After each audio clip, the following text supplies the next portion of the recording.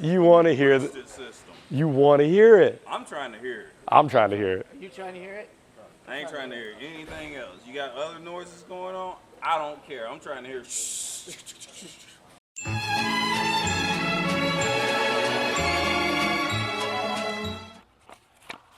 All right, what are we doing today, Austin?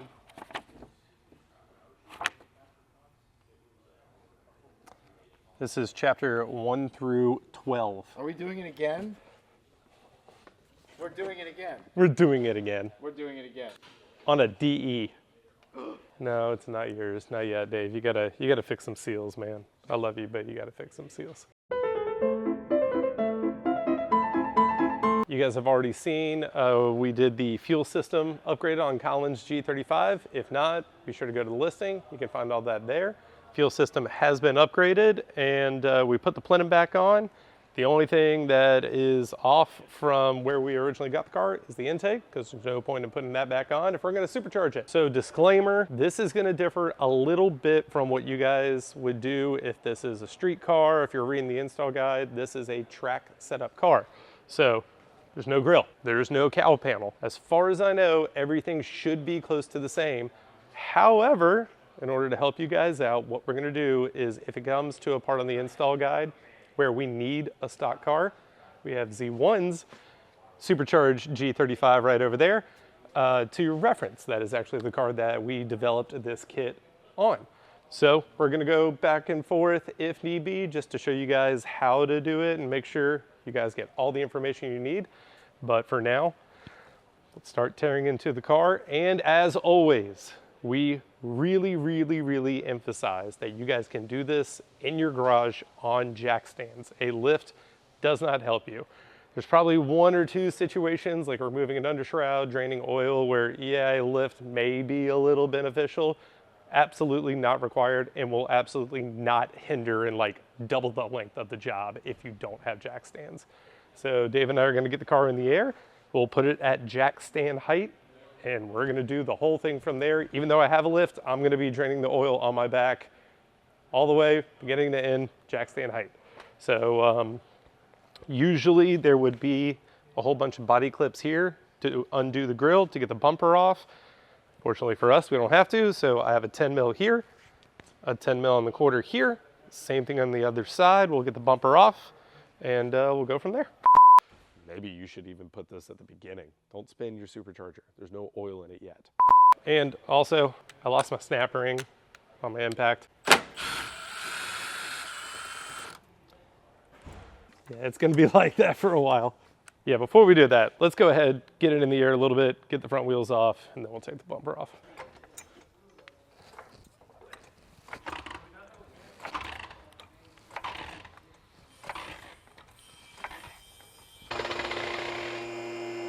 Jack stand height. Jack stand height.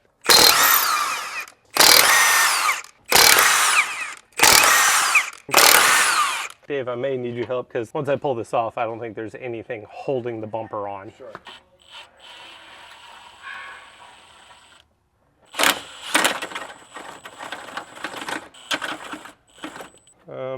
Yeah, come. Aha. All right, so already bumper off. I can see we're gonna run into a few issues. That oil cooler. It seems okay maybe on this side. There's no crash bar that would go here and here. The intercooler is gonna go in front of it. I do believe we have to relocate this bracket, but you can see oil cooler lines, the cooler sticks out way too far.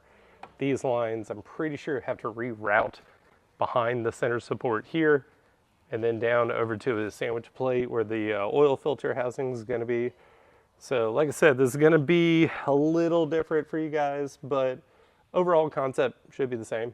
And yeah, you might actually see us kind of rework this, which if you're adding an oil cooler, which I would definitely recommend if you're supercharging your car, that you have one. So I don't know, this may benefit you, may not. Either way, we're gonna show you all of it. As always, we're gonna do this along with the install guide, just like you guys would at home, but this way you get a little bit of a visual with, you know, reading it at the same time. Undershroud, yeah, we ain't got that. Remove front fender liners. Cool. So disconnect front bumper side marker harnesses. He had the markers, but they were not hooked up. And We don't have fender liner. we do not have a fender liner on that side. However, I do believe we do not have a fender liner on that side. So, real quick on fender liners, I don't think, yeah, there's one 10 mil on the bottom. Everything else are those little plastic clips. If you guys are watching this before you dive into everything, get yourself a pair of these guys. They pinch in the middle, you just grab it, pull it straight down. It'll save from using a flathead and breaking every single one of them. Some are probably still gonna break, so you should probably order a pack if you don't have any extras. Bumper off, side skirt done, fender liners done. Refer to figure 3, location of bumper mounting hardware and course support clips. G35 owners remove the 4 screws that secure the headlights to the vehicle. All right, so these should all be 10 mils. And it looks like we're going here, here, and there should be one there, and also one there. So 4 per side. I'm gonna grab my 10 that's totally not gonna stay on.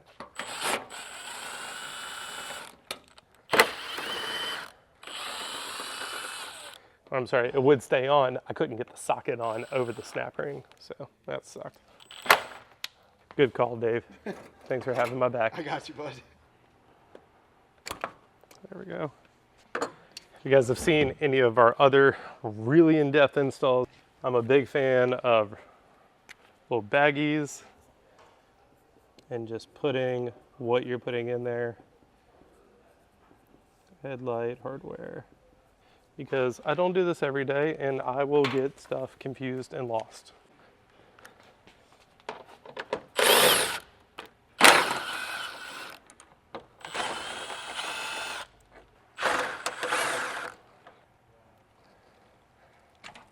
Boom. Voila. Undershroud, bumper, crash bar, we haven't even gotten there, but it's already gone. Fender liners, headlights. We're only 5 minutes in. All right, remove the 8 bolts that secure the strut tower and loosen the hose clamps that secure the air intake to the throttle body. Done. It's a G35, doesn't come with a strut tower, even though we do sell one if you guys need one. And as far as PCV goes into the intake tube, that's already been removed because the intake's already gone as well. Man, Nick, we are flying, dude. It's a good thing that it's a track car. So intake, quick disclaimer, if you're OE, the box sits in this area and you can see these 2 rubber grommets. There is kind of a bracket that sits over here. You remove a 10 mil there, and G35s have, they call it the power duct, and it's a duct that comes over here and it clips into a few of these kind of holes in the core support. Again, little clips, you just use those pliers or a flathead, pull them all up. We're not gonna get into the details of everything because so many intakes are different. You could have what Colin had, which is actually that Takata intake that was underneath. You could have OE, you can have a Z1 short Z tube, you could have a Z1 M-spec that comes all the way through. If you guys have an aftermarket intake, you're the one that probably put it on. If you don't know how to remove an intake, maybe seek advice before you do a supercharger. Just saying, no offense. No harm, no foul. If you know how I feel, why would you say that? Yeah, you probably shouldn't do it. Well, first actual engine part to remove. The hose that did go underneath to the intake, if you follow it, it goes all the way right there, right underneath the throttle body and connects to the valve cover. So I don't see a hose clamp on this, so I should just be able to pull that guy right off. I will get a drain pan. So we have to drain the radiator, which should be somewhere over here, will be a drain plug. We'll get all the coolant out of it, remove some hoses, a reservoir, and keep going. How are we gonna get this under the car? We're not. Jack stand height. I'm gonna drain everything into this pan, and then at which point we will drain the pan into here. I would love to lift it up, but I'm sticking to my word. Let me see. Some have actually a little butterfly valve that you can use But oh, it's over here. It's on the driver's side. It's just a big Phillips head. Definitely recommended. Get yourself some rags. I'm gonna grab a couple Pig Max. That way we can put around it, because when fluid first hits it, and of course while I'm still unscrewing it, it's gonna get all over my hands. It's gonna splash, make a mess, be prepared. Cardboard, newspaper, whatever you got to record that.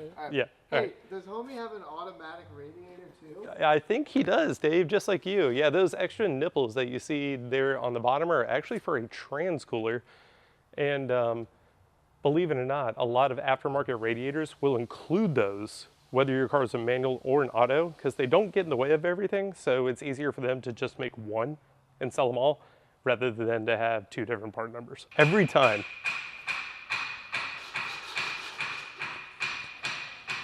You get on the film. Oh, man. So I got a little extra rag. I got a pig mat over here.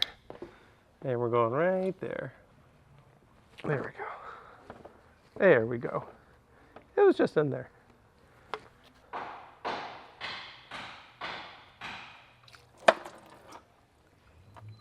That wasn't too bad. No, it wasn't.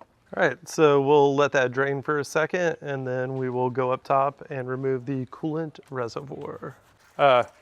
Yeah, also remove the radiator cap. That way, you know, it can breathe and it'll flow out a lot faster. So we're not sitting here forever. While it's doing that, we can actually go ahead and remove one of these hoses.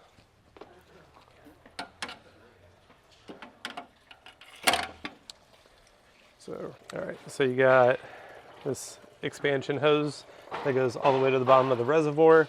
This thing's pretty docile. You can just pinch it like that. Maybe use your fingernail and just kind of work it off just like that. Boom. Boom, just like that. And I will grab a 10 mil there.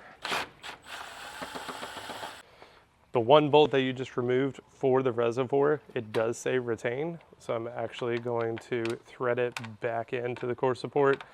That way it's going to be right where it needs to be when I need it again. And I'm assuming that this is going to be for our new coolant reservoir, which I'm really excited about because it's a really pretty piece. Cool. It's still draining. While it's still draining, we're just gonna, now that that tins out, just pull up on the whole reservoir. And I will come over here to just do this, make sure there's no residual in it. I can see there's a little bit of bottom of the tank. There we go. Pull that off. Now this guy can go away. Now we can just get rid of all that. And set this to the side. You guys see this black bracket right here? Runs next to this power steering line. There are two 10 mils bolting this bracket to the frame rail. So it's going to be a little difficult from here. So I'm going to go underneath, remove those two bolts, and get rid of this bracket.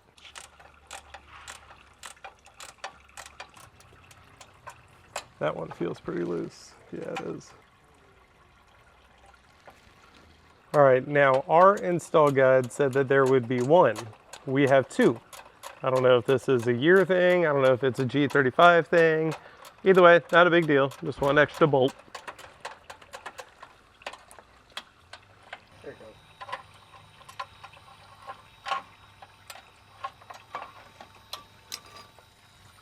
Boom. Got it. Fun fact, early model, had something in my eye. Fun fact, early model DEs have a idler pulley right here. And it looks weird because it has these four 10 mil bolts on it. And that is because sometimes the DE had a fan clutch, not in 350Zs, but in other vehicles. So we actually make a kit to delete it. You pull it out, puts a little spacer in between, one less pulley to go wrong. This car is an early model G35, so it does have it. So long wrench, ratcheting, 10 mil. And we have an install video for that. Yes, yeah, if you guys want to see that, Dave and I did do it on his car because his car was squealing so bad and his tension on his belt is a little loose because when I put this on, I can spin the pulley even though there's belt on it. Definitely do this with the belt on because I'm just putting a little bit of tension on the belt and it's help keeping the pulley in place. We'll cut back and I'll have these 4 bolts removed because it's so tight I have to do it by hand for a second. This idler, by the way, will get... Nice. All right, so you're 2 for 3 so far. Yeah, you guys missed it, but I dropped the first one in the coolant that's still draining. Let's go for a swim. This idler will get deleted, so there's no point in saving this hardware. I dropped it, but I don't know where it went. So we're 2 for 2? Solid. Throw these guys away. How did both of those miss? We just loosened the 4 outer bolts on this guy, but the pulley's still on, belt's still on. So I'm going to loosen the middle bolt there on this idler pulley, and then from underneath there, then I will release the tension from underneath.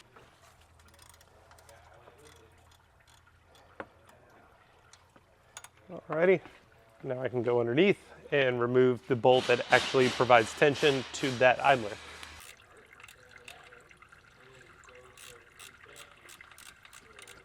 Sweet, tension loosened. Should have a little bit of slack in the belt. Getting there. I think we got 1 more idler. All right, so now I got to remove the belt, remove the idler pulley that had the forward 10 mils on it, pull that off, and then it says replace spark plugs if you haven't done so recently. It just seems kind of weird that we're like all of the front and now it's like, oh, spark plugs. Bonus chapter, spark plugs. Hi, I'm Austin from the future. We're almost done putting this thing together and the topic of spark plugs came up. So unfortunately, I'm gonna have to take the plenum off because Colin is running stock plugs. You have a couple of options. You can either gap your factory plugs, or if you just have like brand new OE ones sitting around, you can gap those, or you can do what we're gonna do. We offer OEM spark plugs 1 step colder. Here's what we need to do. Nobody's gonna wanna take the time to go through all this, put it on the dyno, and then end up blowing spark. So currently we are towards the end and running crankcase ventilation. That's where it came up. I have to get that line to the driver's side valve cover anyways. So that was gonna be a pain. So we were talking about pulling this boost piping, the charge piping off, just that intake pipe to get to it. And then the topic of spark plugs came up, which I'm glad because we're already here. So we're gonna have to pull the plenum off to do the plugs anyways, which is gonna make running that crankcase line a lot easier. And yeah, glad we caught it now before it went any further. But yeah, guys, spark plugs. If you do a fuel system, there is a step in there that says if you have new plugs, this is the time to change it. But you absolutely either have to gap them or run 1 step colder. Those are your 2 options. So yeah, before you guys get too deep in the install, if you haven't done that, fit that in here.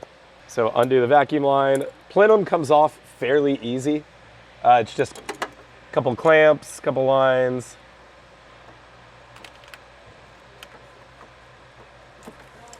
So I think that's it. It's just these 2. This one isn't even connected where you guys are in the step right now. It's just a plug. Intake, we'll take this charge pipe off, and then it's just 10 mils around, 10 mils for the lower plenum. So it's just 10 mil on an impact with an extension, zip everything out. The bolts are different lengths. So when you take them out, either diagram them, or what I'm gonna do is loosen them all up, and I'm just going to lift the upper half of the clam off and just leave the bolts in the holes that they're at and gently set it down. That way when I go to put it back in, all the bolts are still in their right locations. You guys don't have this on your car yet, but oh yeah, you already disassembled. So you already got your intake off, you got your front bumper off, all that. Metric and say. Are you borrowing a tool from us? Don't. Oh, how the turntables. Everybody needs a marketing. You've had it for 2 seconds. It was like that when I got it. All right, 10 mils all the way around the plenum. Oh, this means we have to do the hose on the throttle body again. All right, that's an 8 mil.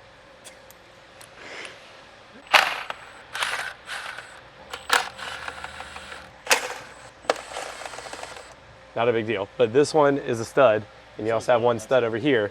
So those will be loose, and there's nothing you can do about that. Let me actually go ahead and take that guy off and keep them together.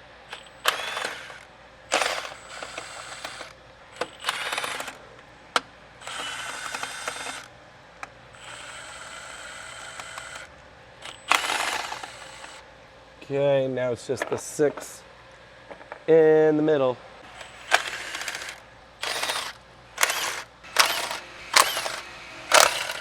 All right, throttle body, electrical connector, and there is a pain in the butt coolant hose that runs vertical underneath the throttle body. That also has to come out. So there's the electrical connector. Oh, I gotta pull this vacuum line off of there. Now I gotta get to that gap. Aha. Nice. Easy coming off, hard going on. When? Oh, what am I snagged on? This. Can you film it? I'm trying to. Here, it's okay. I got. Lift it up just a tad, because it's stuck. Hold on. Hold it like towards that way.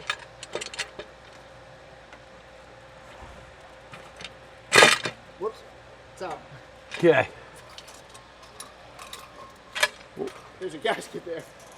Which we will now need a new one.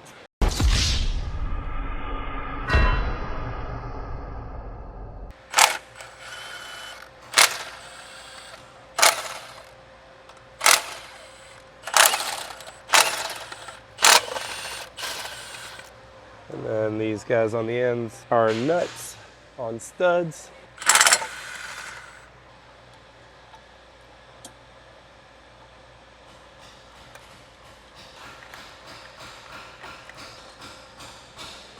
Now we can access most of our coil packs. Let's see, we got a 10 mil for a bracket here and a 10 mil for a bracket here for the,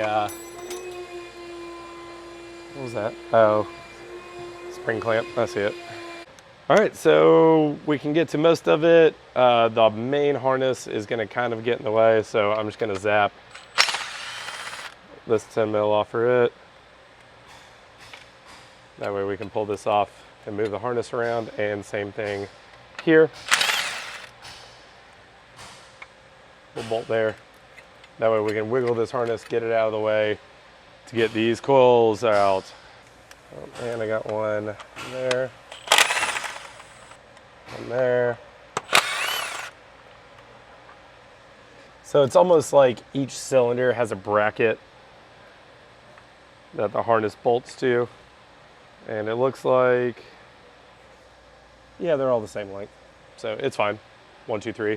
And then you can move the whole harness around. Oh, this is the line you were talking about that was stuck on there? Okay. Yeah, I was trying to get to this. Yeah. So this is the out and this is the in into the throttle body for the coolant. Yeah. Okay. So I'll pull this out of the way now. Also, while we're here, when we're done with the plugs, crankcase, or we'll jump back to crankcase. Just like that. So one more 10 mil on the passenger side. We'll do that in a second. We'll start on driver. So I'm gonna disconnect one, take one coil plug out at a time. We'll do one cylinder at a time because I have seen people get some of these wires mixed up before on the back.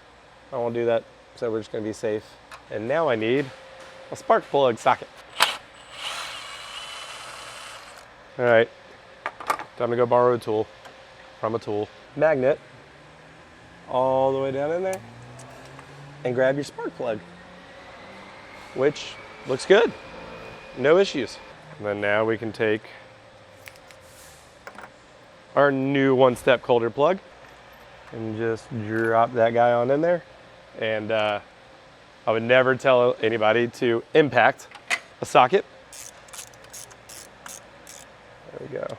Just run that guy in until it gets tight. Bingo bongo, cylinder 1, good to go. And we got 6 more, 5 more. The coil pack back in, plug it in, and then put the bolt for it, and we're just gonna go coil at a time all the way around. Boom. And we're just gonna keep this process going 5 more times. Shut up, Dave.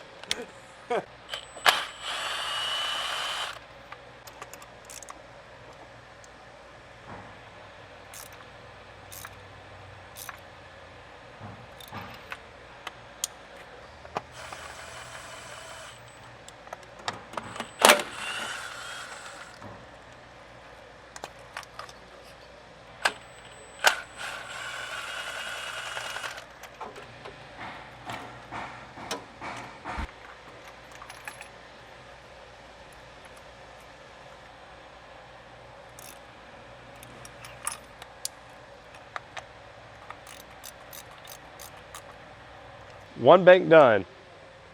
So now I'm actually going to reconnect these 3 bolts for the harness.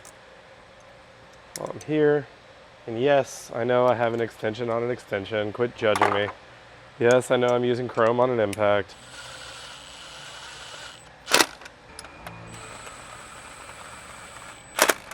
Sweet.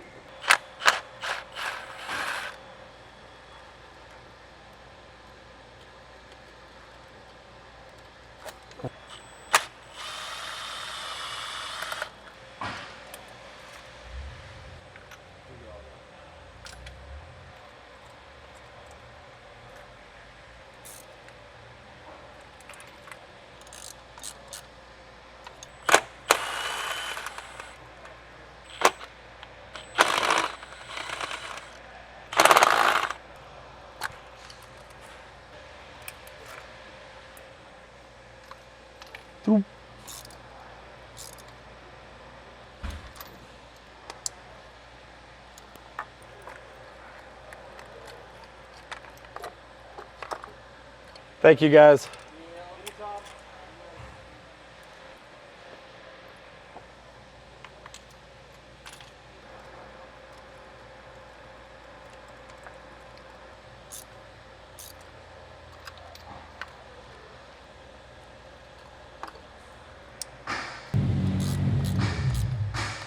Boom. Connect everything back the way it was. So this guy goes there. This guy there.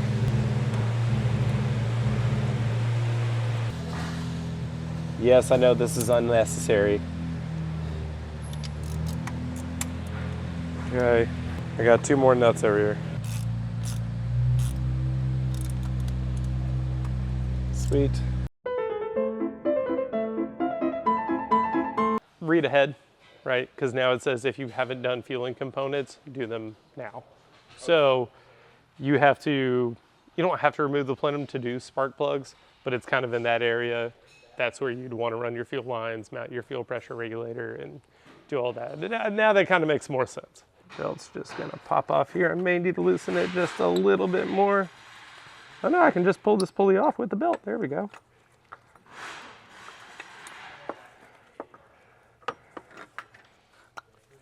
Ta-da! And remove this drive belt. Shazam. Dave? Yes. Chapter 1. Complete. How many more do we have? 11. The bolt head goes that way. I know. How? It's amazing when you have the right tools for the job. Dave? Yes.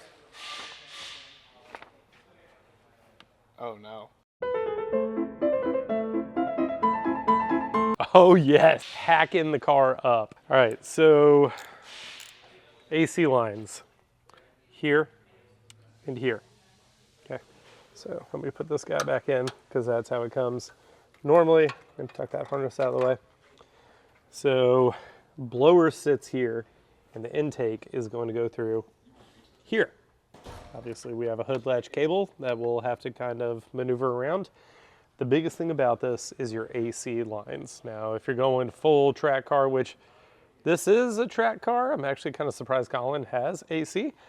But if you were making this still street car, this will probably be one of the most crucial parts of the entire install, just because if you get it wrong, you kill your AC, you have to run new AC lines. Nobody wants to do that. It's a pain in the butt, it's expensive, let's not. So what I'm gonna do first, this bracket here that goes from this hard line into this soft line, we're gonna remove it to give us as much room as possible.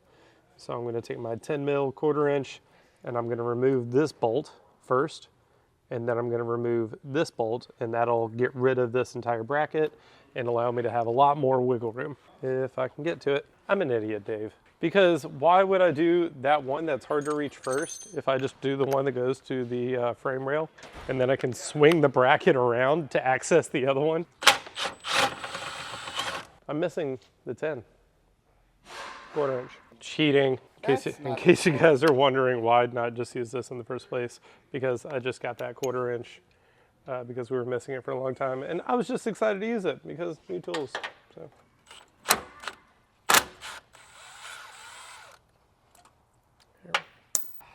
The C-clamp for this is 4 stops away from Amazon. I'm so close. Let's see if we can get these AC lines out of the way before they get here. So I'm gonna pull this off. I'm gonna get rid of this guy.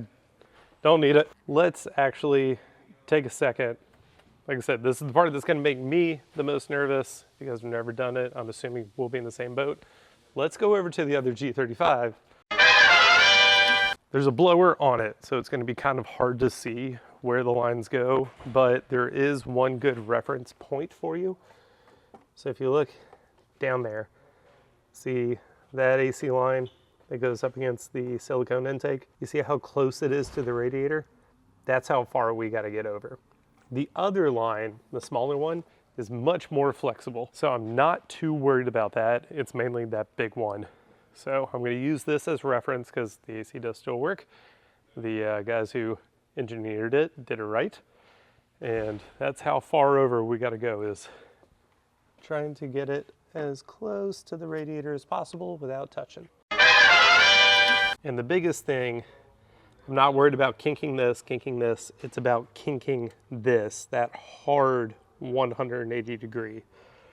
So I'm just gonna grab a hand here and hand here and just kind of massage it over. It's not really wanting to move that much. So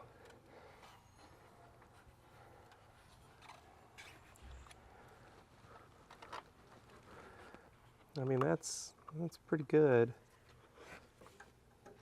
Hate these little plastic clips for these little AC junctions. And then this guy is gonna have to go over. It's gonna have to go down, but I can't push straight down, otherwise I'll kink that line there. This was me in my own garage. I think I'm gonna skip bending the lines for now. I'll take some old pieces of silicone and wrap right behind the core support around the AC lines. That way, as I'm cutting the core support out, I don't accidentally nick it and put a hole in it. And we're gonna go ahead and cut the hole in the core support, and then that way it gives me a frontal view of where those AC lines are, so I know how far I have to push it. Because I don't want to go too far if I don't have to. I don't want to accidentally kink it. So if I could see through the front of the core support, it gives me a much better idea of where everything needs to go. So I think we're gonna do that. So let me grab that page and paint pen and see how big of a hole we gotta go. Did it come out? Yeah, because there's the bolt for the pulley. I don't see it. Did pull it out, right? Yeah, it's going. You know, we can just drain it into the coolant drain that's right there. No. All right, go ahead and grab yourself a, there it is. Grab yourself a teaspoon and start separating all the coolant from the oil. Ah, there it is. There's the 10 mil from that idler that I dropped that you absolutely do not need. Dave, Yes. who's Philip? And why does he get his own tool? I don't know.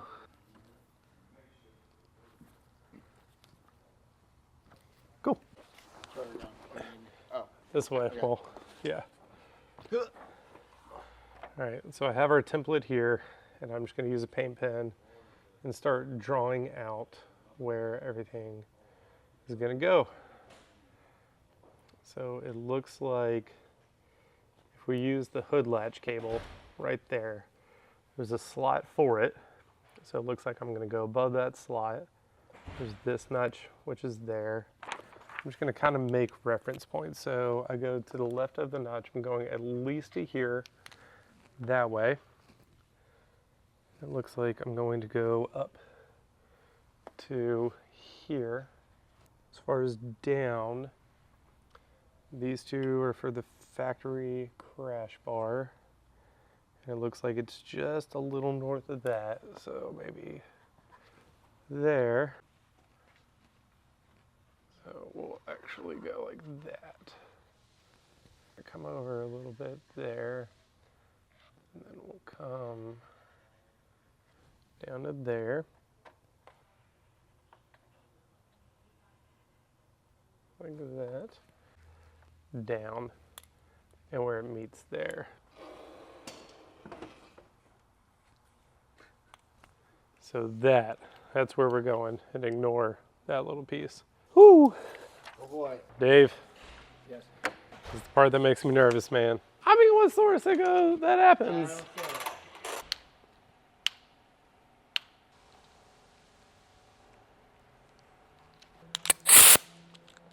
It holds. It works. So the good thing is we already have holes to start with, so I don't have to pre-drill. So I'm just gonna start with one of these carbide bits, one of these single cuts. So I have learned a lot. Thank you, Sean. Thanks, Sean. So we originally had a dual cut, and you can see the cuts go in this direction, and there's some that go in this direction. This will be good if we got to clean up any metal or anything like that, but when it comes to fiber, plastic material like this, a single cut is the way to go. It'll cut it, it'll sling it out. If you use something like that, it'll gunk it up. So you can use a plethora of things because Spencer, on the other hand, had, let's use little cutting discs and Tootsie Rolls, which I still may do just to kind of clean up any hard edges that this thing makes. So here goes nothing, guys. Oh, Dave. What? No, those are the wrong ones. Those are the wrong ones. Yeah, you know those. Yes. All right. Yeah, buddy.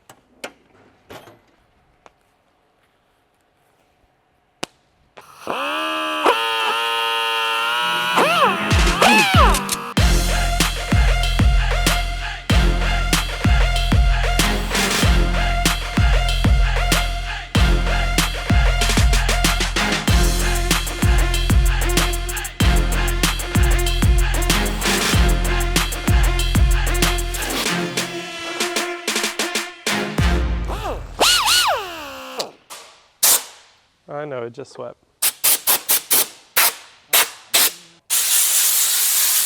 Look, it's clean. We have a working 3/8. Let's see, let's get all this out. What I'm going to use now is the sanding disc that Spencer was talking about, Tootsie Roll, and clean up those edges.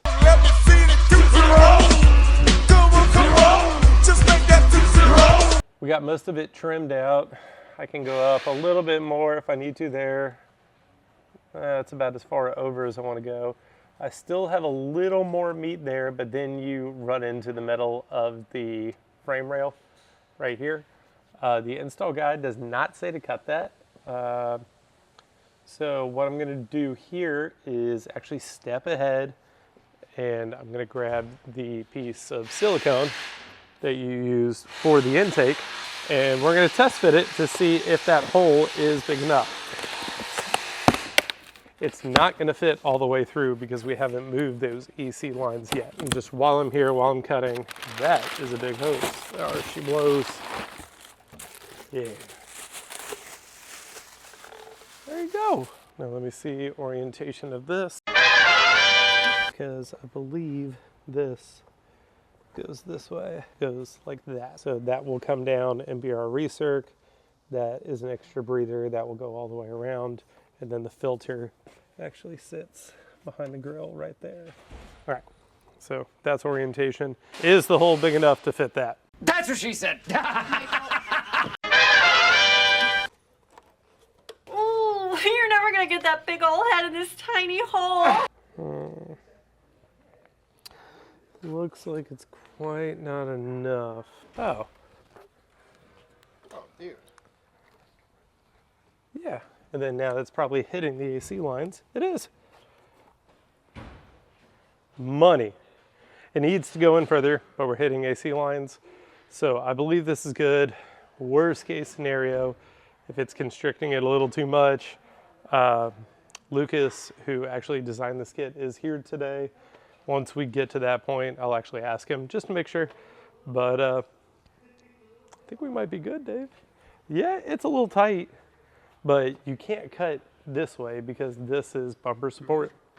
And I'm afraid to cut into that anymore. I mean, I got a little more meat, but in the photo it doesn't say cut there. And take the grill out of the G35 and look. okay, yeah, they cut in a little bit tighter than we did. Not by much though, and they did not trim the metal. Cool, that's all I needed. Thank you, sir. There we go, that's much better. Yeah, I feel a lot better about that. Much better. Put that back, save that for later. And now, one piece that is a little strange. But you see what I mean? This bracket, it becomes a part of the condenser. And yeah, I need to cut it. However, how do you cut it?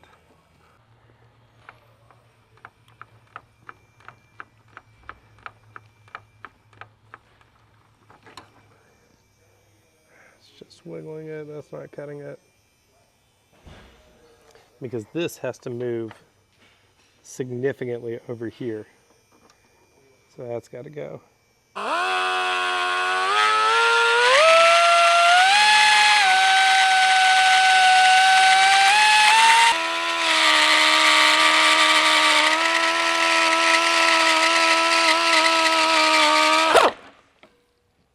Almost. Got it. Let's clean up that edge.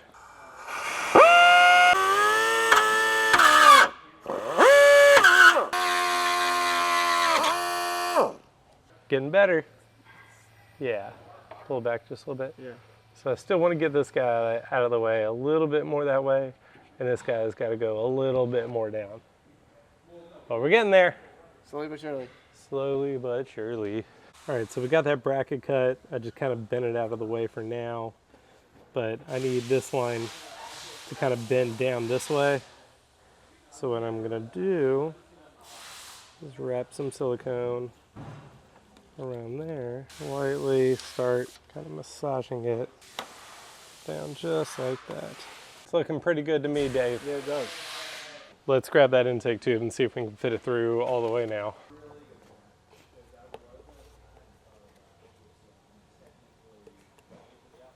There we go.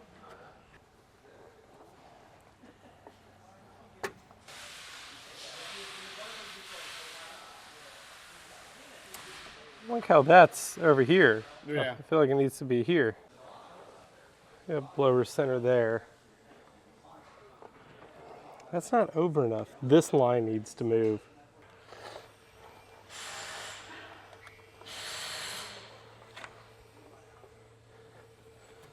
Put some silicone around it, just as a safety. Precaution. Yeah. And what I think I'm gonna do is I'm gonna go like halfway down it and then maybe 3/4 and then just see if I can bend it and snap it that way. I'm not going all the way down.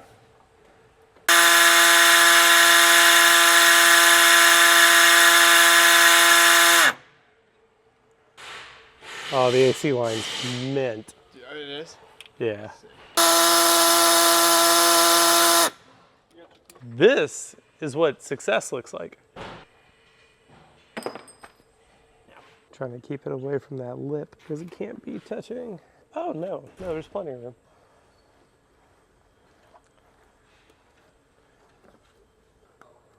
Right? Yeah.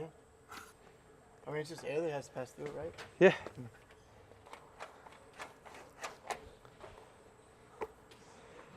Yes. Well, that was a little involved.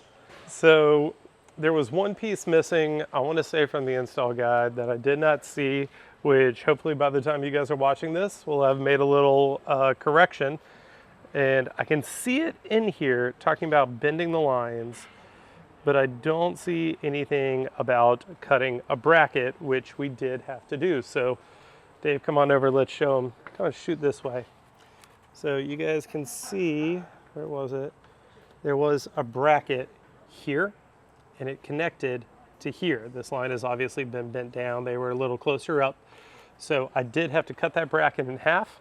I cut it, you can see I cut it as close to the AC line as I could without nicking it. And then this line over here, I did end up moving this guy kind of out of the way. I just cut it super slowly, took my time. I paused several times to make sure I wasn't getting too close. And I did take a piece of silicone like this that we had laying around and just cut ends off and cut it in half, and I wrapped it around the AC line. That way, as my blade was getting close, if I catch it and I see it move, stop, reset, that we don't nick anything. If you look through this way, the hardest thing is this guy right here. So originally it was a little bit more over here. So what you can do is grab the flex line here, and it kind of came up here over like that. I just kind of slowly bent it out of the way, kind of more towards the center of the car, kind of over this way. And yeah, took our intake hose that'll go to the blower itself, fit it through. It lined up right about here. It was a little bit at a weird angle, but it's silicone, right? So we'll spray it with silicone spray when it comes to mount it on the blower. It's gonna take some massaging, maybe some picks kind of running around the edge. That way it'll get a full seal. But yeah, I think we're good. I think we got our hole. So we're going to pause here for a second. I'm gonna clean up the floor, blow off all the metal and plastic shavings, and then we'll pick it up from there. Power steering lines and maybe oil cooler lines. So there's a hole right here in the bottom of the core support. We need to make this bigger because we are gonna have power steering lines that come out, like these hard lines that come here around the corner. They're gonna come out right here. And I think we're gonna end up routing our oil cooler lines also through this hole. But in order to get it bigger, we have to move these guys. So I'm going to remove that 10 and remove that 10, and that should give us enough wiggle room to get this out of the way. There we go, to make the hole bigger. Do that. What if we just unbolt the cooler, Dave? And right here at the core support. Look at that. And now we have all the room in the world. I'm also gonna cut this zip tie, and we'll pull the oil cooler lines up a little bit.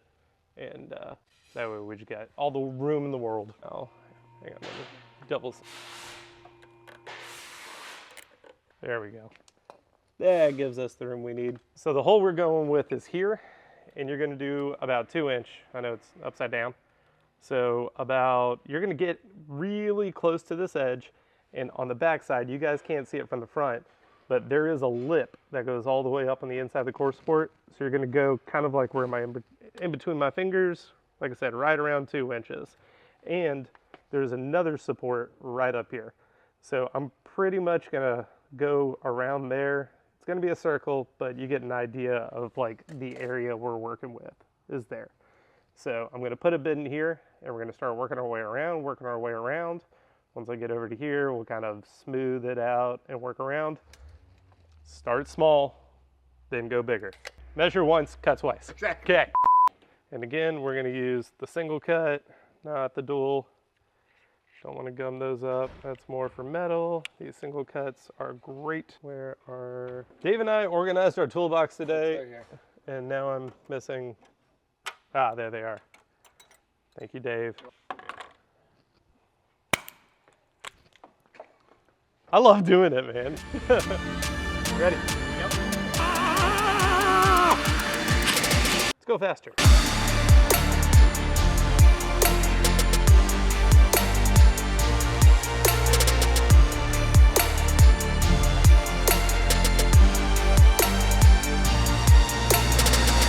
So, I'm still afraid that that's not going to be quite enough. I just want to make sure there is a little bit of a support that goes here. I just want to make sure I can cut into that. All right, so talk to a few more engineers. and we realized another difference that you guys are going to run into. Colin does not have the factory mounts that go here for the factory crash bar. It has since been removed. We do need those because we have to mount an intercooler using those and put the intercooler bar on. In the meantime, we're going to keep going up, and we did find out this hole does need to come up.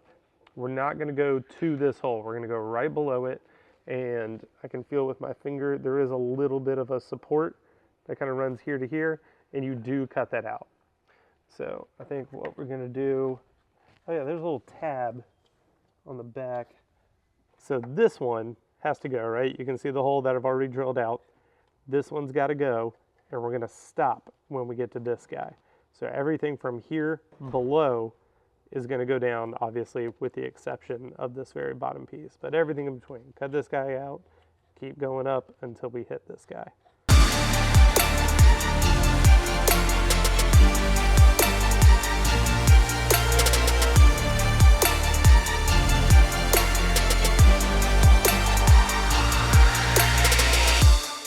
Trying to figure out the best place to drain. It's probably going to be here. Like that way it's like outside the car. I have to take lines off above, but if I do it here, it's like closer to the pan. That way at least I can catch it all, let it all drain out of lines, and then I can remove the lines further up and not have to like have a pan up here and it like dripping all over the frame rail. So we'll just start here. There's going to be leaking fluid. You know what that means, right, Dave? I have to put on gloves again. No. That's a quitter's mentality. No, it means another montage of you making fun of me. Oh, you've been better about it. It was just that one time. They were like mediums or smalls. Small gloves. Yeah, see, you're too efficient with it now. It's not fun. I can't make fun of you. Good, good. That makes me feel better. Yeah, okay, we're good. We're good. Boo. All right, and you guys can see this pan is pretty nasty. I'm not planning on reusing any of this fluid. If you are, make sure it's clean, but we are definitely going to give Colin some new power steering fluid. Just going to loosen these lines up, just make sure they're good. And OE lines, man.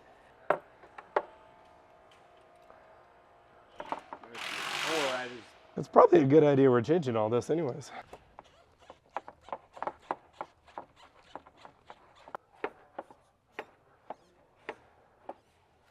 One eternity later.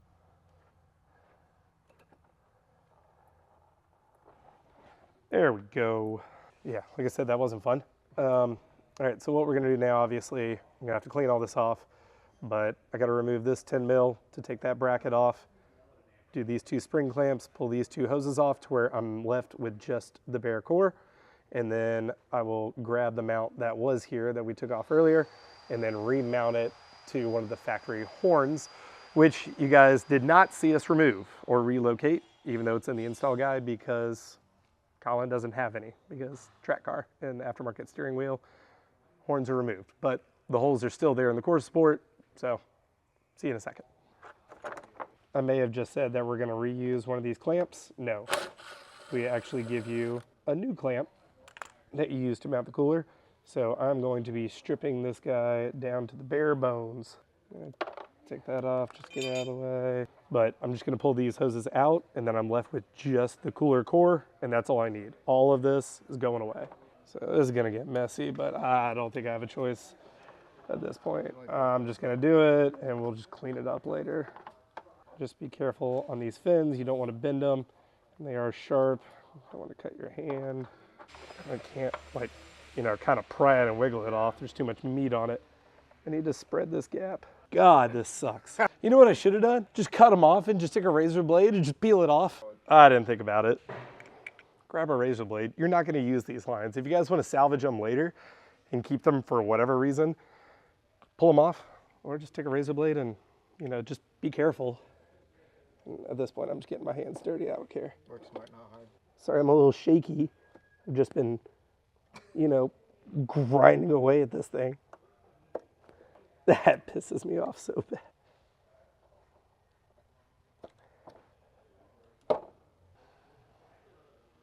All right, we got the cooler off. Obviously, I got fluid all over it. So I'm gonna take it out, brake clean it. I'll be right back. Got the core out, cleaned it up. I did, when I put my hands here and was pulling, did kind of bend a fin or two. These are very thin and easy to bend, which as long as you don't go too far, super easy. You can use your thumbnail and just bend it right back. Not a big deal. Not a big deal at all. You can use a little pocket screwdriver and just flatten it back out. Pulling those lines off is difficult. It's okay. Next, I'm going to go ahead and show you this DE Supercharger hardware kit. Box B, everything is labeled, part numbered. Boom, look at that. Everything you need to install this kit right here. Oh, I didn't know we give you, oh, this is the reservoir cap. I thought it was a radiator cap. That makes sense. So, what we need to do next, I still have a couple of lines to remove, and I need to mount this guy, which uses one of these. Well, there's a bigger one. I believe it's this small PE clamp. It'll go around right up here. And a 10 mil, which I believe is this guy. So the cooler on either ends have these brackets and one of these rubber isolators. You do need one around the P-clamp because the P-clamp alone had too much play to where the cooler would be moving around. So you just need one, and then you can take your P-clamp, open it up, run it around like that, and then tighten it down just like that. And then we'll run our 10 mil through our P-clamp. Boom. And then now I can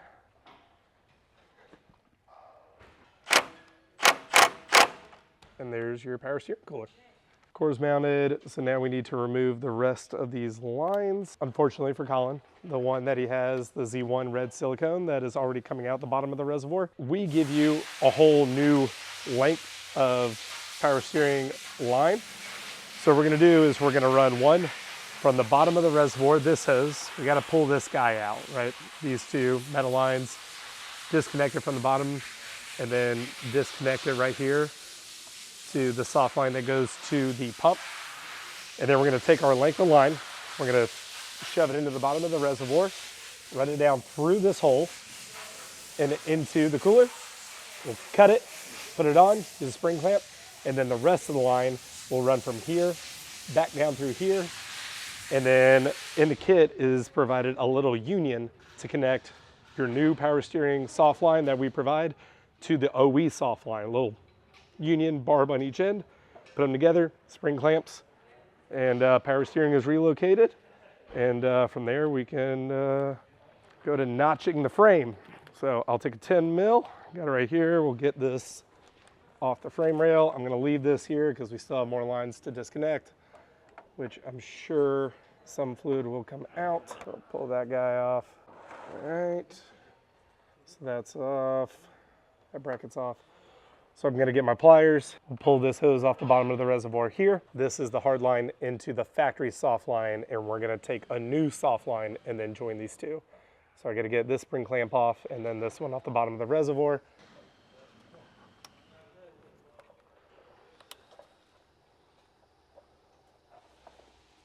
This one, I have a feeling is not gonna be fun to get off because you can't cut it like the other ones. You need to keep this factory line intact because it goes all the way down to the pump, and yeah, that is not gonna be a fun one to replace if it gets damaged for whatever reason. So let me grab a rag real quick and we're just gonna put it underneath this line. I'm sure there's some residual fluid. I don't want a whole bunch of power steering fluid leaking underneath frame rail. And I was gonna do this one last, but I think if I do it first, it'll actually give me a little bit more to work with. I put those pliers.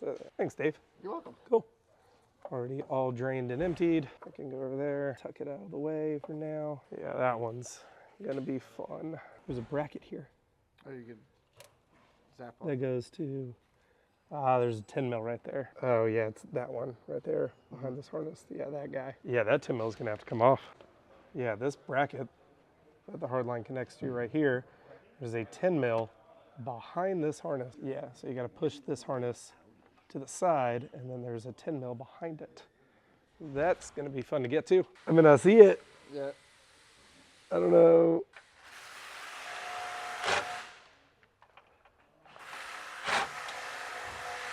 I I can't tell if I'm on it or not. Oh, it's just this 2 ground strap right here. I'm gonna loosen this ground and then I don't have to use the swivel. I can just do it flat. Okay, so to make it a lot easier, there's these 2 10 mils as a ground strap. What we're gonna do is just take it off for now. This is not in the install guide. I just know I'm gonna have to really fight with this if I don't do this. Gonna pull these 2 guys out. You guys don't have to do this. I'm just making it easier for myself and to make it easier for you guys to see. Now that I got that ground strap out, you can see that 10 mil I was talking about. So now we'll pull those 2 apart and I'll put that ground strap back to the chassis. So what I think I'm gonna do here is use, and if I kind of chew up a little bit of the outside of this, it's okay, we can always cut it because we're adding a whole bunch of extra line. So if you kind of maul up the end, just cut it clean, put the barb in, you'll be fine. All right, so we got our core cleaned up, brake cleaned it off, fins are all good, all that's good. These little rubber isolators that you had here and here and here and here, you can remove 3, but you're gonna wanna keep 1 on for your clamp to mount where your horn was. Remember, Colin didn't have a horn, that's why we didn't show it. So there's a box labeled Power Steering Cooler Relocation Kit that is in box 1 of your 2 huge boxes that you get. And it comes with everything you need, new spring clamps, union, a couple P clamps, and a 10 mil, along with 10 feet of Continental line. This is a big snaky boy, Dave. Anyways, so we'll go ahead and get rid of this guy. So what I'm going for right now to mount the cooler is that little P clamp and this 10 mil. That guy and this guy. So what you're gonna do with these 2, come over to your cooler, spread that P clamp open, wrap it around. It's gonna be close and it's gonna be a little bit of a pain to have that rubber isolator on there.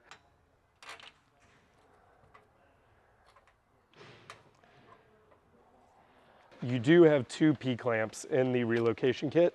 Want to make a note, the bigger one is going to be for the lines later. The smaller one goes around the core. Keep one of your factory isolators, just put it through it, and then you can put a 10 mil through that P clamp, and we'll just put it on the core support. Boom, just like that. Now it's going to have a little bit of wiggle to it, but that's okay. Once we get these lines there, it'll secure up and everything will be just all hunky-dory. So now also, I'm gonna get my spring clamp and we are going to cut some lines. All right, so that barb is really on that OE line. So what I wanna do is we're actually gonna run the first line to the reservoir, from the reservoir to the cooler. I wanna see how much of this line we have left because it's gonna be a lot easier if I can just cut some of that OE line to get that hard line out of it, clean it, put a union. I don't want to trim it and make it shorter if we don't have to, or if I don't have enough line. So we're going to find out. I'm pretty sure we're going to have enough. I just want to be safe. So in case you didn't know, on coolers like this, just like oil coolers, in and out does not matter. So I can make this the in, I can make this the out, absolutely makes no difference. So what we'll do is run this in. I'm gonna grab down my pliers. Yes, right here. Put that on.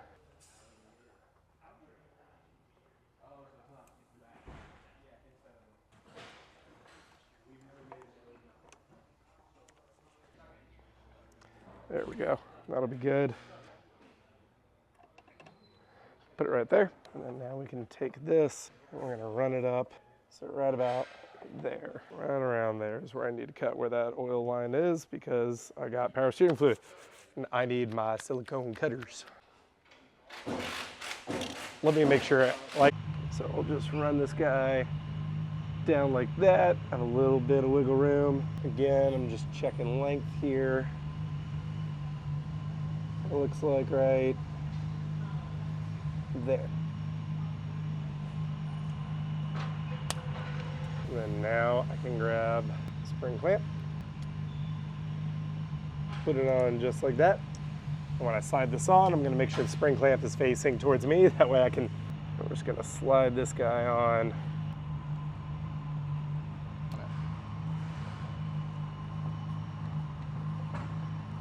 There we go. Run that guy up.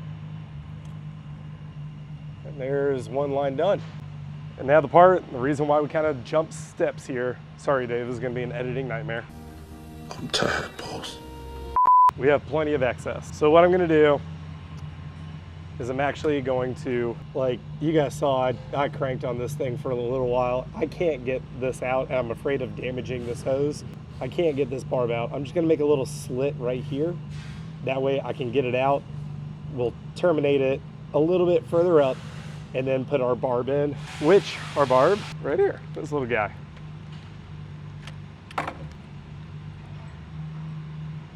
Bingo bongo. So we'll just all the way in, spring clamps on both sides, good to go. Never seen this before. I think it's got little swivels on each end. Let's get that hose off. Yeah, there we go. So close, there we go. And now, you take this horrible monstrosity of a pain in the ass and throw it away. I gotta clean up, obviously, that cut I just made. Chop off right there, should be fine. Come on. There we go. We already have that factory spring clamp on that side, should be fine.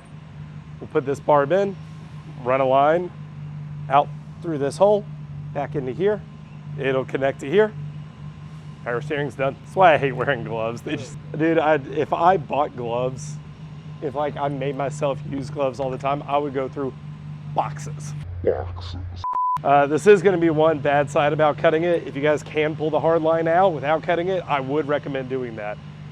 We was taking us way too much time, so we just cut it, but now I'm gonna have to fight to get this barb on with less to work with. Did I hurt ourselves in the end? I don't know. I don't wanna talk about it. They ask you how you are, you just have to say that you're fine when you're not really fine. But you yeah, like I'm not gonna be able to get that down there either. So we'll just hold this.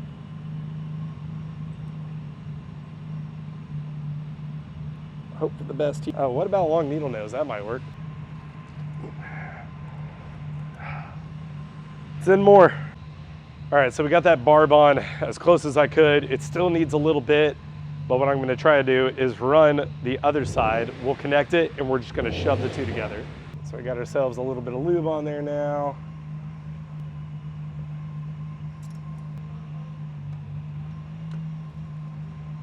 There we go.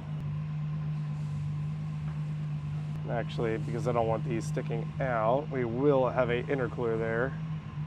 Eventually, we'll move it kind of to the side. I feel like we can move this guy out of the way, clean up our little bit of power steering mess. Run this through here, just like that. We'll probably end up zip tying together. Yeah, look at how nice that looks. Yeah, pretty. Yeah. And then, per the install guide, I'm not sure why, but I have a feeling there was a reason. Both of these lines were on the outside of the frame rail, but now it's saying to run this one up the inside, like that. And connected to the barb there. So, as you can see, yes, we have plenty. Let's terminate here. Let's go a little bit more. Yeah, I can always make it shorter. Set that to the side, which if I just screwed up that run, I feel like that's enough to where I could do it again. Oh, almost forgot a spring clamp. That would have sucked. I don't feel like you really need a spring clamp because these barbs are so tight. Put it way down there.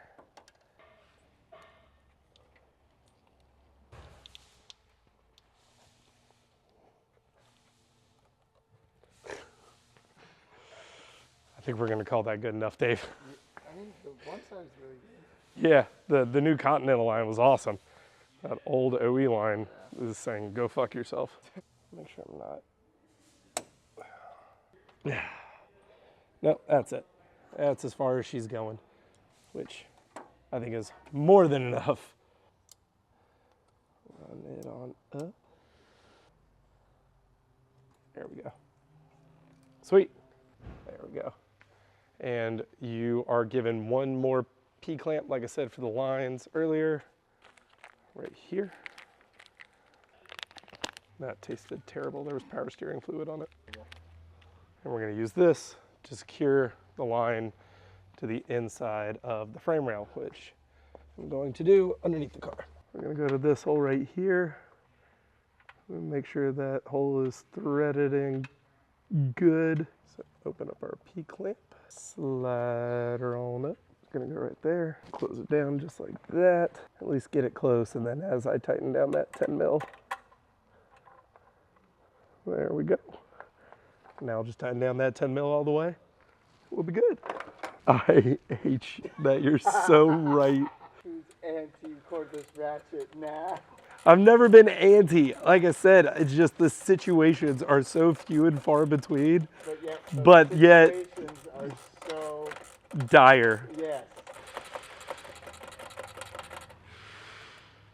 Oh my God. You know what? Screw it. I'm doing something that I shouldn't do. Yes. I'm doing it. Oh, come on. Dave. I need a cordless ratchet.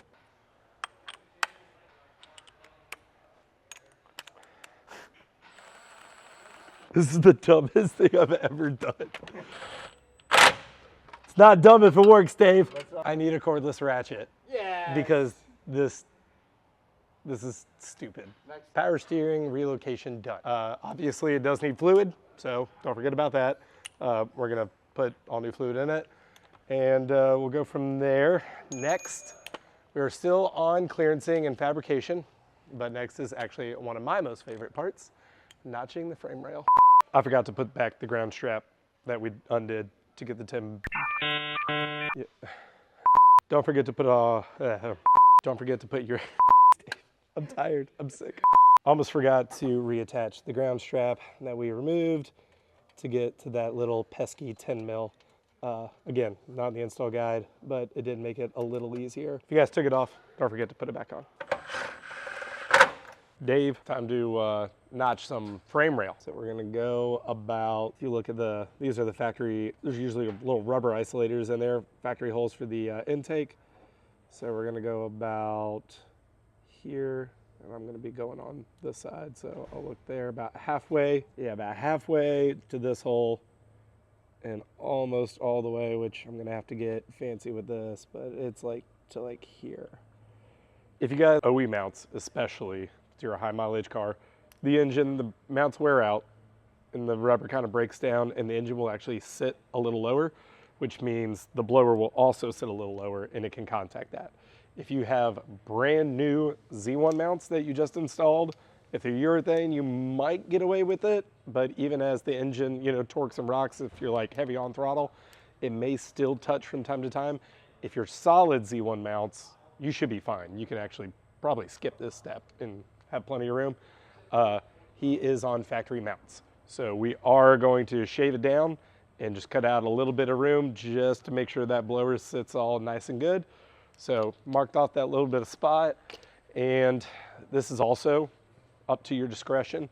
We're gonna go above and beyond for Colin, and we're actually gonna grind all of it out, all the material out, and we'll put some seam sealer on it. That way no rust will get in between. And we're going in the pinch weld, right? This is where two pieces of metal come up and join together. So as we file down, we may actually get a little bit of separation. You don't want water getting in there, rusting all out. So that's where the seam sealer comes into play. We're just gonna go back and forth, go it all down. You can chop one in, or make a whole bunch of little cuts and just bend it over. If this is like a full car that you're just like beating on, full track car. Personally, if it was my car, I'm never gonna see it. We could do that, but we're doing the work. We wanna make it right for Colin, so we're gonna go the nice way. So I got my die grinder, got a carbide bit that is a dual cut. We did a single cut on the front of the core support. Got a nice dual cut there. And yeah, I'm just gonna take a little bit of time, take patience, and I'm just slowly gonna work my way around and make it look good.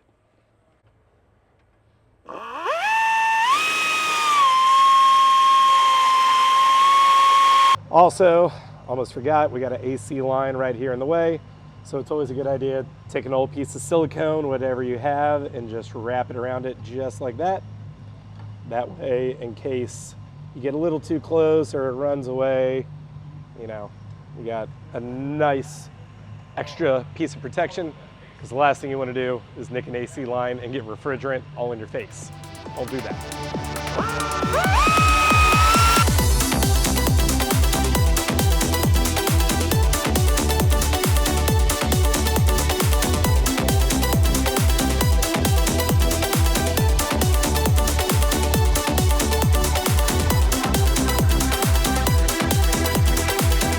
Your voice.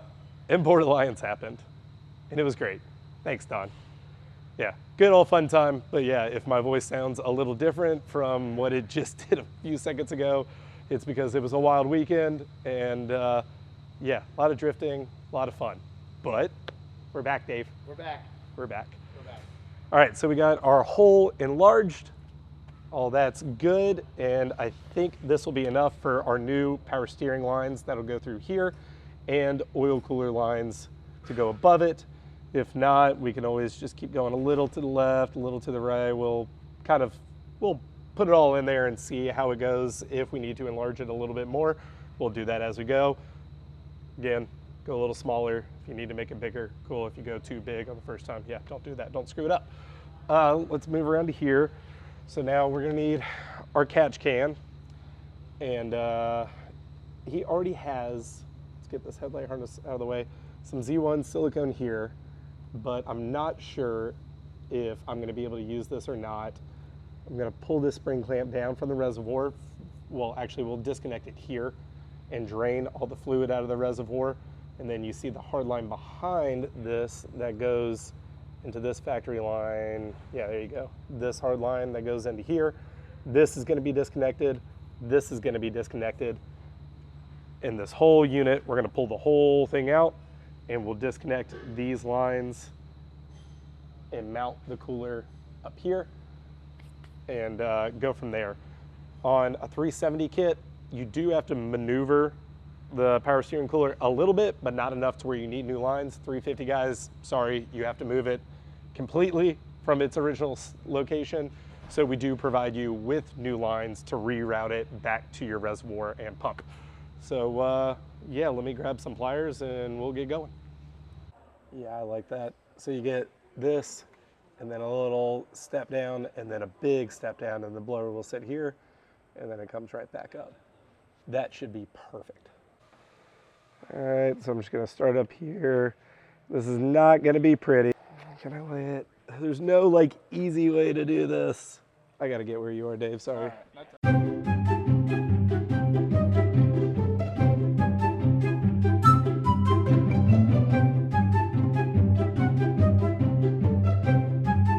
Up, sides,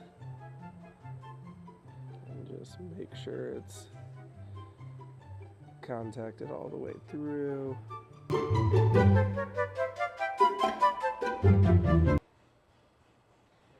There we go. All good. Maybe one more little spot there, and then there we go. I like that. Cool. Definitely gonna need a full 24-hour cure on that.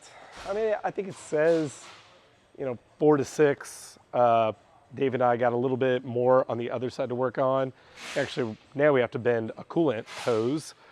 So the good thing is there shouldn't be anything going on top of that, and actually there shouldn't be anything touching it at all. But I do want it to be fully cured before we put the blower on, because we're gonna have it in that area. I'm sure the blower is gonna come down and touch it at some point. We don't want that happening while it's wet. So yeah, we're gonna move on next to this coolant crossover hose. So you can see this silicone hose where it goes into this hard pipe right here. I'm going to undo this worm gear clamp, pull it off, get a catch can because some coolant's gonna come out, and then, as rudimentary as it sounds, take a screwdriver, put it in the hole, and then you're just gonna apply some downward pressure, and that pipe has an upward angle like this, and we're just gonna try to, you don't wanna go full flat, but in between, I guess, parallel to the ground and where it is, right there in between. And we'll move on from there. I need, I believe, an 8 mil stubby, because I don't know if I'm gonna get a flathead there. I love the stubby. Guys, we just got new tools. I don't know if you can tell, and Dave and I are super stoked about it. There we go. All right, how much coolant's gonna come out and how big of a mess am I gonna make?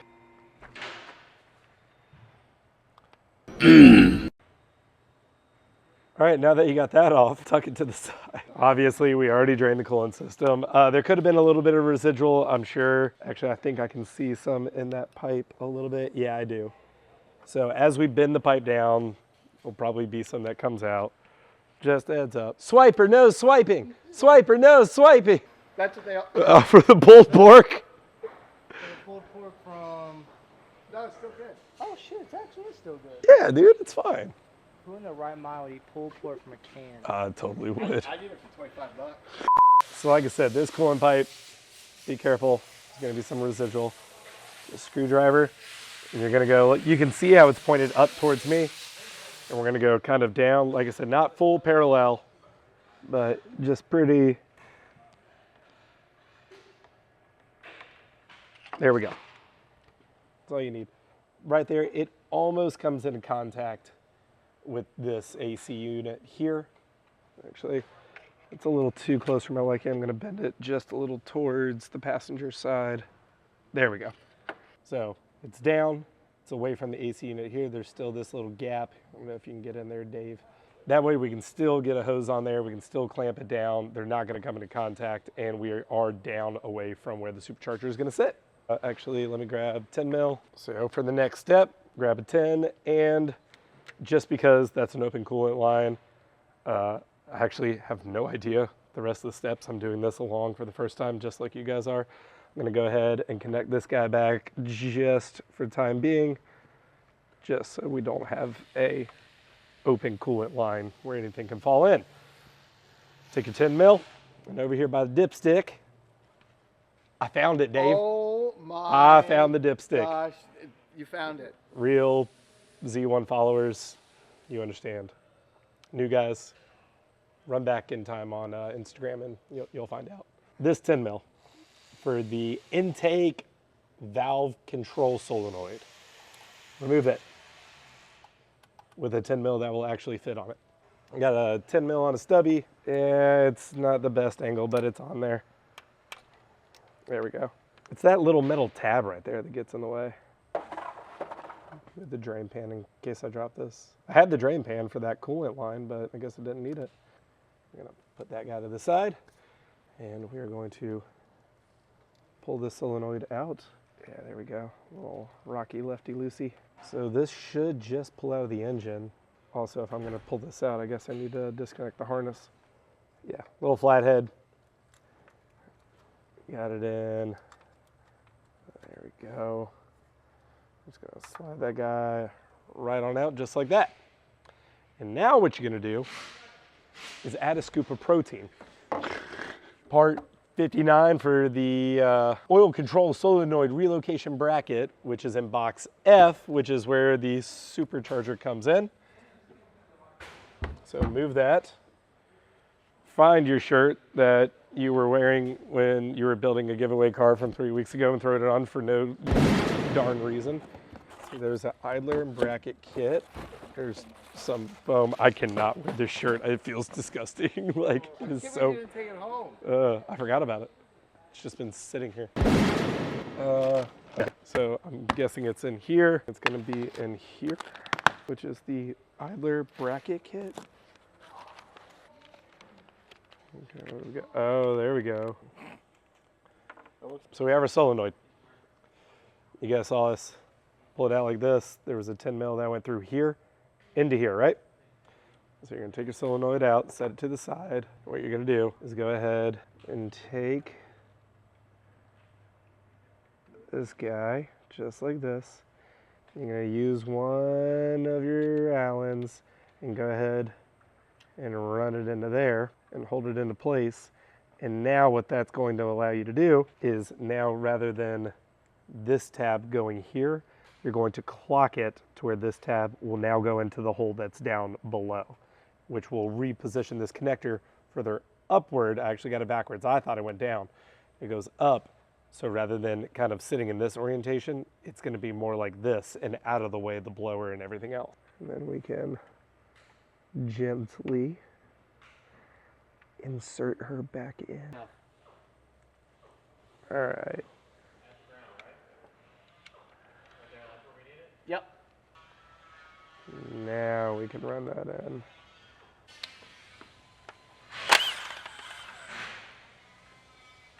Look at that.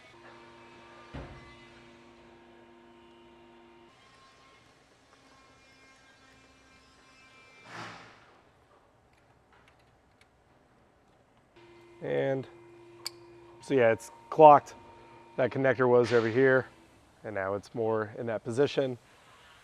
Tuck that guy out of the way, and let's not forget to put that little guy back. Not sure why the install guide, at least for us, didn't say to remove that, but I don't think there was gonna be a way we could get it in just because of this stand-up piece here.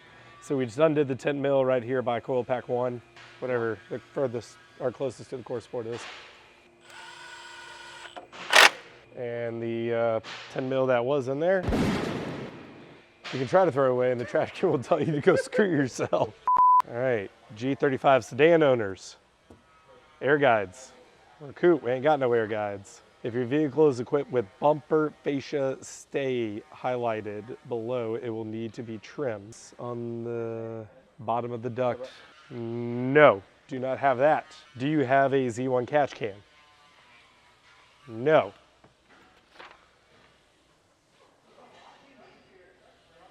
We finished the chapter.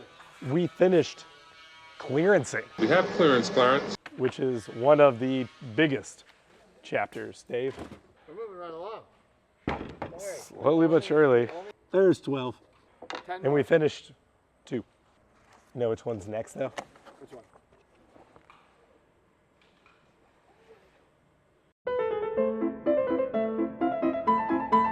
Chapter 3, blower installation. See, this is the idler pulley kit, which we are, I'm sure, about to use. Dave, the box gone. This is the pulley kit.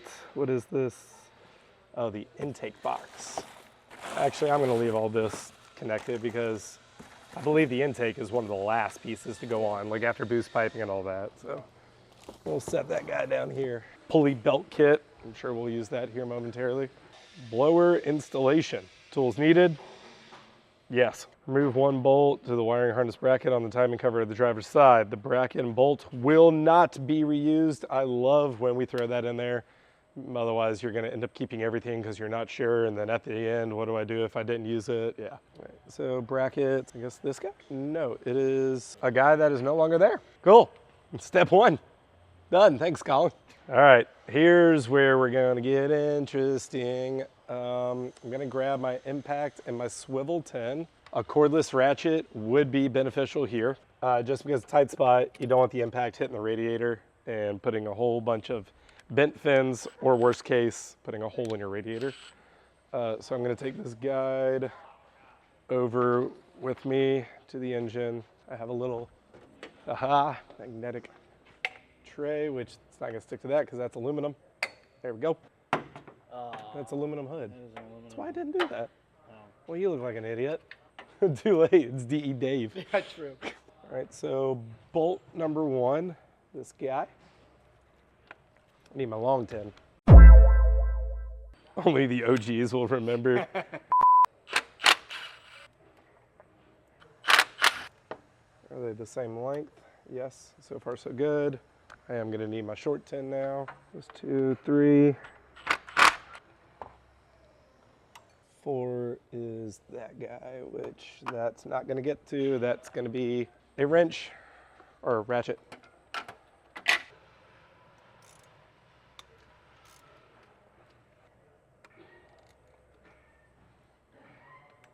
One, 2, 3, and 4. Good to go. Next page. And I'm calling out number 14 as in part number 14 from our inventory list on the beginning of the install guide. Number 14, which is an M6x1 socket head screw 55 mil, one M610 socket head screw 16 mil, which is 13, and the main supercharger bracket assembly. Bingo bongo. Position the main supercharger bracket on the timing cover. The longer 55 mils will be for the outside of the cover, circled in red. Oh, 1, 2, 3, 4. Okay, cool. So I need 4 M610 55s and one M61016. So I have a feeling these are the M610 55s, and there should be one 16. This is where that bracket was with the 10 mil, right? And like we said, Colin's car doesn't have it already. This loom that goes here clips to the AC line like that in front. The bracket for the supercharger is going to go here. The install guide doesn't say anything about this, but what I want to do is rather than have to like push this out of the way while I'm trying to hang the bracket, and then this being right behind the bracket, which will have a moving pulley, I'm going to pull this guy off. This guy's already disconnected from down here, which just leaves the connector right here for the AC compressor. I'm just going to disconnect it, and we're just going to run this wire rather than in front of this line. We're just going to run it behind it. That way it keeps it all out of the way and no chance of anything else happening. So yeah, this little guy, got him unplugged. Little flathead, and like I said, it did kind of come in front like this. So I'm just going to take it and route it behind. That way all of this we can zip tie kind of back here, because I will be using these holes for the supercharger bracket. And then now I can plug this guy. There we go. I'm going to be able to hold it, and yeah, we can try. Let's try. Actually, let me go ahead and set that guy down.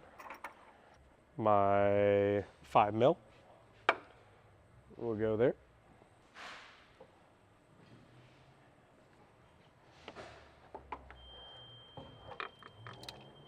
Yep, just like that.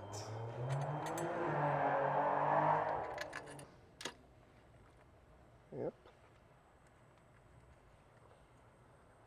Cool. Just started just a little bit, and I'll do one more on the bottom guy.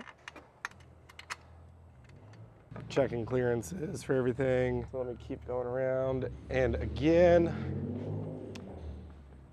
this one gets the short guy. The other long guy goes there, and this long guy goes there.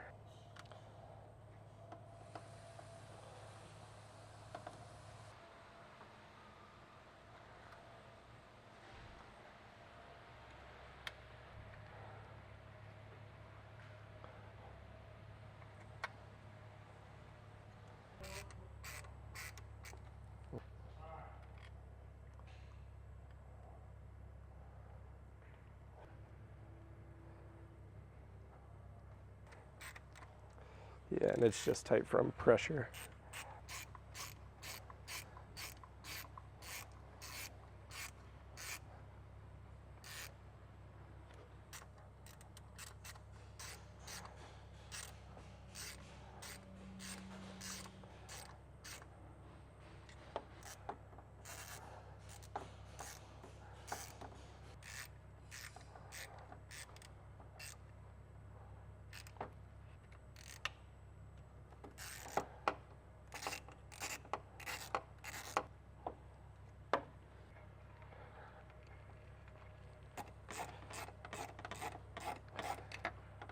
Yeah, getting that to line is something. Alrighty guys, that's how easy it is to install a supercharger on a G35 coupe. Hope you guys enjoyed the video. Just kidding. Zen Dave. Doesn't do anything. There's no cooling system. There's no oiling system. There's no charge pipe. There's no power steering? There's power steering. No, there's no power steering. There's no fluid. There's no boost piping. There's no intake. What are you planning on running with? Your hopes and dreams? What are they planning on racing with? Hopes and dreams? Yeah. I feel accomplished. All right, first pulley to go is the fake idler, like clutch fan one. This one that we removed in the very beginning.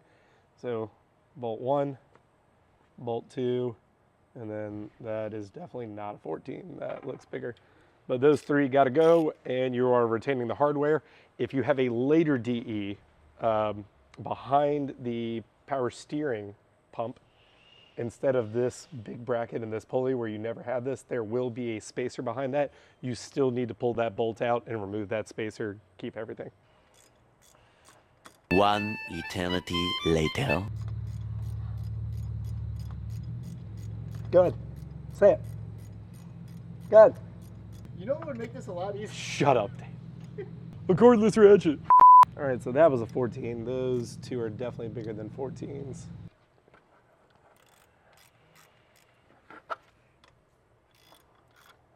Dude, it's so nice having the right tools. Oh my God, I'm so happy. It just makes life so much easier. No? Like, it'll be good for like future use and stuff, but not.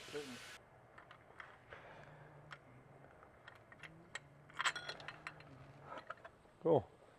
So 2 17s and a 14 to get those 3 off. And now, so that's good.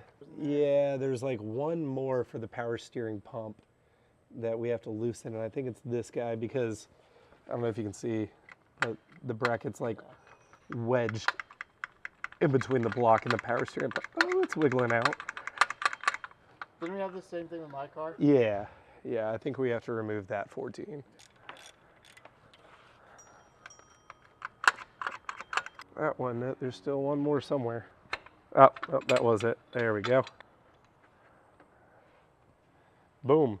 So I believe you retain the hardware, but I don't believe we are retaining this. Good bearing though. No, Dave, it's not supposed to make noise. All right, so next is this bracket for the coolant crossover pipe. There's a 17 mil right there. The bracket needs to be completely removed. So again, you're retaining the hardware, but once we get it off, we're gonna pop this bracket off and you can throw it away.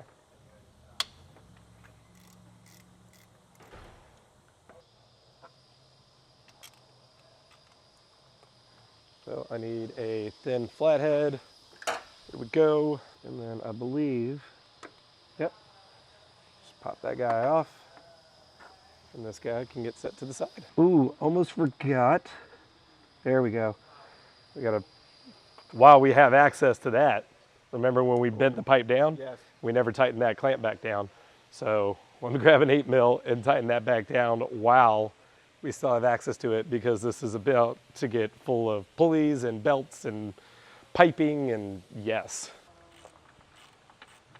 Locate the dual idler bracket, part number 61, and the bolt removed from step 7. Oh, step 7 of this, which... No, that's step 6. What? Are we going forward, back in time? 7. No. Does it mean step 7 of the entire guide? No, because step 7, we were removing body components. I think it means 5, because look, no. Yeah, I think, and 6. Yeah, that's a typo. That's supposed to be step 5. 5 and 6, because that's 5, and then that one is one of the 3 from the idler brackets, because it's these 2. And then you use the other 2 from step 5. Yeah. Well, then it says, locate the single idler bracket and the 2 remaining bolts removed in step 6. Step 6 is... Qua?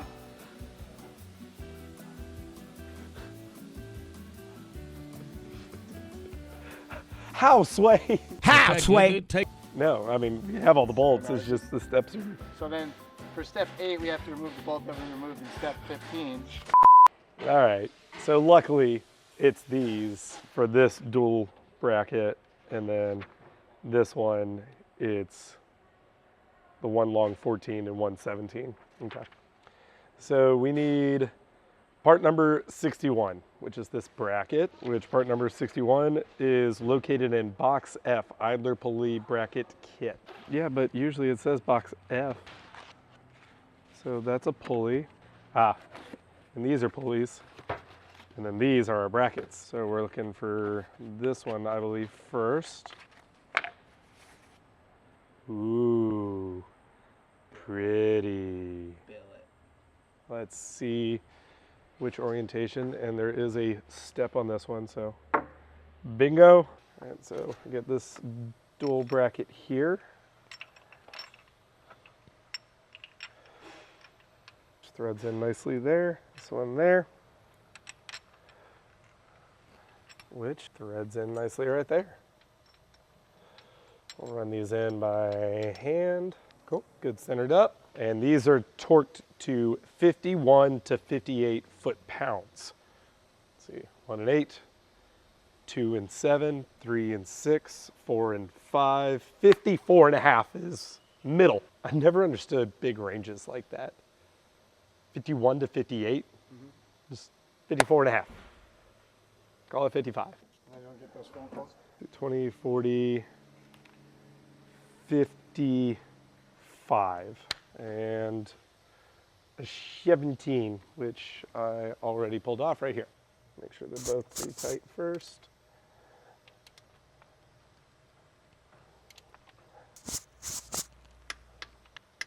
Sweet. Next, grab the longer single idler bracket, which I believe is also right over here in a box. That's now trash.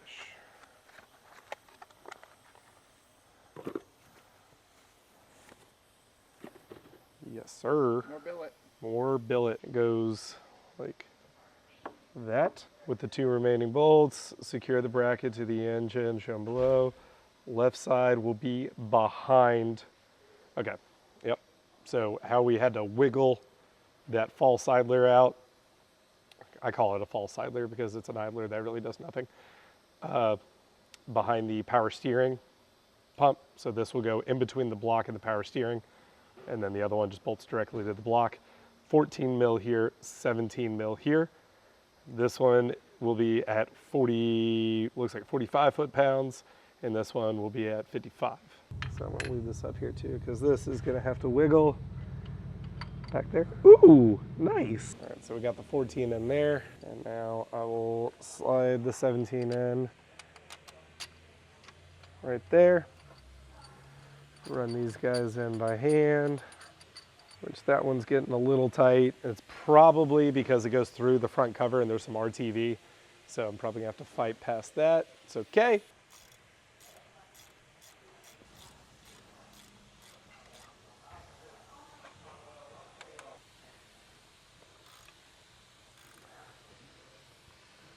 Oh, here we go. All right, so the 17 is gonna go to the same 55 that the bracket before did. I already have this still set up from last time. There we go. And now the 14, what I say was in between 42 and 48. Boom. If you guys had to loosen this 12 like we did to get the original idler out, make sure you tighten that back up. I'm gonna do that now.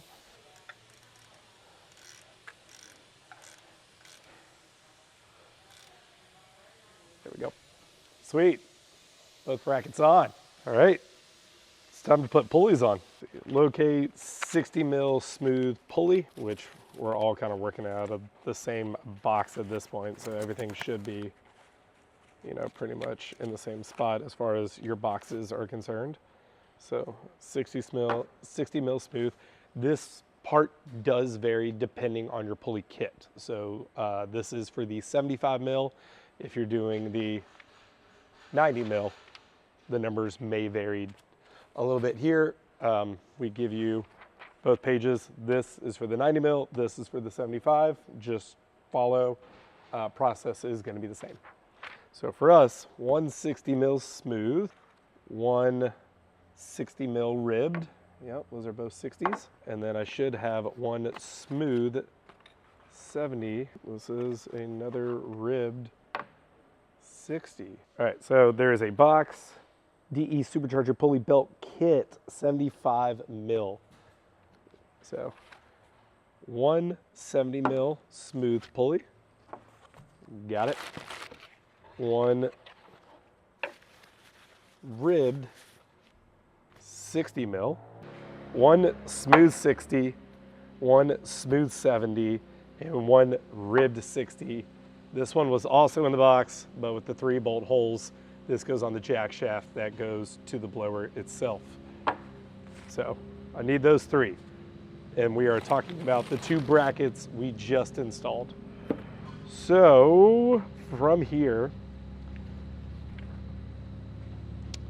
we are going 60 ribbed, 60 smooth, 70 smooth.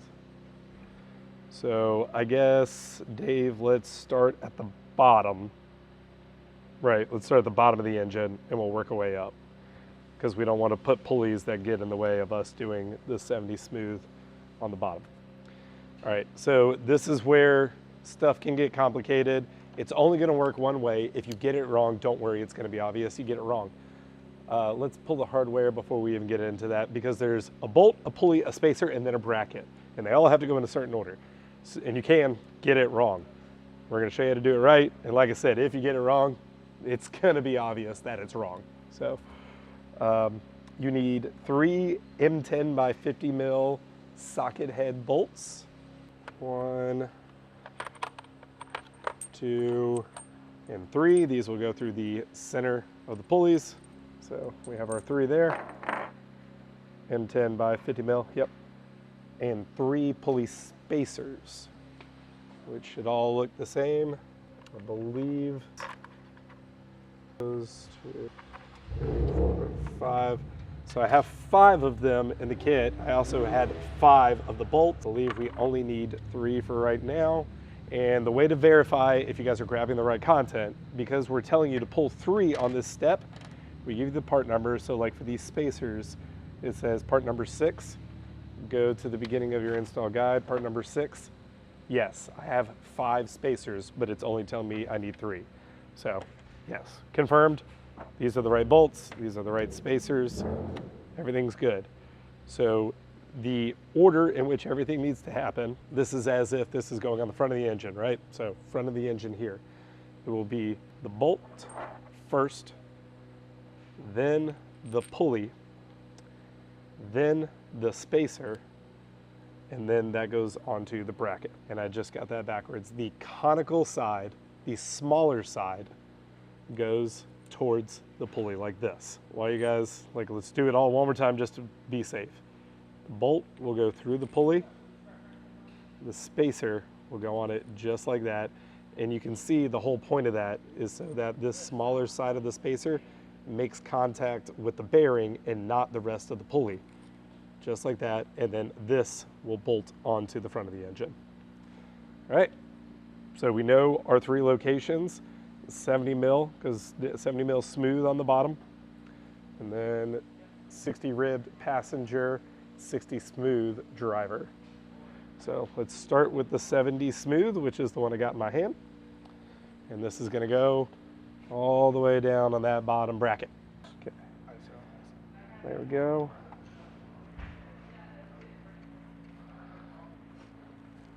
Sweet. And we're torquing these to 38 foot-pounds. So I'm gonna grab my torquey wrench again. It's 40, that's 38. And what size are those bolts? Yes, when it comes to an Allen, 8. I'm gonna go ahead and torque that one while I have access to it. How do I get a torque wrench in there, Dave?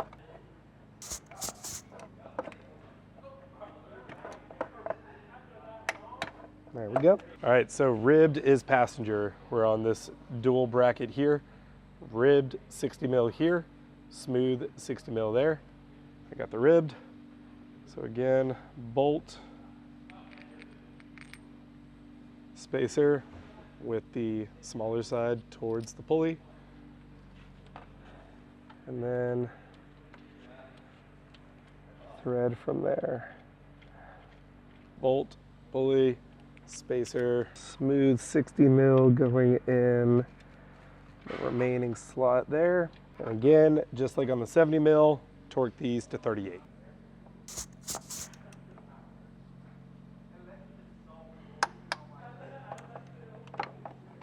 Now locate one 60 mil smooth, one 60 mil ribbed, the other 2 bolts and the other 2 pulley spacers from the kit. Install the smooth pulley with the spacer on the left side of the main supercharger bracket. Install the ribbed to the right in the same order as before. Bolt, pulley, spacer on the bracket. So smooth first, then this, and now we are going right here. Make it happen. Take your mill, or your ribbed, 60 mil bolt, spacer. Then this guy's going right there. for the vid. Bid. And just like the other ones, torque to 38 foot-pounds. Boom. Moving on, I think it's our final pulley, Dave. So these bolts are already pre-installed. They're not in there tight or anything. They're just in there so you don't get them lost or confused with anything else.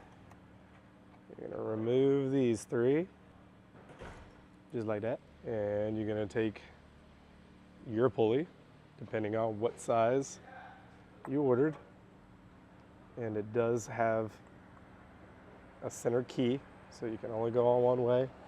And then you just gotta line up those 3 holes.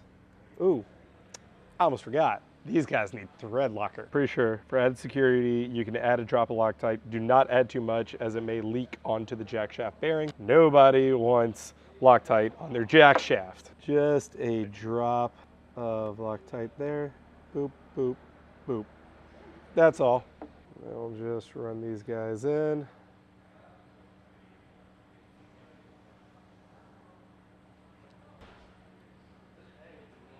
Number 2 and number 3. And now we do have to bolt these down. All right, using 2 5mm, one on the rear, one on the front, torque down the 3, but do not spin the pulleys. Torque them down to 9. Make sure all 3 bolts are torqued. There's already 3 tightened on the back side. You do not need to remove these. You do not need to Loctite these. These guys should be good. They should both be tightened together. And we're gonna go to 9, which I don't know if ours goes to 9. It doesn't. So I need to borrow R&D. I found it. I can't go any lower than 10. However, it does show me an output. So as I torque, I can see when I'm getting close to 9. What I need to do now is grab 5mm Allen. All right. And again, as you're doing this, make sure you're holding it still. You do not want to spin the pulleys because there's no oil in the Rotrex. Same thing as spinning your engine with no fluid in it. Yep, and there was 9. It was actually 9 on the dot. Look at that, 9.0.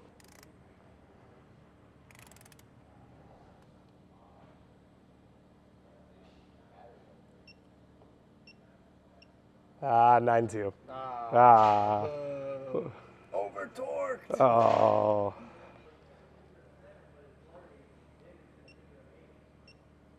Ah, 9.1. All right, I'll take it.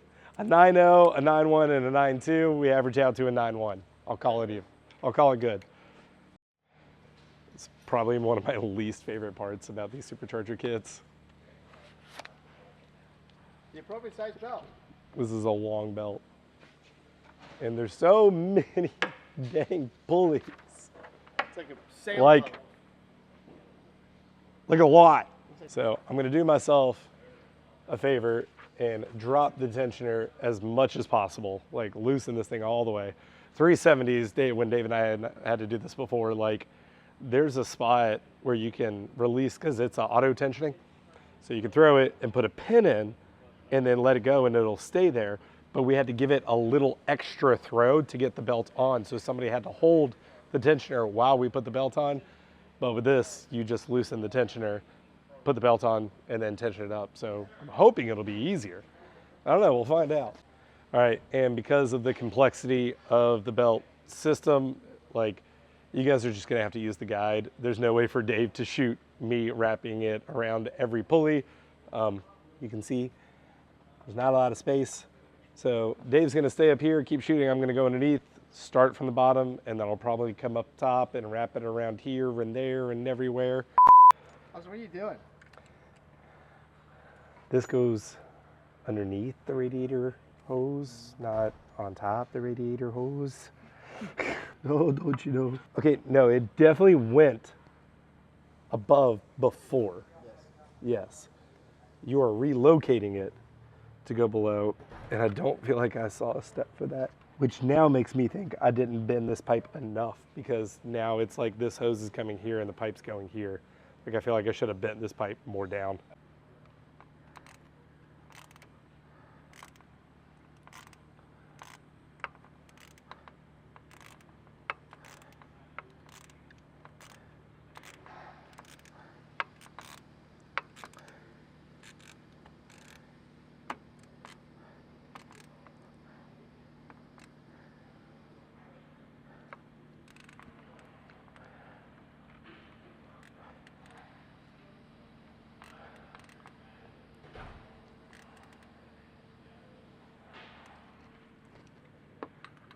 There we go. That's more better. And then now I should probably put this guy back on.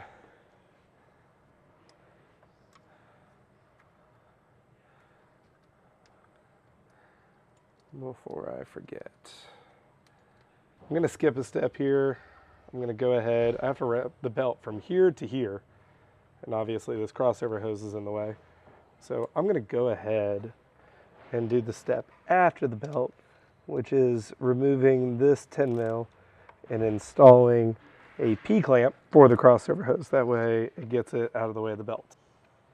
And probably like that. Yeah, it'll have to go in that orientation. There we go. Through 1, through 2, slide it down. There's no way I got that in on the first try. That's incredible.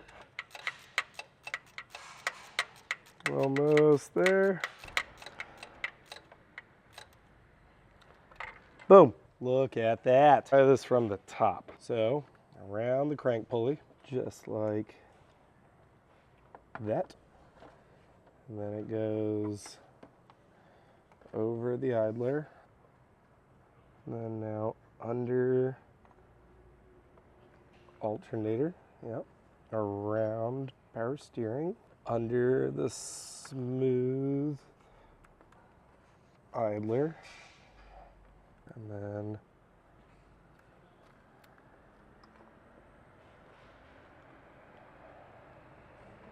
there we go.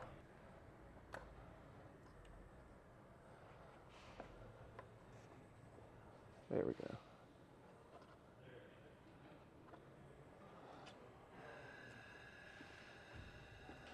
And let's see.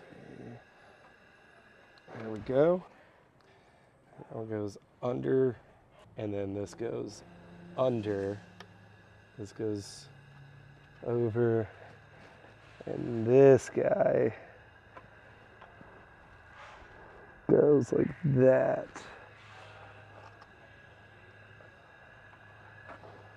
All the way over to that guy. Belt's on. So the good thing about 350s versus 370s, like I said, is that auto tensioner. If you bottom the tensioner all the way out, go all the way until that bolt stops loosening, the belt will slide on, and then you just stick a 12 and tighten it up, and then you're good to go. Routing, like I said, use the diagram. There was no good way to verbally tell you guys and show you. You're just gonna have to refer to the diagram on that one. Thought we were gonna have to pry this thing on, and then we found out we were actually running it a wrong way around here, but we got all good. This is really close to the crossover hose. I might kind of reorientate that P-clamp or, oh, actually, yeah, there you go. I just bent it out of the way and now we're good. Sweet. Good on the AC line there. Maybe some AC lines move. Either way, we still got charge piping, we still got oiling, we still got coolant reservoir, we still got intercooler, still got more to go. So that's the belt. That's the P-clamp we already did. Another one. Another one. Which is, I feel like over half. Yeah, we're 50, page 50 out of 93. We're over halfway in terms of pages. So on to the next chapter. The oiling system.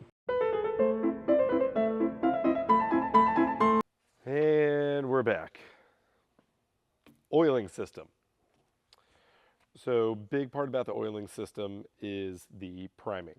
There is no oil in the Rotrex. Do not spin it. Do not get excited. All of that.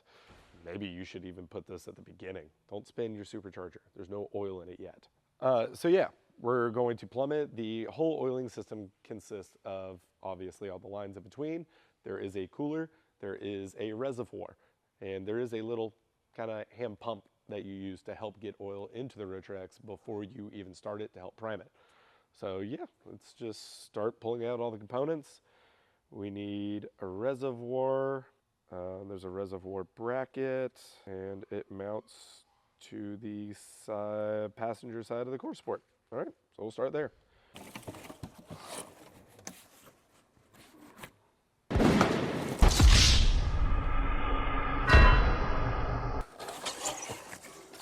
What we got here? Hoses and brackets, box E, everything 40 oil reservoir.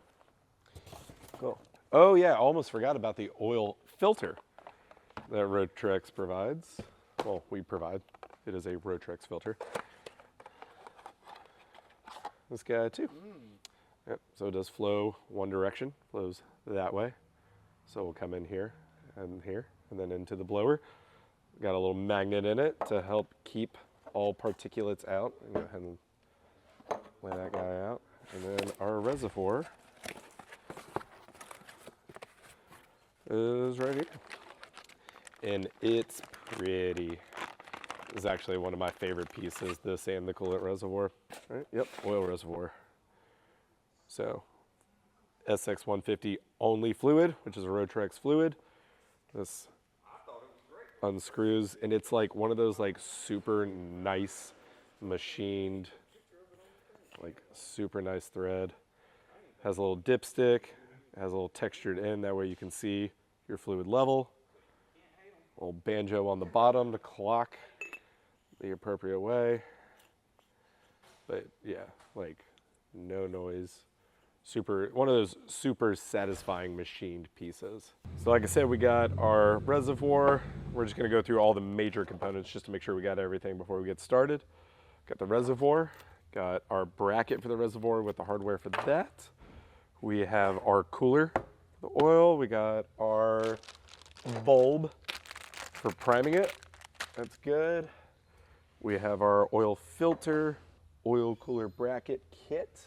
Got the bracket and the Rotrex traction fluid. Obviously we need all the hardware and associated tools, but we will come to that when we get there. So the first step is when you take your reservoir, this banjo may be clocked like kind of however. The one in the front needs to be clocked downward, just like that. I'll grab an Allen and tighten this guy down. And then it looks like the bottom barb needs to be pointed in the direction of this downward barb. So like that. Almost as if you would connect the two. Obviously you're not, but that's how they need to be orientated. So I'm gonna line them up. I'll grab my Allen and we'll get these guys tightened down to 80 inch-pounds. I might need to grab a torque wrench that goes to inch-pounds because all of ours are in foot-pounds, Dave. Torque wrench only goes down to 10 and we need 6.666. The good thing is I get a digital readout that tells me what I'm doing as I'm going, so it's not gonna beep when it's there because it's obviously set higher, but I can still see how far I'm going. The only kind of like pain in the butt about this process is you see how I have it slightly clocked, like not 100% straight down. It's because as I'm tightening it, it is gonna wanna swing with it. So I have it like hand tightened just a little off. That way, as I hopefully tighten this down to 6, it'll actually end up being perfectly in line. 6, perfect. I think that's as good as it's gonna get. I can see it's like a degree off, but that's fine. And then again, the same thing here. I'm gonna clock it. I need to go the other way. Yeah, I'll clock it just a little that way. And then same thing, torque here.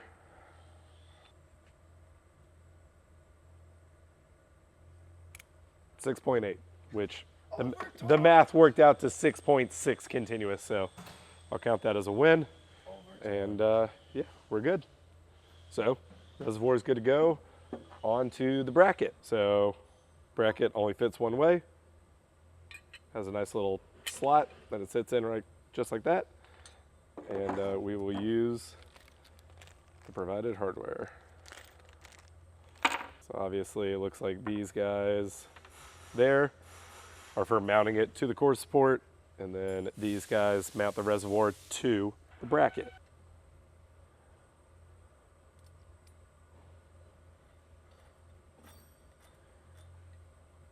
And get them all started, and then we'll tighten them up.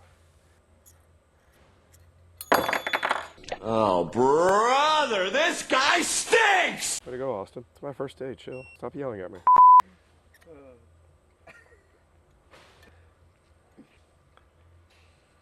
Sweet. Look at how pretty. I love it. 350 G35. This is where we're going to differ. Obviously, we're doing a G35. If you have a 350Z, follow the install guide. But for Gs, you're going to do this hole here for the front headlight mount on the passenger side. This is going to go there. And actually, I'm going to go ahead and probably put that bolt in, and just to make sure I don't scratch this up, I'm going to remove the dipstick. And I'm going to run that bolt in, and then you guys can see this one will go there, just like that.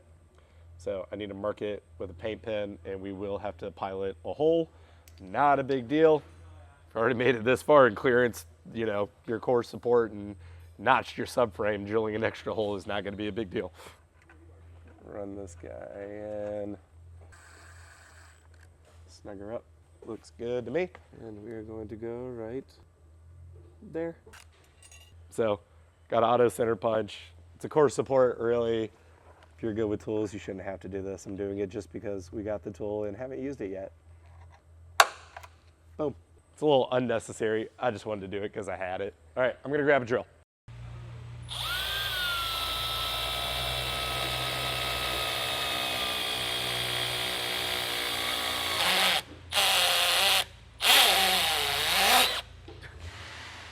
I think we need a new drill, Dave. Yeah.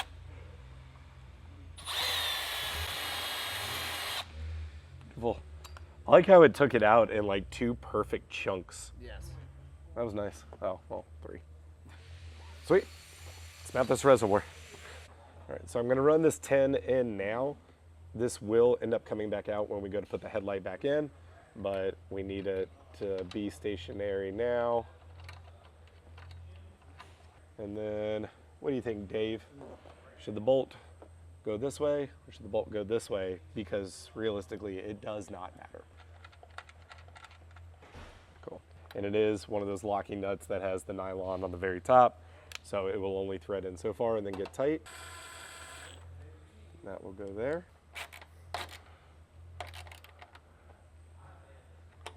Put our little dipstick back in, thread her on in. Reservoir mounted. Looking good. Looking good, Dave. Let's mount our cooler on its bracket. So now that we got the reservoir done, we need to get the cooler mounted.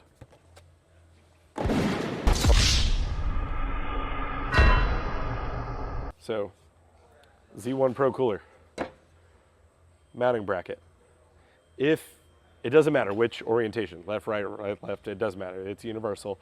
But if you're weird about it saying Pro Cooler facing the front of you, it will go in this orientation like that, to where these mounting holes will be on the back side. Or I guess if you're looking at it this, the top side. But you guys see what I'm saying?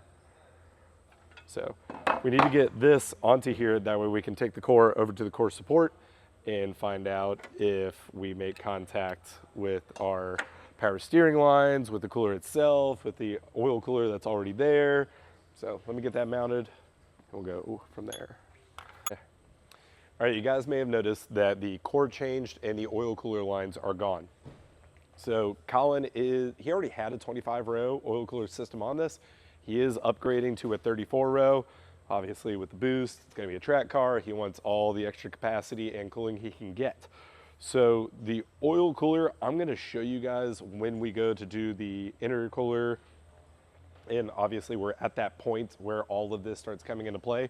So I removed his old lines. We got new lines. There was one that was backwards. There were some changes that just needed to be touched up, not a big deal.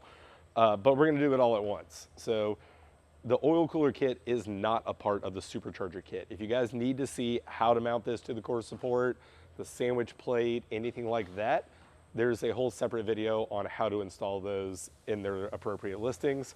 So if you don't see any of that, it's why. But it obviously is a part of the kit when it comes to fitting the intercooler, routing lines and everything. So we're gonna show you where it's applicable with the Supercharger kit, but if you wanna see a full in-depth on how to install an oil cooler, you can look for that on YouTube or in its listing. So Z35 bracket, Z1 Pro Cooler, you get this little kit. It'll be Z1 Pro Cooler supplement kit. So you're gonna reuse the 4 Allens that come with the bracket. You're gonna pass it through. The little isolators that come on the bracket originally, these guys, or throw them away, you're not gonna use these. And instead, you're gonna use these little bonded washers, rubber side down towards the cooler, just like that. And then you're gonna use a nut right on top of that. And then tighten down, repeat on all other 4 corners, 3 corners. Beautiful. So like I said, run that guy through, bolt through, bonded washer over top. It's got that little rubber piece on the bottom, so it is a little bit of a squeeze to get it through and started. Just enough to get a couple of threads started on this, which I don't think that's gonna be enough. Yeah, there we go.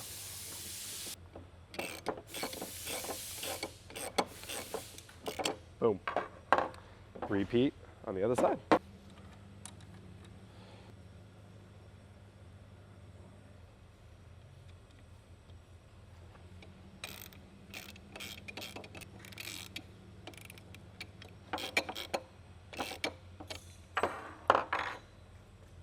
Yeah, beautiful. Now we can start test fitting where this thing's gotta go. All right, so that's Z35 bracket, Z1 Pro Cooler Core. We are coming out with Pro Cooler brackets, and you saw me throw that isolator away. We are coming out with our own, so this configuration of hardware might change a little bit here in a few months, depending on when you watch this video. So if what I'm saying doesn't really follow, it'll actually be easier for you if you have the Pro Cooler bracket. It's gonna be much more seamless. You're not gonna have to throw this away and use this instead. It'll just all work together as it comes. Alrighty, Dave. So we got our hole here for our power steering lines, which I left a little bit of play. So we can clock this up. If this wiggles up a little that way, it's fine. If it comes back the other way, cool. But this guy has to mount to here. In the photo on the install guide, I saw that it was pretty close to the oil cooler that they had. I want to say it was somewhere in this area, but the problem I'm seeing is that's going to interfere with our oil cooler or with our power steering lines. So I might have to walk these up further, excuse me, to get this to bend over, because this is right where that mounted. So I am going to walk these guys a little bit further up. They're too far down. Yeah, I don't think it's going up any higher than that, but that already looks a lot better. And it doesn't say to do this in the install guide, but it's going to be a lot cleaner if I just kind of clearance this little section out. You can see this tank here is the dryer for the refrigerant for the condenser, and the line comes down, but it stops right about there. So if I kind of clearance out this bottom corner, it'll be a perfect little pocket for these lines to sit in once I get this other one up there. So I think that's what we're gonna do.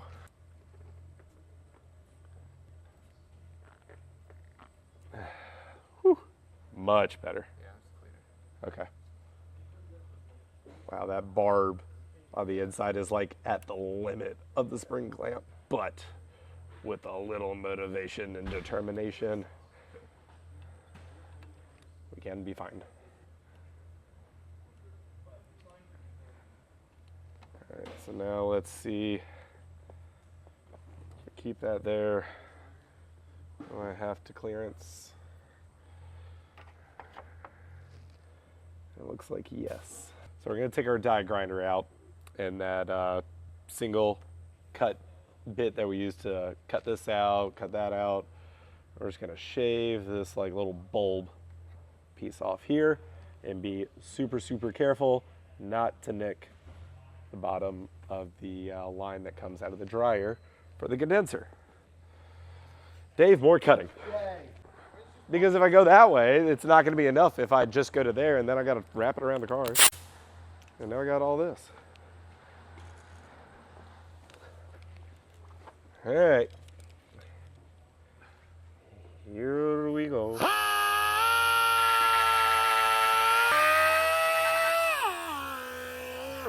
I need my glasses. No. No. I hate you, Dave.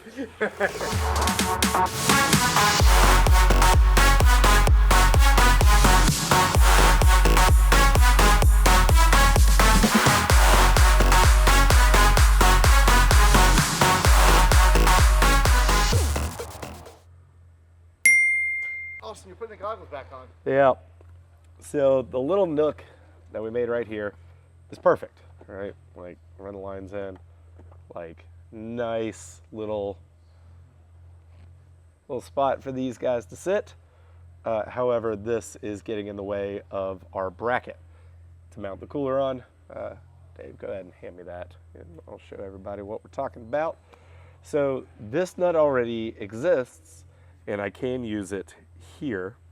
So if we do it kind of like that, it'll be good. And you can see on this side, we're clear.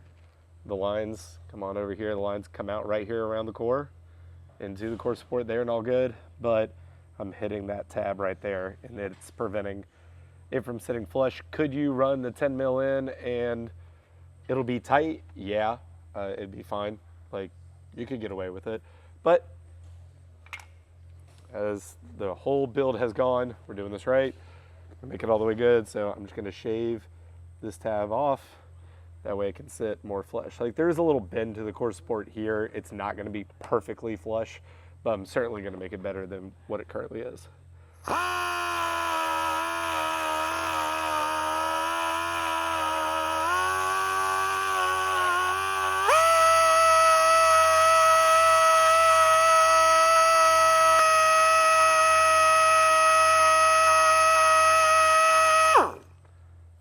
There we go. We can leave this bottom piece. No sense in shaving that off. Just had to shave it off right there at the front. Easy peasy. So now, press those guys in and put that. Oh, look at that. Look at it, Dave. That hole lines up perfectly. I'll level this out. So what I'll do is I'll use this hole all the way here. I'll line that up. Actually, I can probably grab a 10 mil and just run it in. And then I will draw a paint pen, and we will put a hole in a riv nut there, and clear on the dryer there. Oh yeah, it's close, but it ain't touching. Sweet, almost there. 5/16. And I got our 2 bolts, our paint pen. Let me grab a quick 10. Ooh, a center punch would be a good idea, wouldn't it? Just to help guide that little guy in there. Yeah. And one big thing about this, maybe we're low enough. No. The biggest thing about this, drilling a hole into the core support like this goes with oil cooler, you know, anything around this intersection, is make sure you stop. On like 370Zs, it's a good idea. This center piece comes out a little bit, so you can put like a block of wood or something to stop the drill bit from going into the condenser and or the radiator. This one, I don't think I have that luxury. So super slow, really low speed, minimal like forward force, like just kind of slowly shave at it, because the last thing you want to do is get this far into an install and realize you have to replace a condenser or radiator or both. Let's see, that guy goes there. And this can run right into there.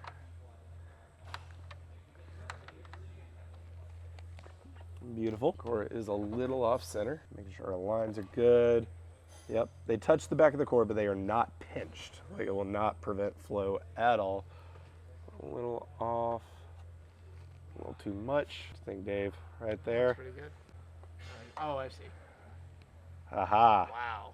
Yeah, buddy. It's pretty impressive. Actually, Ah, no, it's a little, needs to go. There we go. Aha. So now we'll drill a hole where this is definitely low enough that I don't have to worry about a radiator or a condenser. A little paint pen.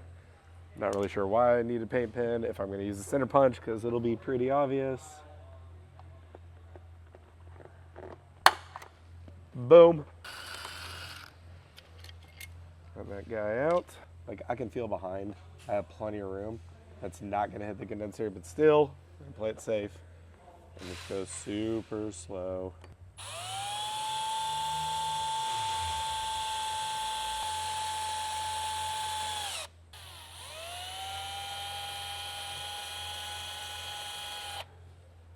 Beautiful. And now we add a riv nut. So 5/16 was not enough. So now I've gone to 11/32, which, I mean, I got a pilot, so I guess it's not like all for nothing.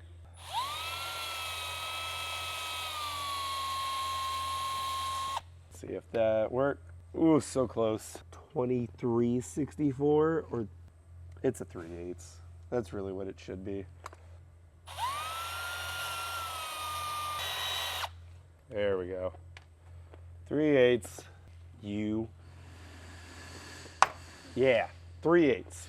You can go a little bigger, but 3/8 is like right in the slot. Moving on, riv nut tool. You can do it by hand.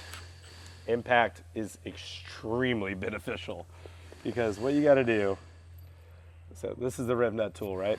So this outer is a reverse thread 14. And this, I said this outer, this first part is a reverse thread 14, and this is a 17. You get this Allen that drives through the middle of it like that.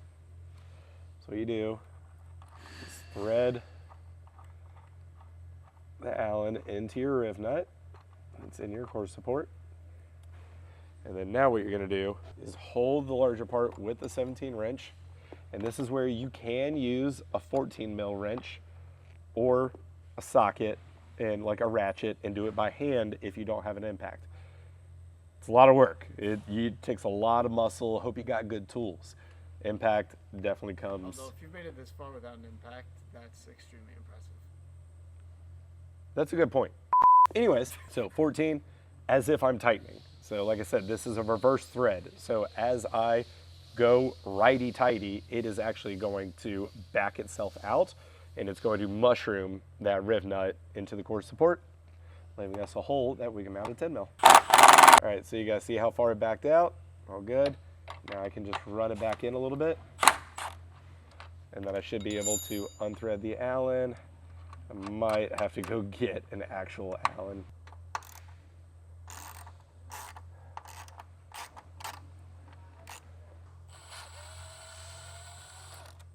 And there we go. There is our hole. So now I'm going to take my impact, put my 10 mil back on, and mount our cooler, which is going to go right there and right there. And that is a oil cooler for your Rotrex. Just because I want to make sure. Great. Nice. Solid. I don't think my phone is calibrated because it thinks, there we go. Oh. Boom. Love it. Nice. All right. Next step. It is time for the fluid.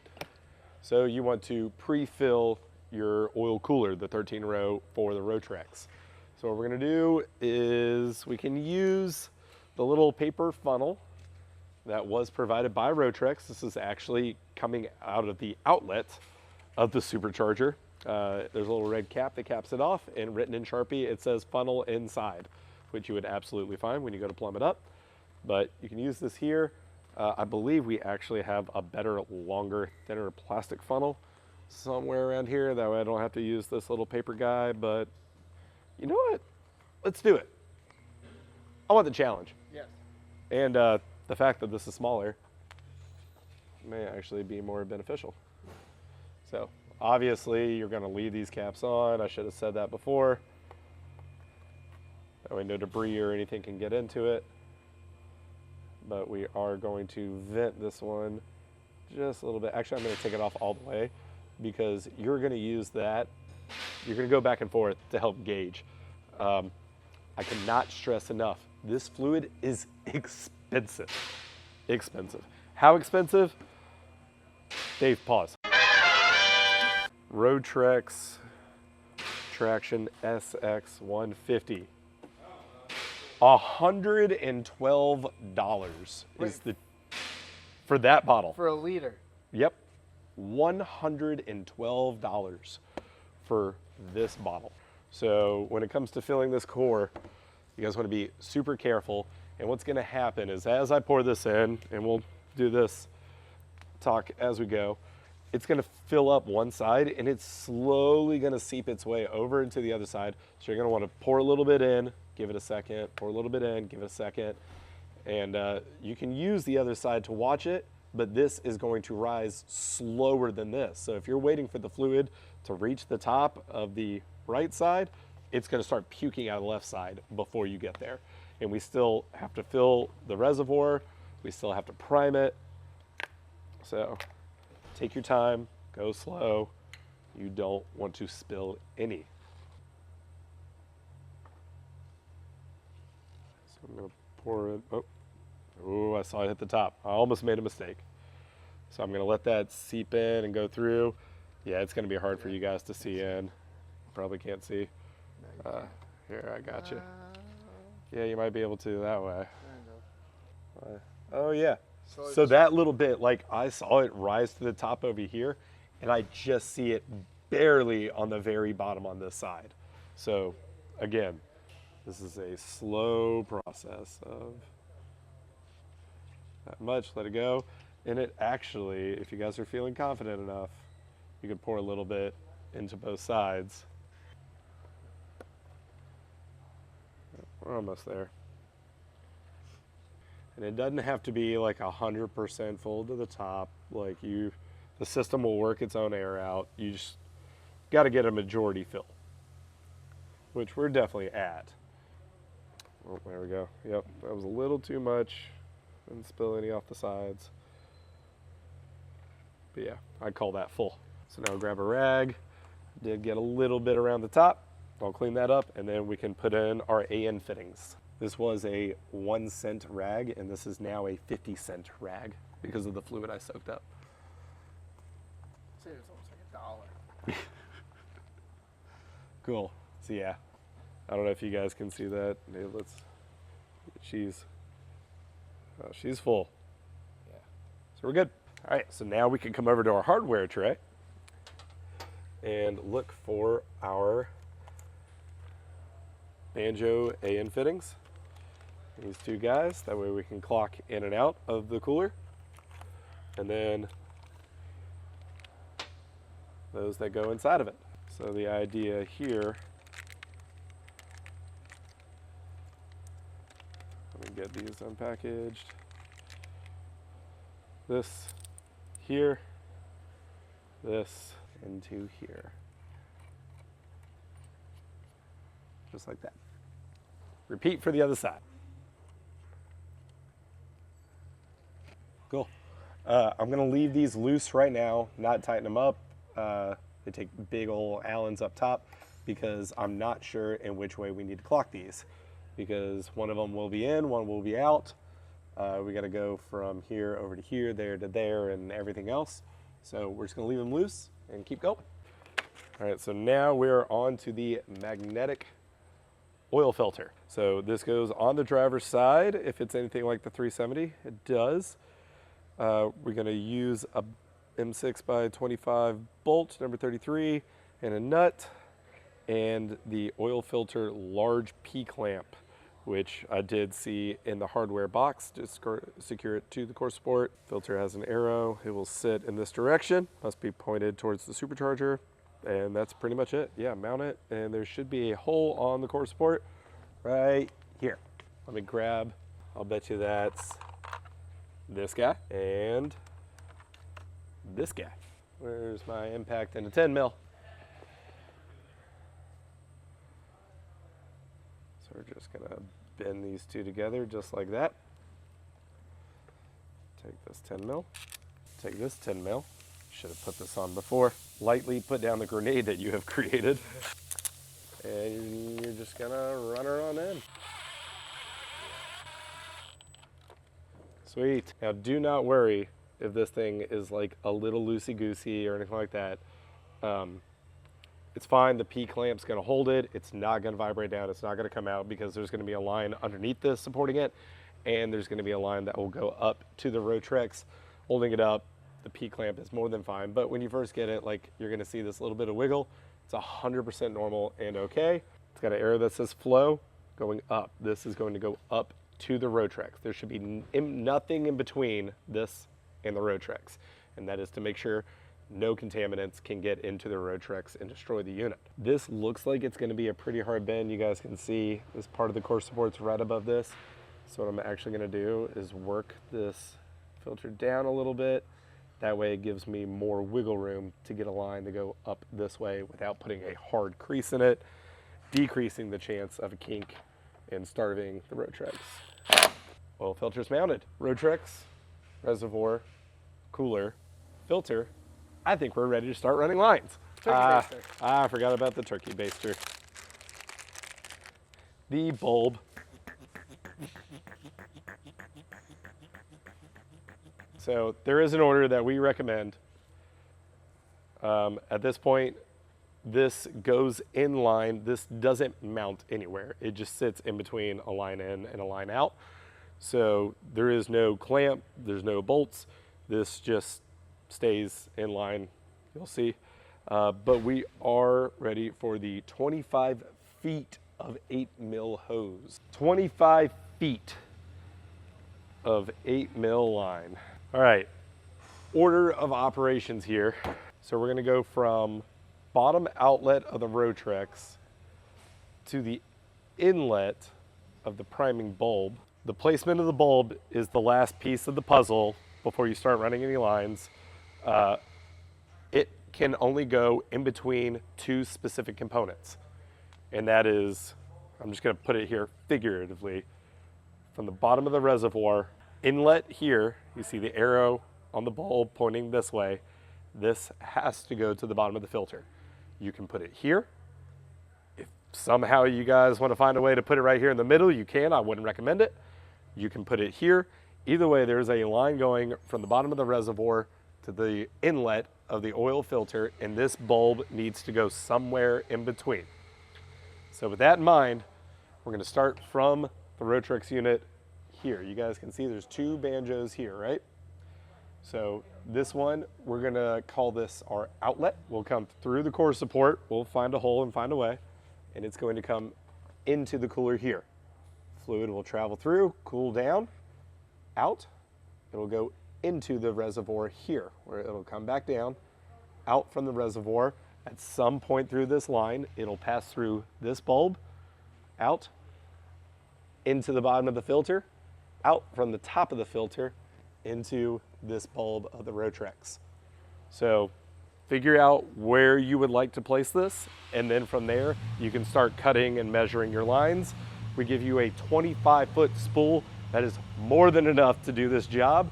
So if you screw up a line, you know, when you're measuring everything, give yourself a little extra. You can always trim it when you go to slide it on and finalize as you're buttoning everything up, but you have plenty. So if you screw one line up and you made it a little too short, you should have more than enough.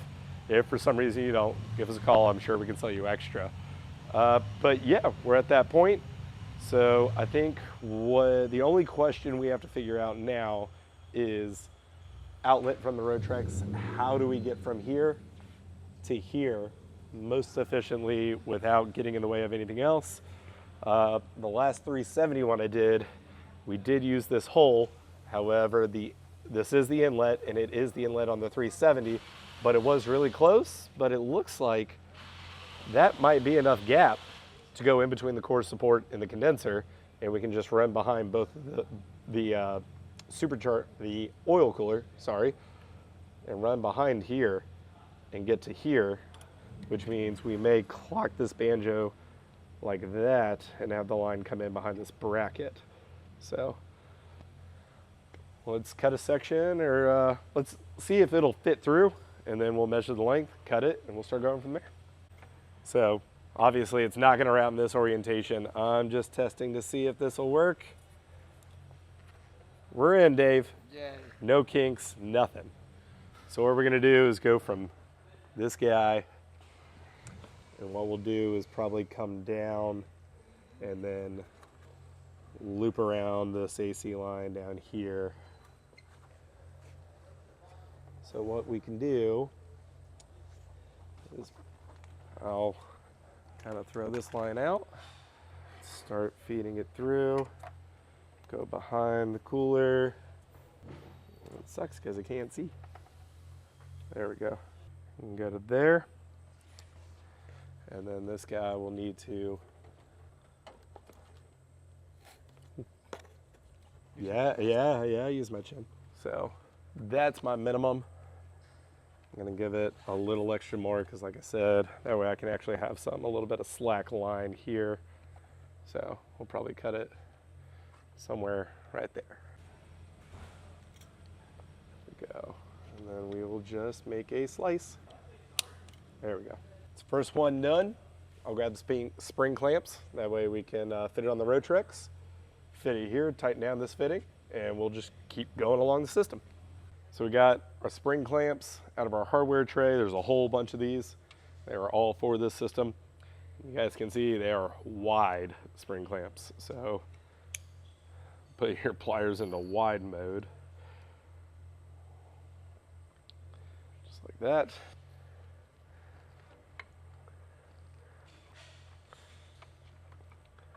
And then work it all the way on. Slide it in and release. You're good to go. So now I will make sure this routing is good, and I don't like it, and at least on me, this G35, like I said, this may vary. I don't like that there's going to be a huge intake coupler here, and then this AC line's here, so this going there is not a good idea. I'm actually going to pull this up, and rather than going that way, I'm going to go underneath this AC line. Rather than going there, I'm going to go here, and then right there, I can pass it through. I would come through the core support, in between the core support and the condenser. Yep. And we're gonna route down behind the engine oil cooler. Pull that guy down, and then we're gonna go right there. So you can see, I got a little excess that I gotta cut. Guys, you're gonna have plenty, don't worry. So again, I got my spring clamp, my pliers, so I'll cut it about right there. Beautiful. This little piece we can throw away, just like that.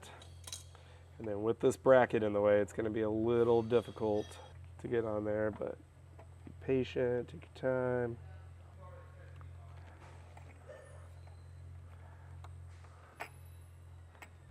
Slide her on just like that. Squeeze the spring clamp, walk it on all the way, and let her go. That's the first line down. Now that we know where this is going to sit, now I feel comfortable taking an Allen and tightening down that AN. Never go too tight on banjos. Anything with oil coolers like that, you can strip them out super easy. So just a good snug. Like, there's nothing worse than going too far and feeling it get loose, because then it's usually new fittings and a new core. All right, so the only Allen I have that's a 12 is a 1/2 inch. So have to be very careful. Like I said, don't want to over tighten. Hold it in place. Good and snug right there. And as we prime it and go, you'll be able to tell if it's going to leak or something like that way before you ever fire it up. But of course, we're going to fire it up before we put the bumper on and everything to make sure there are no leaks. Same thing with the engine oil kit, with this system, with the coolant. everything before we button all up. We'll do all that final check at the end. But from now we get to go from here to here. Super short run. All right, so this one I should be able to get pretty direct to size.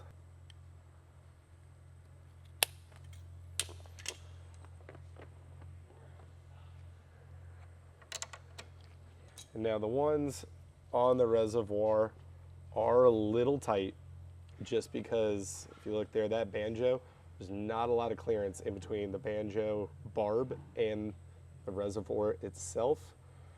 So I'm gonna run this down, fit it up there. The line isn't too bad, but then trying to get the spring clamp up there, it can be a little tight.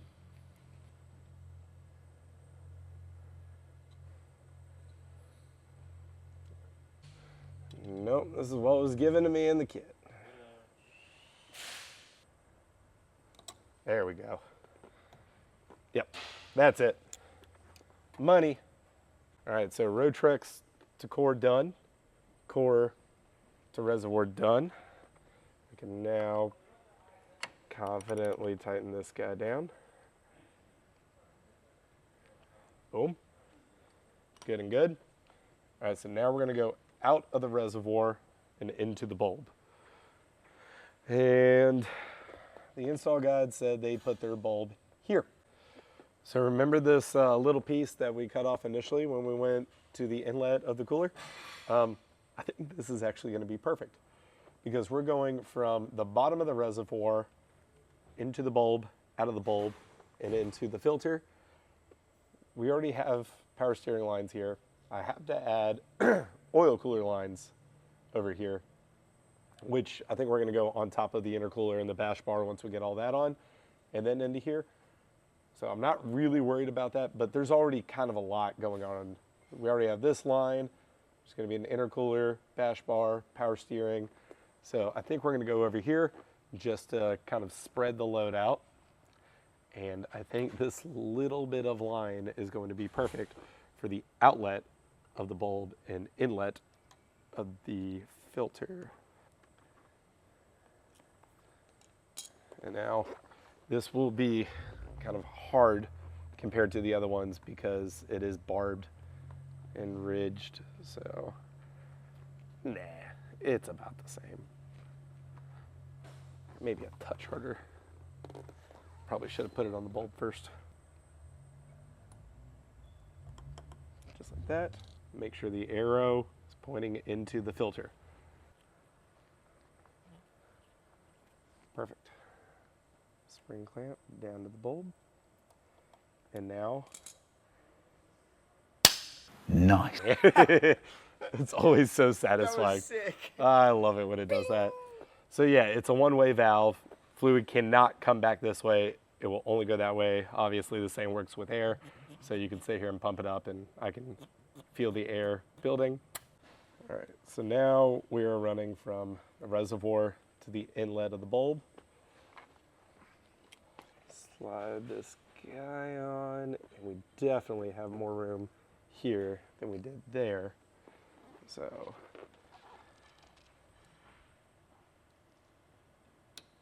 right there, just like that. And what I'm gonna do is run this line along the bottom of the core support here, and that bracket's tight to the core support. I have a hole here to where I could zip tie the line right there. There's this hole here to where I could zip tie it there as well. And then from there, it'll plug into the bulb and just go right there. There is another hole if I want to zip tie it, or you know, I can secure the bulb to this wiring harness right here and then get it done that way. Either way, if we do that, we're looking at there, there, put them there. Bingo. Don't forget your spring clamps. I haven't forgotten any this time. I feel like last time I forgot a lot. Wow. Yeah, yeah, stroke. You forgot quite a few last time. Sweet.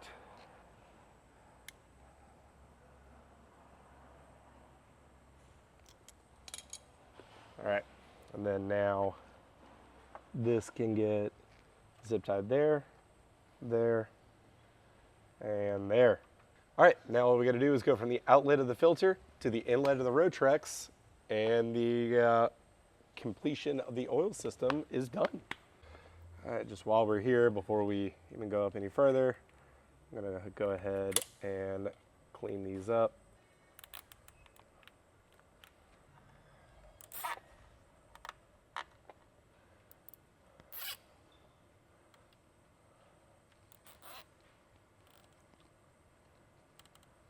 Boom. Clip. Okay, nice, neat, tucked out of the way, no sharp edges, all tidy and neat. All right, we got one more line, Dave, and then the Rotrex is plumbed. All right, so now all that's left is from here down to here. So I'm actually going to put this on, and I'll pull it back off because I'm gonna have a spring clamp on it. Obviously, I'm gonna go through this here. I'm not gonna go on the outside of the AC line. I'm gonna give myself a little bit, so probably if I go through it, and then that right there will give me enough for a bend. All right, we'll start here at the filter.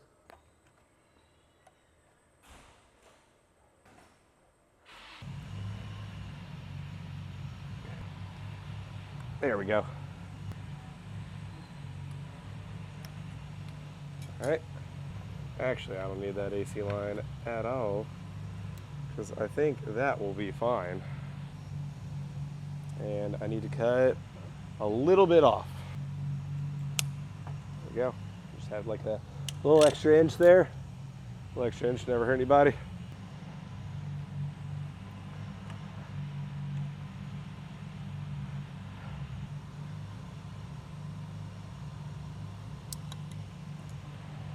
Boom. I think we're good. All right. So just follow me through, Dave. We're gonna run everybody through it one more time. Yep. Out from the Rotrex, down in between the core support and the condenser, comes out right here behind the engine oil cooler into the Pro Cooler. Cools out of the Pro Cooler into the reservoir, falls through, comes out the bottom of the reservoir, snakes all the way underneath into the inlet of the priming bulb. You can see the arrow pointing this way. Out of the priming bulb into the oil filter. Out from the oil filter, goes up into the inlet of the Rotrex. Which means, there's a diagram if you need it. We just went through it. I don't think you do. Dave? We did it. Section 4 is done. There's another one completed, which means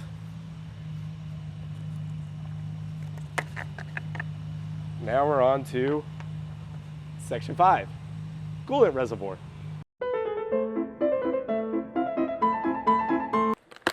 And we're back. Do you have a nice snap there, Dave? No, it's too short. All right, we got our coolant overflow hose and our new reservoir. Ooh, by the way, look at the foam. It's like the stout foam. All right. So we're already 1, 2, 3, 4, 5, 6, 7 pages in on the coolant because that's 350Z. And now we're on G35. Remove core support bolt and the bolt securing the power steering reservoir to the chassis. So I got a bolt here. Yes. And a bolt here. Looks like they're both 10s. Easy peasy.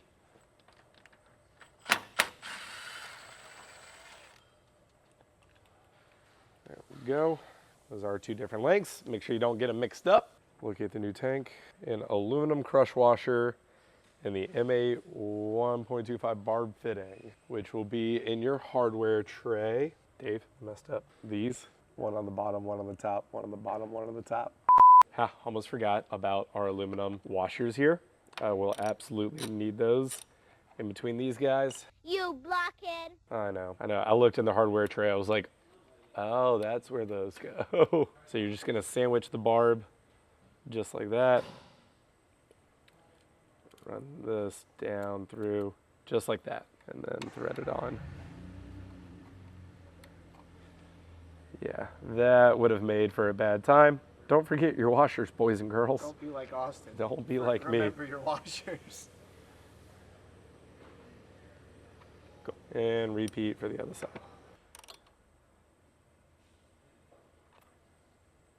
All right, now continue to route your hoses. Yep. All right, let's route the hoses. After those 2 bolts are removed, you're gonna go to your hardware tray and grab this, I think it's a M8 to 8 mil barb, and your aluminum crush washer, and just lightly thread it in right there, just like that. And this does not take a lot of effort at all. You're just gonna give it a little, just like that. Just like you would a drain plug, right? You don't have to go super tight, nothing crazy. Don't yank on it because these will snap off. If you have it snap off, yeah, it's gonna be a hard time. Sweet. Next, overflow hose. Little elbow overflow hose, part number 50. There it is. Sweet. So this guy, here we go. You see this little loop down here in the bottom? Just gonna pass it through there. It is a tight fit, and then you're just gonna slide this over the barb, pull this down, just like that. Looking good. All right, so now we're gonna grab our overflow new hose. In the U portion is gonna go right here. The radiator, do not forget your hose clamp. You're just gonna slide that guy right on in there. All right, and now things get a little interesting because this end, you're gonna see we're gonna put a barb in it, which, okay, let me set that there, let me go grab those. You're gonna need the barb, spring clamp, 2 copper washers, and a banjo, all found in the kit. And this is a 6 mil Allen for the banjo. So what you need to do here, we're gonna grab the tank as well. This threads into the bottom of the tank right here, which will fall into place right there. But you can't bolt it up and do it yet because you have to put the barb in here, but because it's a barb, it can go 360 degrees, right? So what we're gonna do is put the barb in, position this, and we'll go from underneath and make sure that the barb is in the correct orientation. Throw it all in at the very end. So, set all this down is the hose clamp, and then your barb. The hose just lays just like this. It's gonna be a little weird. So I think that should be good. I don't know, we might be able to do this all in one go, Dave. I think so. I think so too. Because actually, we don't have fender liners or anything in there. The hole's here. Yeah. Yeah, let's just bolt it in. Let's just do it. Do it! Let's just live and learn, man. Let's do it. Trial and error.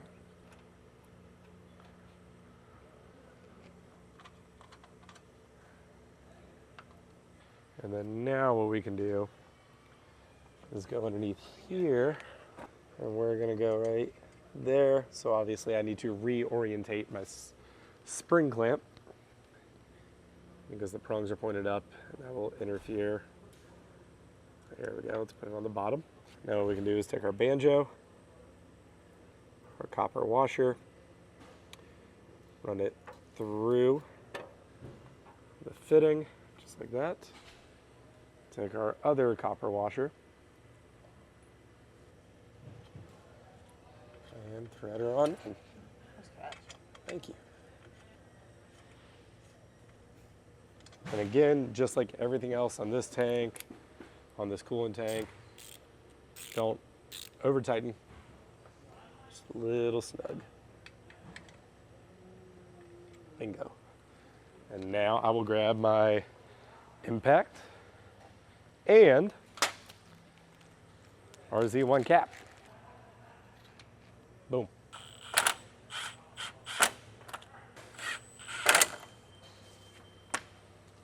It's another chapter, Dave. Yes. Let's see where we're at. Man, this thing's getting stout. On to section 6, charge air. This is a big one. All right, so running through parts that we need, and I'm gonna need a lot of space. So Z1 intercooler.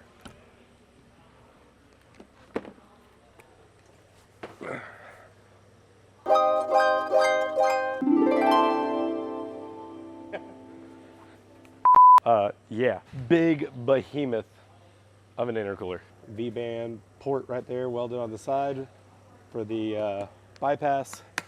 We're gonna need that guy. We're gonna need this massive bag of silicone. We're gonna need the bash bar. We're gonna need the intercooler. Just kidding, this is the charge pipe kit. We already did the intercooler. Charge pipe kit. We're gonna need the bypass valve itself. We're gonna need a couple of unions for some of the silicone. And I'm sure that's not all. What about all these hose clamps and the intercooler bracket kit? Bracket kit, but that's it. The rest of the parts are here.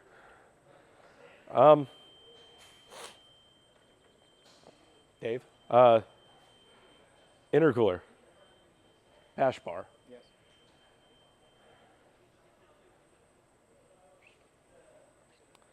I think we're missing something here, bud. What are you planning on running with here? Hopes and dreams? Be right back. So, I reached out to Colin because I did a little bit of research and looking into it when Dave and I started clearancing the core support. And I was noticing the pictures were a little different from what we had. And I was looking at his old oil cooler setup and everything. I was like, how is that going to clear the bash bar, the intercooler, and all that? This man has no crash bar. More importantly, he doesn't have the stays that bolt to the end of the frame rails here. They've been removed, and just the core support is bolted into the frame rail. I guess if you want to drop weight in a track car, it's one tire wall away from having to replace the entire front end of your car. Luckily, Colin, you're not going to have to worry about that now because you're going to have a whole plethora of stuff in front, including a bar that connects both frame rails together. So I reached out to Colin. I was like, hey, man, we kind of have a problem. Told him what was up. And before I even reached out to him, I went to go see if we have any used ones because Z1 has a plethora of used parts. Sorry. I even looked brand new just in case. And I think Nissan/Infiniti had the driver's side. The passenger side, they are either out of and or they are discontinued, which is like, oh crap, what are we gonna do? Within 1 hour on Facebook Marketplace, Colin found a guy who was parting out a G Coupe who was able to get us these, and Colin had them shipped to us like immediately. So I think we're good. Dave, we got to figure out which ones left and right, which shouldn't be too difficult. These look like they're in decent shape, a little bit of surface rust, nothing to worry about. So right hand, which it's always, in terms from the driver, so this should be passenger, which means this should go right there, which is getting extremely close to that, but it'll sit behind it. So yeah, Dave, it's time to put these in, and Colin, good job on getting them sourced so fast. All right, so let's see here. Yeah, that spring clamp needs to move. There we go. Look at that. Straight. There we go, just to hold it there.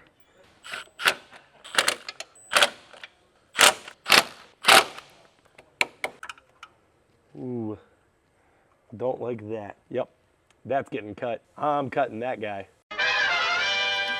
I feel more comfortable with that. Yeah, this is how we got. Wait, Yeah, why are you cutting that though? It protrudes into the intake. Like the hole for the intake. Like it's that top layer or that top piece. So I guess you can probably grab it from this side. and then just drop it vertically. Yeah.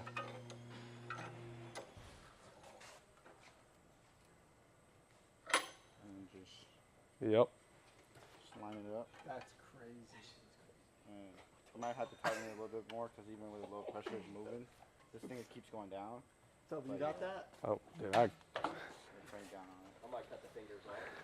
But we Yeah, I should got it. have an extension cord if it doesn't reach from there. Oh no, this will be fine. Man, you know what these are? Dave? What? Yeah, do you know what those are, Dave? What is that? Gallery gaskets for DEs. I don't know what that is. Oh, so you ready for this?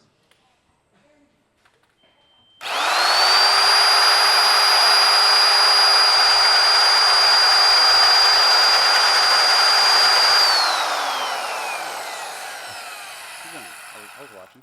You should cut. It's skipping a little bit. Batteries here. Yeah, I've got a much you can better let it. tool for this. No, just keep doing it how you're doing it. Just rest this against that, and it won't skip around. Ah, I see. There you go.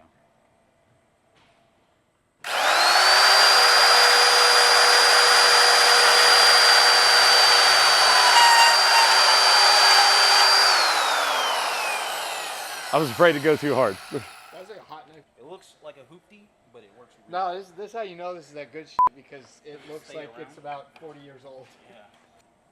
That was kind of sick. That was also pretty sick. That was awesome. Oh, money. Yeah, look at that. All right, so obviously this can wiggle a little bit.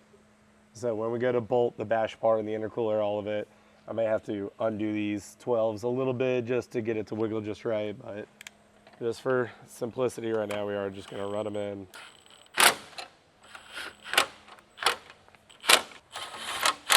Sweet, carry on. And we're gonna figure this out together, boys and girls, because I have not used this version of the race port before. Last time I did this, it did not look like this. Oh, because it's recirc. Remember, it like had the diaphragm that you could see. And this one has a recirc that goes there, and then you plumb it around to the intake, and then it plumbs back through the intake. Can we make it atmospheric? Yeah, I guess if you just don't plumb this, you leave the intake hose here. It does come. Can we do that? Capped. Colin, your car's gonna be loud. It's a track car, man. So before you install your bypass valve onto the intercooler, you have to add a scoop of protein. Thought I was gonna get you now. All right, now realistically, if I'm reading this right, install the barb fitting into the right port of the race port. I'm assuming there's 2 ports here, and I'm assuming the right is as if you're looking down on it like this. The barb goes here, and then the block off goes on the other side. I do need thread sealant and also G35. Apparently we get into bumper fitment because it does mount onto the side of the intercooler like this with the barb pointing straight up.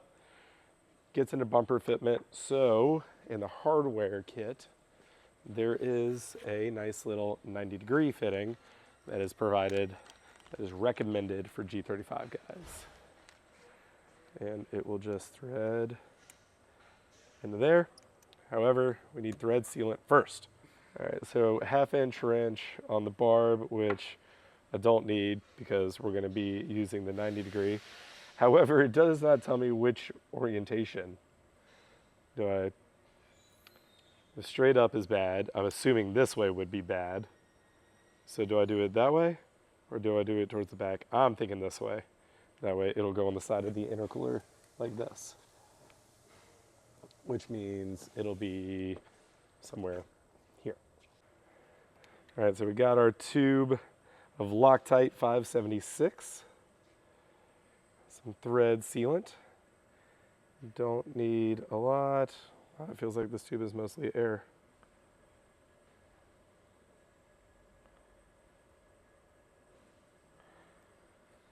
Don't have to be pretty.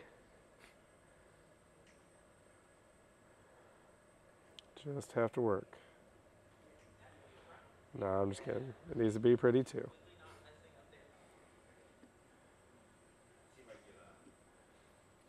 All right, we're gonna run this guy on in. we go. We'll let that thread sealant all cure up.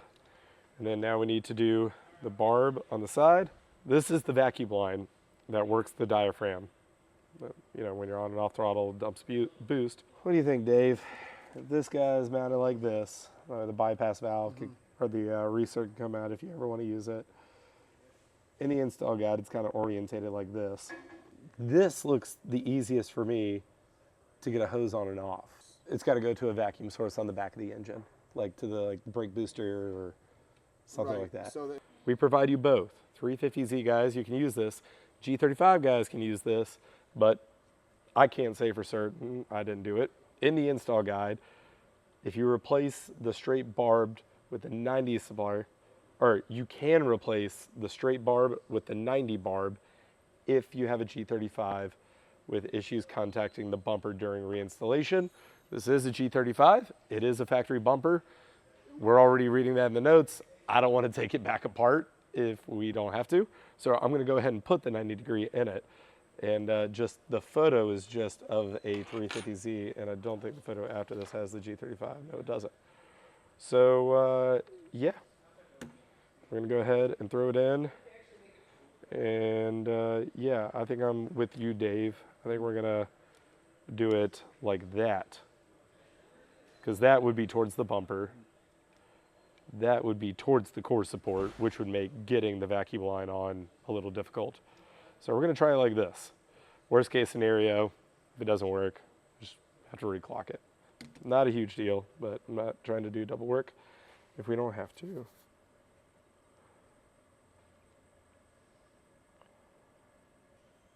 There we go. And then this guy, because it's a 90 degree, I should just be able to use itself and thread her on in. Actually, I got a Spencer here.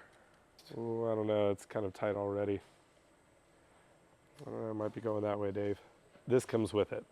It says that the straight barb may cause G35 bumper fitment issues. So a 90 degree is provided. However, looks like it's gonna say cause the same. Oh, I guess it's the hose coming out the top.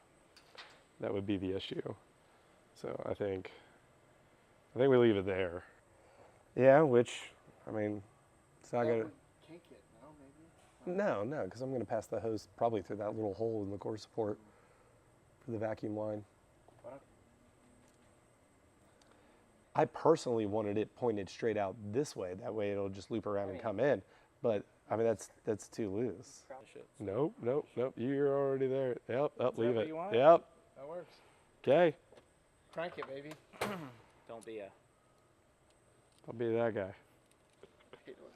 Spencer called me a How does it make you feel? Okay, because he's been doing this for a lot longer than I have. Yeah, I like that. So it'll stick out that way. It'll be there. And yeah, we're good. Yep. Which are whatever size that is, I believe. 13. 12. Haha. Damn it. It's already missing because it's on the impact that we used to put.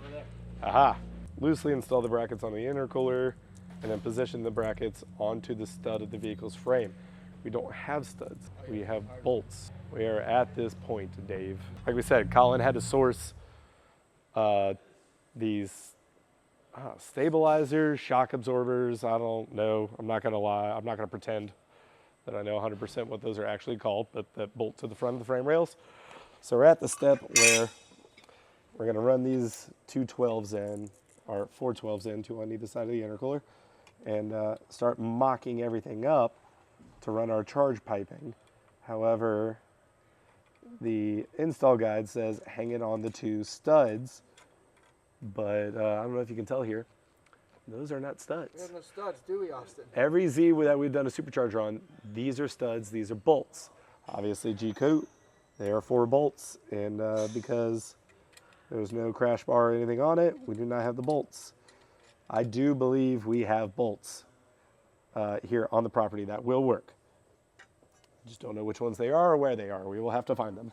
Source Rs, you guys will be reusing your OE, so no issues with you guys. This is more of a problem for Dave and I.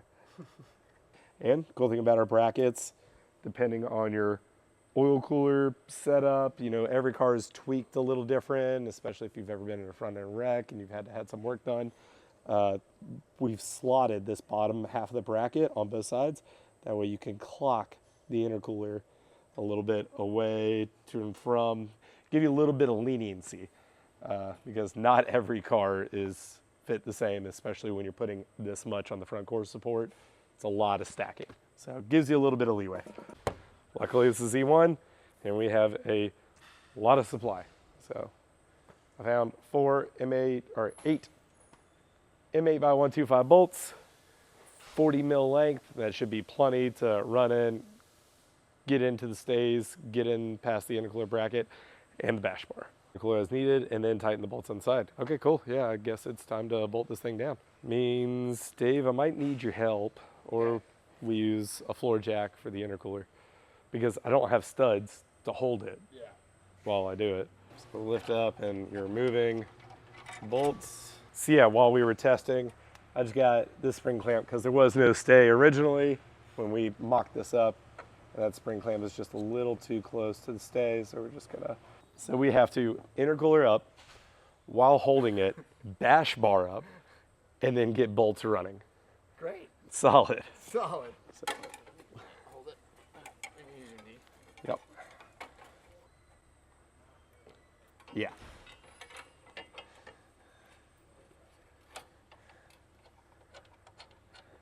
It's okay. We'll mock it up for now. Yeah. Wait, do you have 3 in? No, I just do. Oh, Give it a go. yeah. And then I'll find an M8 flange by 125 30 mil to put there in the middle. Sweet.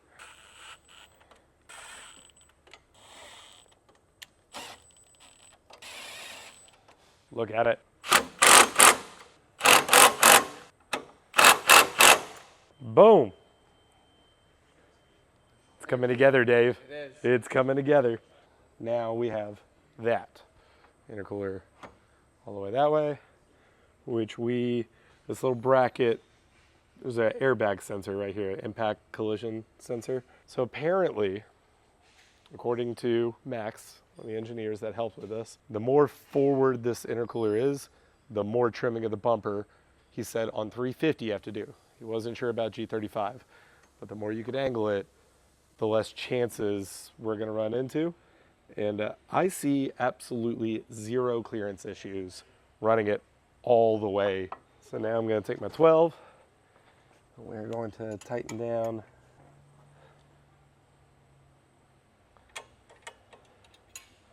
that guy.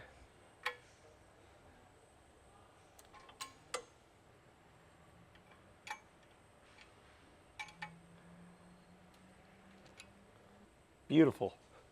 That's bash bar and intercooler on. It clears the coolant tank. All the oil stuff still looks good. Blower's on, coolant's on. Let's keep her going, Dave. Let's keep her going. Another day, another shirt, Dave. Another day, another shirt. We're almost there. We're getting close. This will come out. It is time to install the race port onto the intercooler. So pop this guy off. And then how I think we're gonna clock it, we got our thread sealant in last night with the angled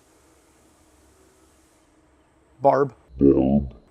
Sorry, I had a little brain fart there. And then the block off over there. I believe the recirc's here, so I want it out to where you can access it if he ever wants to recirc it. So I think we're gonna go like that, and then I can just move the oil, just push the oil cooler lines out a little bit. So I think we're gonna go just like that. And then the recirc will kind of come down if he ever wants to do that. We're gonna leave it open because spoolie noises. We got our O-ring in there, set nice and good. And then she'll sit in there just like that. And then we're gonna leave it a little loose, that way we can clock it however we want. You have a smooth side, little piece here, and then this side is threaded. And the thread starts there, but you can see there's no thread there, so you're gonna want it in this orientation. You're gonna want it to thread as soon as possible. So this one will go in the bottom hole, And then this one, you're gonna want the flat piece pointed up. That way the head of the bolt will sit flat like that. So it'll go in that orientation. And then slide her on through. And thread her in. All right, and now we can clock our valve to where we want. I got these oil cooler lines I need to be weary of, but I think if we go kind of like right there, it's a best of in between, because that would be great for the bypass or for the recirc port to come out. If you are recirculating, you're gonna want that out. I mean, you may even want it kind of up like this to go up if you wanted to route it like around the bash bar, around the intercooler. But you also have to worry about your vacuum port there. So I think we're gonna go with an in-between of like that. That way this is down, and if I have to, I can run the vacuum line down and like around this part of the intercooler and then down behind it and in line with the oil line for the Rotrex. Again, the cool thing about V-bands is if it doesn't line up, doesn't work, we can always loosen this one bolt and then reclock it however we need.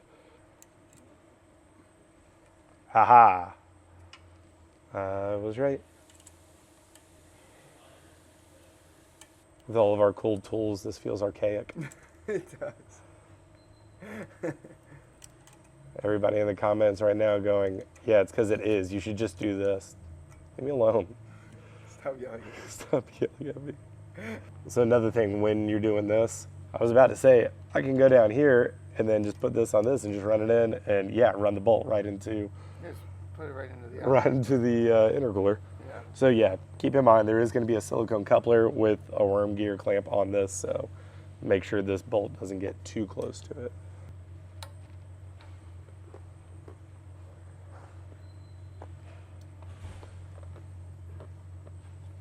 Bingo. That's not going anywhere. Love it. All right, so, yep. So as of right now, Colin will need a MAF GT. I don't have that right now. However, I have made some calls, and there is a MAF GT on the way. So just to make sure nothing gets in that hole on his intake pipe or anything like that, I am gonna transfer his OE MAF over to the new pipe. And then when we need to, we'll just loosen a couple clamps, rotate the pipe over, take out the OE, put in the MAF GT, and we'll be good.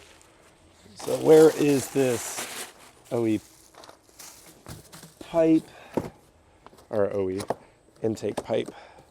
There we go. Ah, this party. Are we missing? So obviously, that's the intake. And this is what we took off. All right, so I got 2 flathead screws, and we will get that guy transferred over. So on your intake pipe, there's gonna be an arrow. That is the direction of the air coming in. That is not the front of the car or towards the engine. Well, it is towards the engine because you're going towards the throttle body. So whenever you're transferring your mass airflow, the flow of air. So air comes in this way and it goes up that way. It's in the same direction of the arrow. So we're gonna transfer the MAF this way. They are reversible. You can get it wrong. Don't worry, if you do get it wrong, you will know immediately because your car will run terribly. Actually, if run at all, because it might start and then I would think it would immediately stall out, or like just throttle won't do anything. Like, yeah, it would be bad. You won't do damage, it'll just run like doo-doo. So, yeah, in case you guys have never realized, obviously there's nothing on this side, but there's a whole set of probes in there that as air is coming in, it gets caught in this little window, and that's what tells your ECU how much air is coming into your engine. So we're just gonna drop that guy on in there and get rid of this guy. And we will put these screws back in.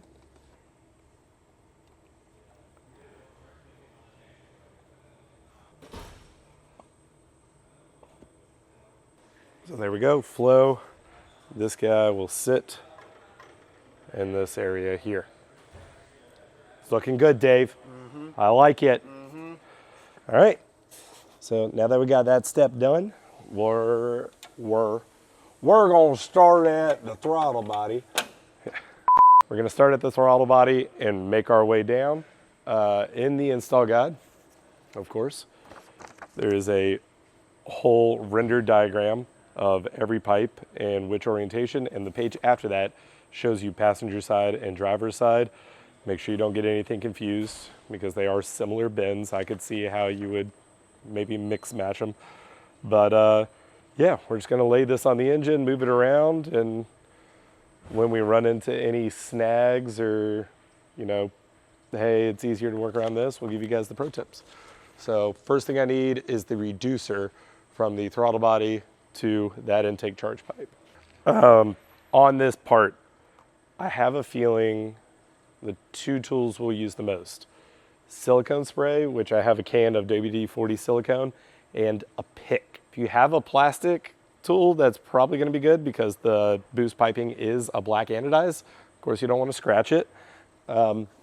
If you're using a metal pick, I'm probably gonna be using a metal pick. I don't think I've done this before, I should be fine. But the good thing about it is you got plenty of room for this charge piping to go in. So if you're like right on the edge and you do scratch it a little bit, it's gonna get covered up with silicone anyways. So this guy, I think, let's look at our diagram. Yeah, it looks short because I do have a big long reducer. And then I do have, this is a little bit, this is not straight. This side is smaller than that side. This is definitely bigger than that. There she is. Cool. So make it easy on yourself. Get a can of, you know, was it MCR, MRC, silicone spray works, WD-40 silicone, something silicone, quick drying. It will save your life. I thought that was going to be more of a mist. This is more of a mess.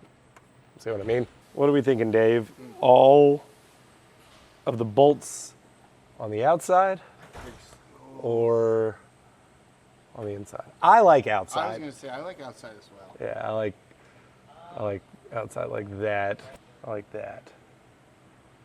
That looks good to me. And what size are these little guys? Are they? It is a 7. Way to go, Dave. It's your first time. That's my first time. So 7. I am gonna cinch up this one here, just on the back of the throttle body, because I know this isn't going anywhere. However, the rest we are gonna leave loose until the very end. Trust me, you do not want to tighten these up as you go, otherwise it will never fit. Clamp over silicone. I don't like this. It like streams it out instead of misting. Ooh. And then where is our plug for the MAF? There it is. I'm gonna go ahead and plug this guy in just to make sure it clears everything, it's out of the way. Does hit this AC line a little bit, but it'll be recessed down in there, which I have a feeling that line's gonna have to move a little bit because of this anyways. No, actually it might be fine. So right there's good. I like it. Moving on. I'm just gonna keep this guy up here with a hose clamp because we have the fan on. So I need a bend this guy, which looks uniform. So again, we're going on the outside. Just a little bit of silly spray. Sweet. And again, you can see I can shove this all the way in. Depth does make a difference. That's why we're leaving everything loose. So next is this guy. It's a worm. It's so bendy. It's so bendy. And I believe the hard bend here. Let me wipe this up. I got it with that first shot of silicone spray. I got went a little heavy. There we go. Yeah, so it's this orientation. You can see there's a little bit of a bend there, the most aggressive bend on the entire pipe. So we're going to, again, clamp with bolt on the right And then most aggressive bend that way. That way this kind of slopes downward and will go down towards the intercooler. Okay, that's enough. Boom. We'll clock and then just let it rest just like that. And then now I need the long reducer, this guy. All right, Dave, this is where it gets weird. So all of them have been on this side. Do we stay on this side? Or because now we're on the passenger side? Come on, girl. Yeah, there you go. And then, like I said, right now this all isn't gonna be together. Like this charge pipe can't touch the Rotrex. As we get it all bolted together and get it tightened up, it'll pull itself up. And this is actually the last hard pipe, which is kind of insane. Yeah, that's weird. I felt like there were a lot more on the 370. Oh, there are because there's 2 intakes. Yeah, we only got 1 intake, which is gonna make this process a lot easier. You're right. I didn't even think about that. Yeah, we probably have like 40% less piping than last time we did this. Either world, so that's the superior end.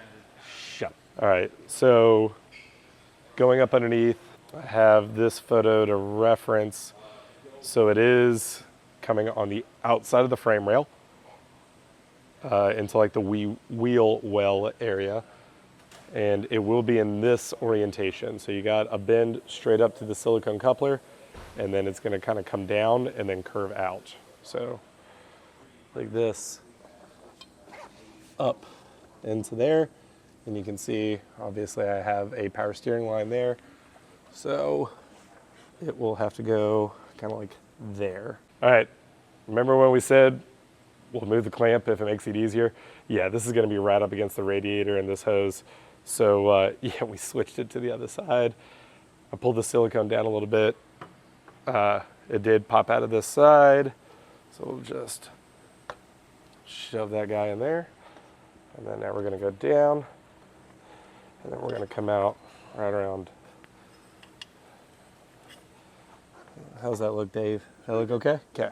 Right, this one is gonna be finicky.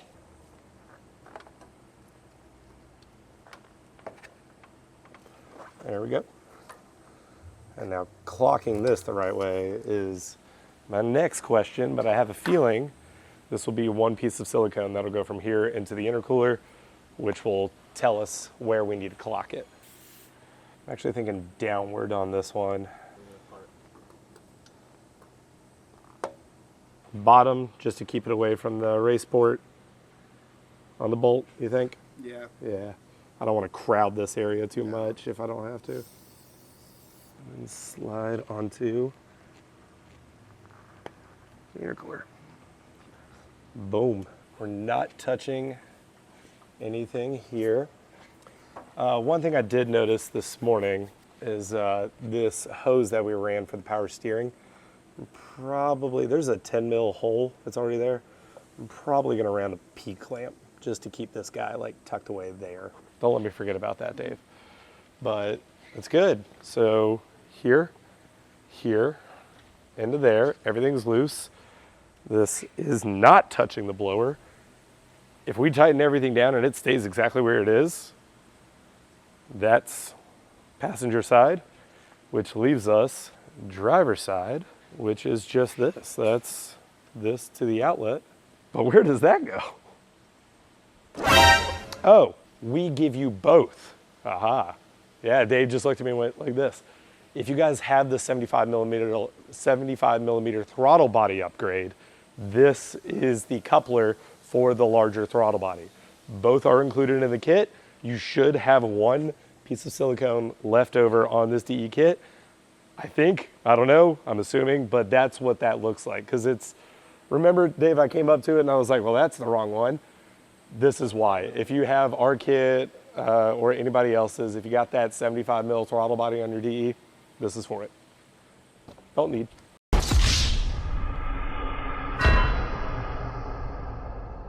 I'm just gonna put it on. I'm gonna keep it, I'm gonna plan on this kind of being like that. That way I can access the bolt through the headlight here, pretty straight on. So we're gonna go AC line up. I'm gonna get this AC line. You can see it's really close to here. If I go up too far, I'm gonna touch the blower there. There's gonna be an in-between, but all these final steps have to be done before I can put it in its final resting place. So slide that up. And you guys can see where I wrap the AC line in silicone when we were clearing out the subframe just to make sure I didn't nick it or anything. Obviously still there for a very good reason, like what we're doing. And I actually may trim a piece of this and put it right here and keep it there permanently. There's absolutely nothing wrong with keeping a piece of silicone on an AC line. It's not gonna hurt anything. It's refrigerant going through it. It'll be perfectly fine. But I think I'm gonna do that just because this, and I may even do it here. That way it's silicone on silicone if it's too close to this charge pipe. So I don't need to leave this whole thing on, but I may cut a section out and leave it here, and then cut a section out and leave it here. That way this isn't rubbing up on that and eventually blow a hole. And we'll do the same thing on the other side, bolt on the bottom facing out.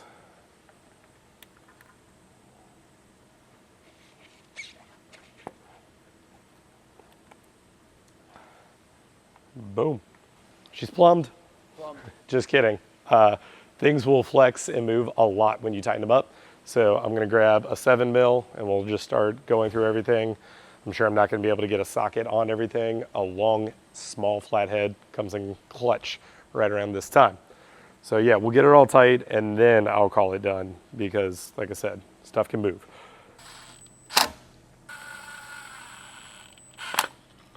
If you guys have any tight spots where you don't have a lot of silicone engagement into the boost pipe, a lot of penetration there, stop. Just make sure you tighten down the hose clamp past the bead roll. All of these hard pipes have a bead roll on it. As long as the clamp is on the opposite side of that bead roll, it should be fine. Hide that bolt as much as possible, just to clean it up. That looks good. This is the only one that's really going to be a pain because it is directly under the radiator hose. And there's no coolant in it, right? Or at least there shouldn't be. Dave, is this a bad idea? It would just make life so much easier. No, we drain the radiator. This is like the highest part of the engine. I'm going to spend more time getting this hose off.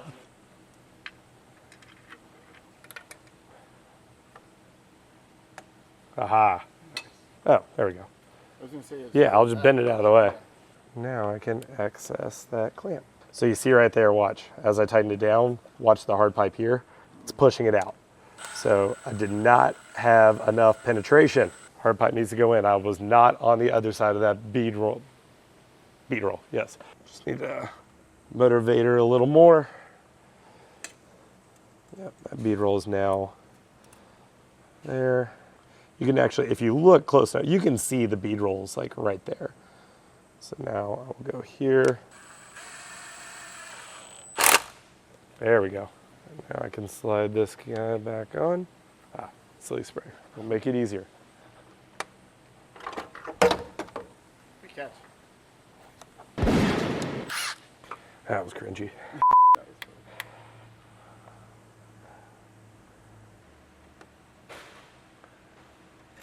Boom. I don't know if you guys saw that, but as I tightened it up, this intake pipe twisted kind of this way towards the shock tower. Everything will move as you tighten her up.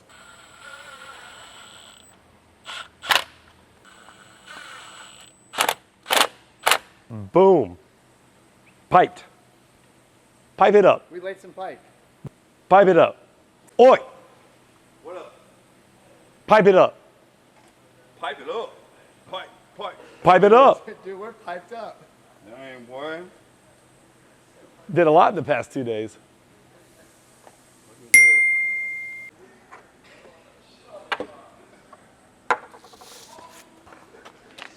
We finished another one. We did. We finished another one. Dude, that's stout. Which means on to the next section 7. Intake. You want to hear you want to hear it. I'm trying to hear it. I'm trying to hear it. Are you trying to hear it? Right. I ain't trying to hear anything else. You got other noises going on? I don't care. I'm trying to hear Intake.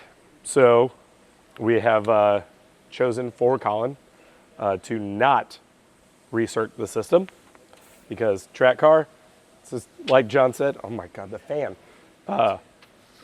Like John said, you're a VQ boy, going boost for the first time. Do you want to hear the noises? Of course you want to hear the noises. Dumb question. But if you want to, there is a recirc port, and we do provide you with the recirc hose, which would go like this. So it'll go from there into here and be good. But we're not going to use it. Intake silicone, intake filter. So we do provide you with a already pre-oiled, done up K&N air filter and assorted clamps. All right, so this guy and that hole. Yeah, that guy. I don't know what I'm gonna do about that guy. Let me see. So it looks like it's still in the way, but the good thing is it's silicone. And this is massive. So guys, when you're doing this and going through, particularly this core support hole, it's not perfectly round. It's not gonna be. So like, it doesn't have to sit like this. If you do it like this, or if that's there, you're gonna make the same power. It's not a big deal for anybody that's worried about it. You just gotta get it through. So you can put a hose clamp on it and some silicone spray, and we'll pray for the best. See you on the other side. See you on the other side. Watch me struggle. This is gonna be good. So yeah, good point. I'm gonna take the clamp and we're gonna pass it through and put it on the blower, because trying to get the clamp and the silicone through that hole is gonna be a pain. There we go. Yep, we'll sit right there. Yeah, let's silicone her up. All right, you ready, Dave? Yeah, you shove that hose in that hole there.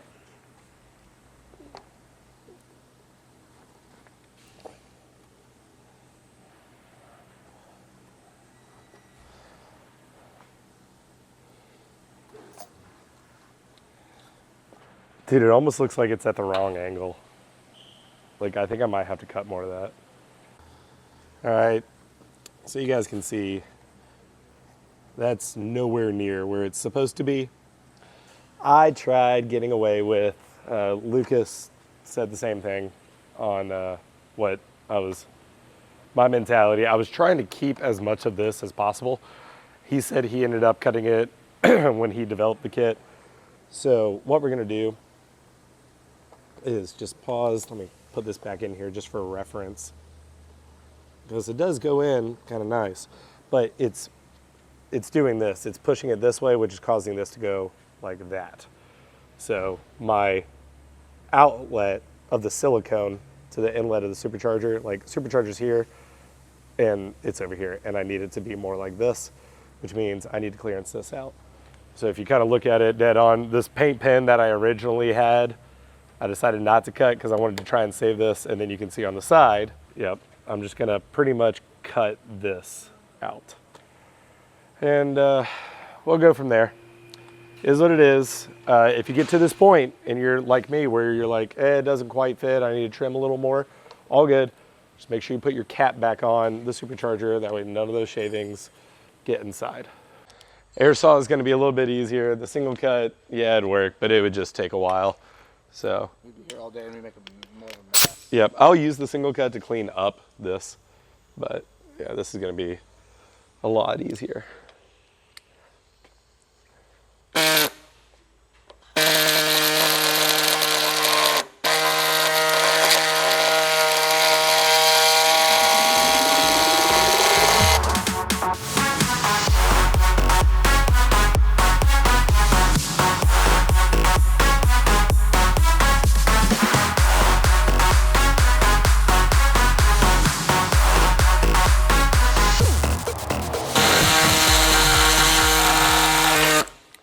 There we go. All right, now I can switch over and clean her up.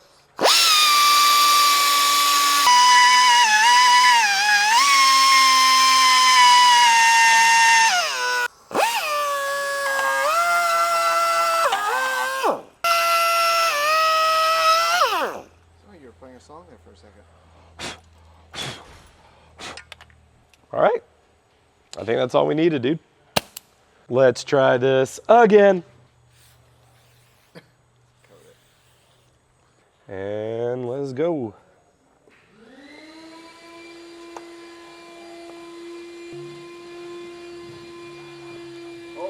Oh, buddy. Oh. Dave. Oh. Oh. Bro.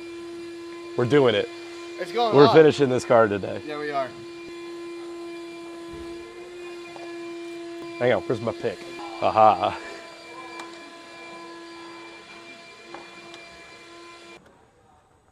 It's just that little gap. Yeah. Yep, that's it. You gotta wrestle with it, that's for sure. There it is. Whew. You gotta manhandle that thing, man. Like, so it's on, but now you can see this part for the intake, for the filter, has to sit here. So now I have to clock it back down without getting it to slide off.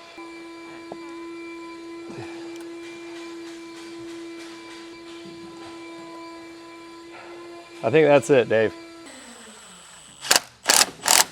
All right, now onto the filter, which will require one of these unions. Our kit came with 2. I believe you need the other one of these for a 350 kit. G35, you only need this guy. Silicone and our air filter. And now the only thing about this guy is you obviously don't want to crush it. It came out of the box already. You can see some little ridges on it from shipping. And try not to make any more. Everybody wants a perfect filter. Sometimes it's inevitable. Already we have some. Not a biggie. Get this guy started. There we go. And then we will slide this guy on here.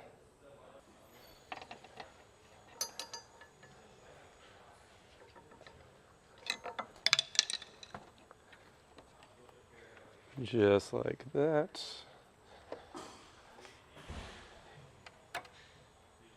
Come with me and you'll be in your world of pure imagination. Willy Wonka. Yes.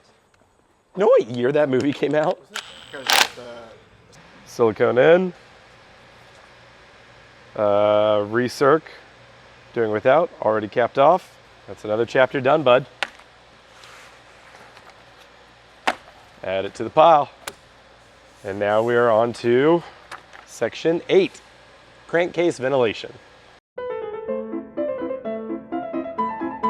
All right, locate your 4 mil silicone line. We give you a lot. The G35, actually the DE kit, I'm not sure why we give you so much because 350 or G35 should be the same. Because you are going to use this little guy. So this is from the factory, comes plugged off the plenum. I guess they use it in maybe other front wheel drive models of the DE. I don't know, there's a reason for it, but G35 and 350, most of the time they come capped. So we're going to run this line from here down to the bypass valve here. And I'm probably going to run it through the hole where the power steering and oil cooler lines go. So yeah, I'm gonna grab a pair of pliers, pull that off. Seriously, I'll plug it in here. We'll shove this line through, get our length, cut it, spring clamps on both sides, and that step is done. So I'm not worried about spring clamps right now. We'll do all that at the end. So what are you thinking, Dave? Thinking under this hose. Yeah. Like if we maybe like, oh here, let's come under the harness. Yeah, in between, yeah. And let's follow the harness. And we can actually clean it up and zip tie it and then go down this way. And then we'll run the frame rail. Yeah. And then that should come out around that area.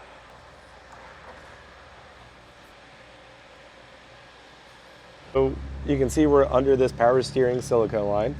I'm gonna go under the charge piping. and then I'm just gonna feed it through. That hole was already there. If you wanted to, you could go through that hole. If you want to, you can go under the frame rail and come out the hole that you use for the lines. I'm gonna end up not doing that because I didn't realize that hole was there, and this is gonna be a lot easier. Boom. And then now I can come down underneath the oil cooler lines. You guys can route this however way you want. Like this, there's no specifics on this. It's just whichever you prefer. Yep. And then we will go just like that. And we'll just cut her right there.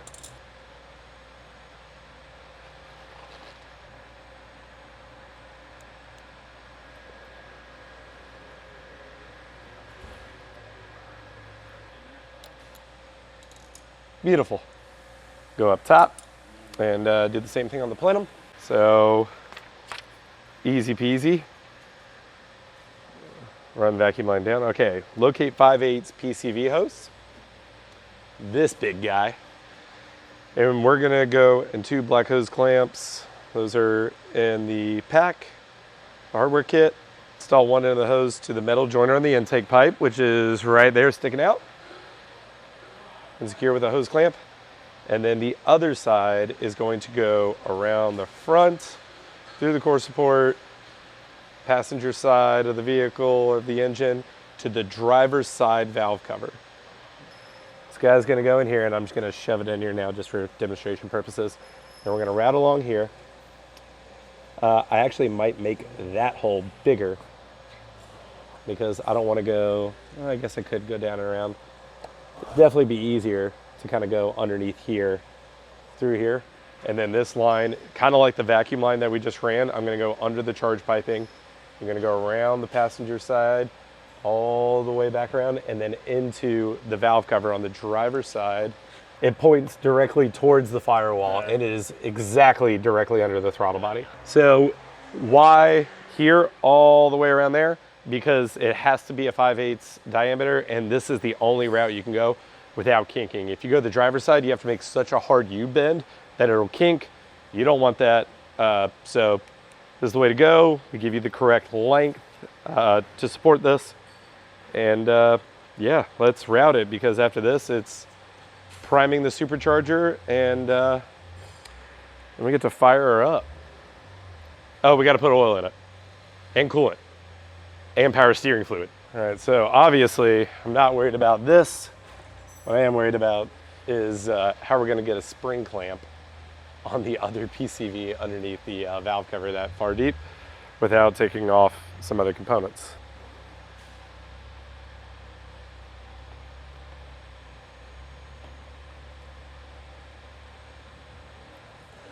Safety goggles.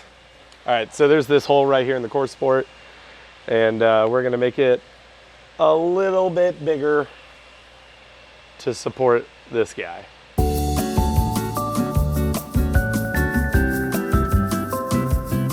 Let's see what that looks like.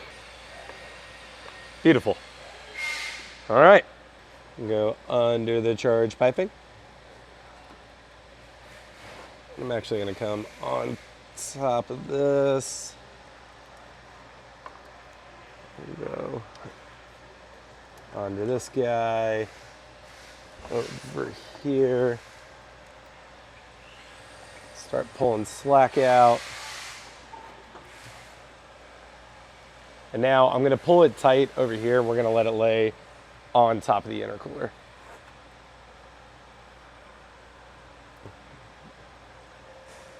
Just like that. All right, and now we can just route it back down behind there. Tuck it down a little bit, just a little out of the way. Get this guy down there a little bit more so it's not so intrusive into the engine bay where that's all you see. There we go, not bad. Hi, we're back. The plenum is off. The charge piping's off.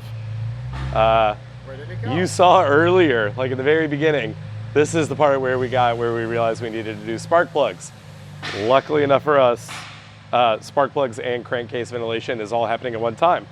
So we were just talking about running the crankcase tube up, and how are we gonna get to that back barb? Good thing is we need to do spark plugs anyways, so kind of kill two birds with one stone. If you guys are now removing the plenum, if you already did your plugs and you're looking at this, yeah, it's gonna be a pain to get underneath the throttle body. My best advice is go from the passenger side. I don't think there's any way with the firewall being this high for you to get underneath and get on there, especially with a pair of pliers and get a spring clamp on. But we're gonna do it here. You know where it's at. If you guys have already done it, my recommendation is just pull the plenum off. It's 10 mils, it's all the way around. It's a lot of bolts. Nobody wants to do that when you're this close to starting the supercharger, but it's gonna make things a lot easier. So we already wrapped it all the way around. We're here. I just need to go to here. So let's do like right there at the end of my hand, and right there. And then now I can grab my Mama Jamma spring clamp, slide it on, and whoa, blue, Dave, I like it. Oh, now it's red, now it's green. Oh, what is going on?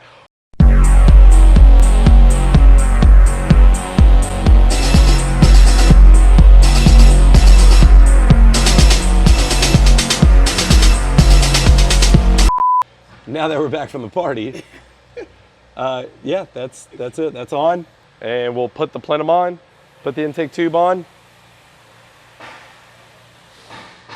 Are we there? Oh no, we got to prime it. Yeah, we have to engine oil, coolant, power steering, prime the supercharger, which are all just glug glug glugs, and then we will grab Mr. Parham to come out and put a flash on it. And see if she drives and, well, drives. See if she runs first. Gotta make sure she idles good. And we'll go from there. Now watch how fast we can put the plenum on. Let's put some fluid in it.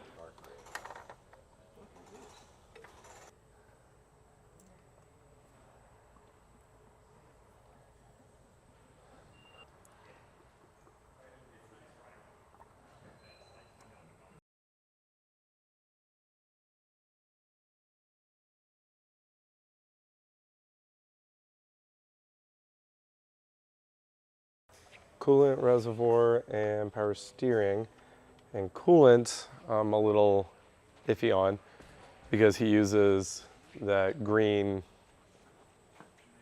like department, or not department store, auto parts store stuff where Nissan coolant is usually blue and you're not supposed to mix them. I don't know if we have any green here, which I guess it's okay because we drained all of it out. So we can put in it whatever we want. Port connected, PCV ran. That wraps up crankcase ventilation. Almost there. Now we are on to section 9, Supercharger Priming. So priming the supercharger, you will need the rest of your fluid that you did not lose because it is over $100 a bottle, and the funnel Rotrex gave you. So you're also gonna need a 6 mil Allen key. What you're gonna do is come over to your reservoir, remove dipstick, and you're going to fill it up past the max line.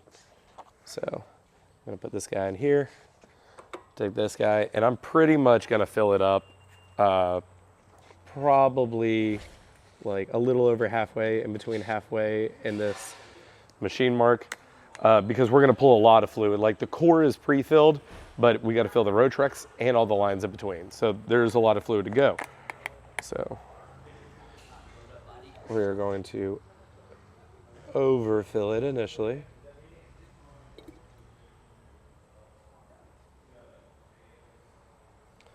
Call it about there. We'll leave this here. Make sure that's good. Yep, we're right around the here level here. You can actually loop.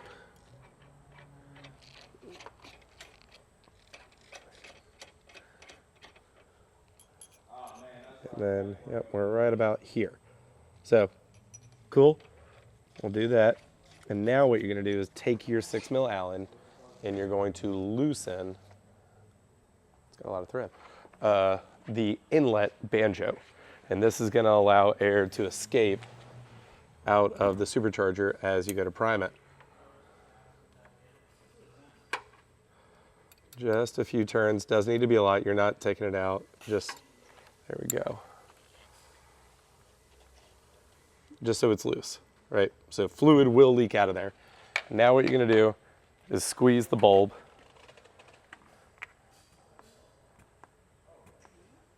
And I can hear air coming out of that banjo.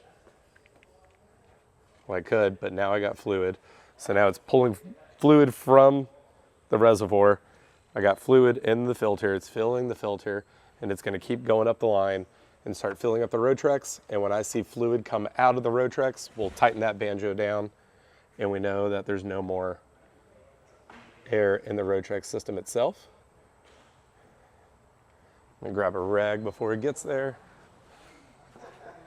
That way I can capture everything, because we are about to start this car, and I wanna make sure, oh, there we go. Oh, ooh. Yep, that was it. Cool. So I saw the fluid come out. Rotrex is full of fluid. Sweet. All right, now she's tightened back down. So now that we know the air's out of the Rotrex, banjo's tightened back down, all is good. You're gonna continue squeezing the bulb until you cannot squeeze it anymore. Like it'll get tight, tight. Ooh, yeah, she tight. See how long it's taking to... Yep, that's it. Yeah, she's tight. Check that banjo, make sure we got none coming out. Looking good, Dave. Let me check the level of the reservoir, make sure it's good. And I think then we'll be good.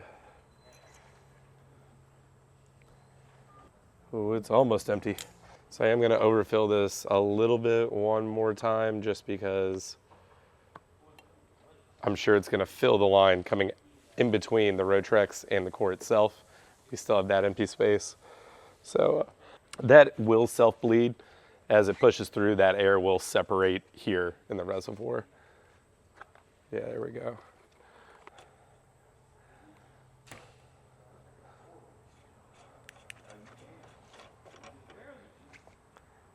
Yep, just a touch beyond the line, which is perfect. Because like I said, we have that line in between the core and the Rotrex itself. Because I don't believe fluid will push past the Rotrex on like that little priming bulb. The Rotrex has to be spinning to move fluid through it. So, but that will self-bleed out and we have a little bit left over. Which of course, once we start the car and get it going and everything, we'll do a final check to make sure all fluid levels are happy. Let's check the engine oil now that we put all that in there, make sure it's at a good level. And then John's gonna flash us. Yep, halfway point, perfect. Not high, not low, right in the middle. That concludes section 9 of the Supercharger Priming. And now, we're on to another bonus chapter. Test start. Austin, how do you feel? I'm nervous. I'm also nervous. At this part. This is the moment of truth. Yeah, because we didn't test it after the fuel system. No. We checked the fuel system. We Yes. primed it. Yes. And we made sure there were no leaks. It held 40 psi. But Y'all worried about? nothing. Nothing. We're just Hanging around. hanging around. Better not even be nervous. You got this. You remember you once took one of the cleanest 370Zs out and you did a supercharger? Yep. Yes, we did. And then we did one at Z Nationals. Yes, we did. And now we're doing this one. Yes, we did. Doug did mostly one at Z Nationals. After I worked on it, you can go fuck yourself. Only thing people remember is Fast Lane Doug. Fuel pressure has slowly dropped, but it's not on right now. So Yeah. it hit 40 and now it's on a slow decline, which is good. Let's go ahead and look underneath the car for any leaks. Oh. You see one? Yeah, that's a coolant leak that he's had since it's been here. Yeah, like it's an open system. It's not going to pressurize. It's got a spill proof on it. Yeah. So it's not going to like spray out. Alright, so I've got it flashed. I'm going to open up the fuel map before I start the car up and just go ahead and go to the live tuning. So bear with me just a second. And that way, if it's running too bad, we'll just adjust it. First startup, Austin, you ready?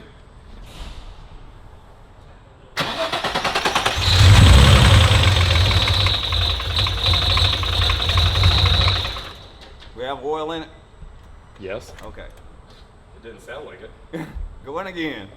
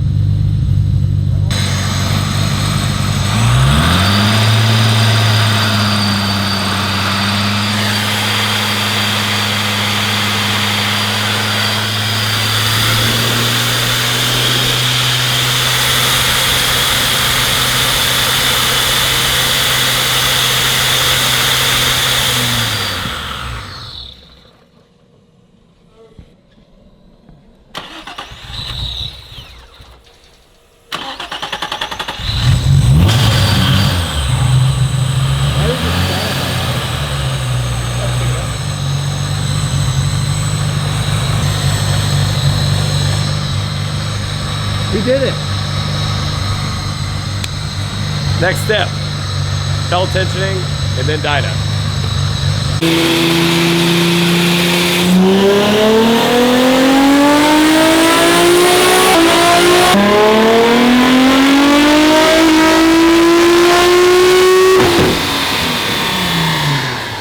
Austin, we did it. I'm excited. Hell yeah. Starting to have faith in my own work. I want to say his goal was 500 on E. Yeah, I think it was like high 4s, 93, 500E, something like that. We did it. We're back, Dave. We're back. 534 on 93. Ended up doing it Friday. We weren't here. We were at an event, but all dyno runs sound the same. Here's the graph. So yeah, super impressive. Colin does want to go E85. The problem with that is we put an Aeromotive 340 in it, and on this kind of setup, typically you would run out of pump. But he is not going for peak power. He's going reliable power. This is going to be a dedicated track car. So he's even cool, just the threshold safety of E85 as far as like detonation protection, that's what he's looking for. So even if we have to turn it down just a little bit to make sure we don't run out of pump, that's what we're gonna do. But it is time for street driving because we're good on the dyno. Street tuning is a completely different category. So we gotta get the bumper back on. Dave and I went ahead and put the headlights in, and G35 guys, you must trim. Section 10, body trimming. All right, so G35 guys, almost 100% surely you're gonna have to trim something. Our install guide tells you on a factory bumper. Colin does not have a factory bumper. I'm not sure who makes this one, but he wrapped it himself. It's obviously, it's urethane, it's not factory. And maybe I can kind of show you just by myself holding this thing up. But once you get it on there, you know, kind of close to where it should go. I know the passenger side isn't 100%, but I mean, you guys can kind of get the idea just from here. Like, this hole needs to connect to here, and it's mainly this port for the recirc is protruding out so much, it's touching here on the bumper. So I'm gonna take a paint pen. I kind of already mocked it up like off camera and just had a buddy hold one side while I did the other. We had a good look at it. I'm pretty much just gonna cut like that out. And yeah, just hold it up, see where it protrudes, see where it touches and bulges. Kind of make little small marks, cut a little bit out, test fit again, and just work your way up. Always better to take out too little and have to keep going at it than take out too much and you screw it up. So yeah, we got our air saw, trim that little piece, get the bumper on, and then we can keep moving forward. We're almost done, guys. Safety is #1 priority. Alrighty. I'm gonna cut on the inside of my paint line actually, and then I'll take my die grinder with a single cut and kind of clean it up from there.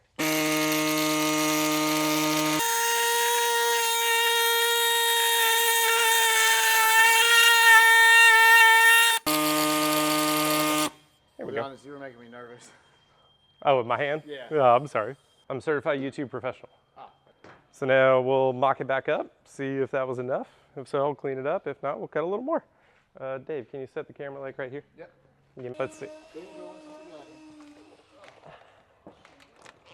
So, fender to bumper good. And you can see this is not quite there, and you can see where it's still touching there. So I'm just gonna cut out a little bit more to make room for this protrusion there. Maybe one more and we should be good.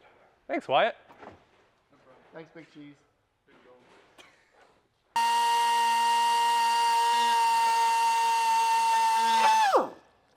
Let's try that. Where's my hole? There's my hole. All right, a little bit more.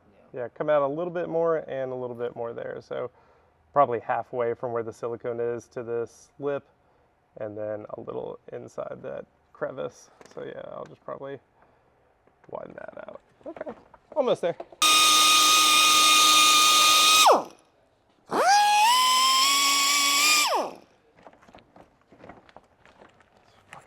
Crap. There we go. And then hole lines up. A little bit there. I'm okay with that, but it digs in really bad right there. There we go. That should be it.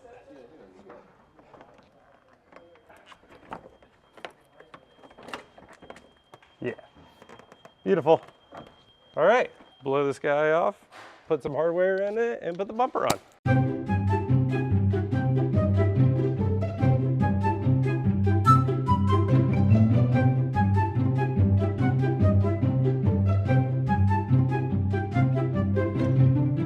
All right, so that's body trimming. It's gonna be different for everybody, but yeah, you guys can see I just had to trim a little here because of the protrusion for the recirc.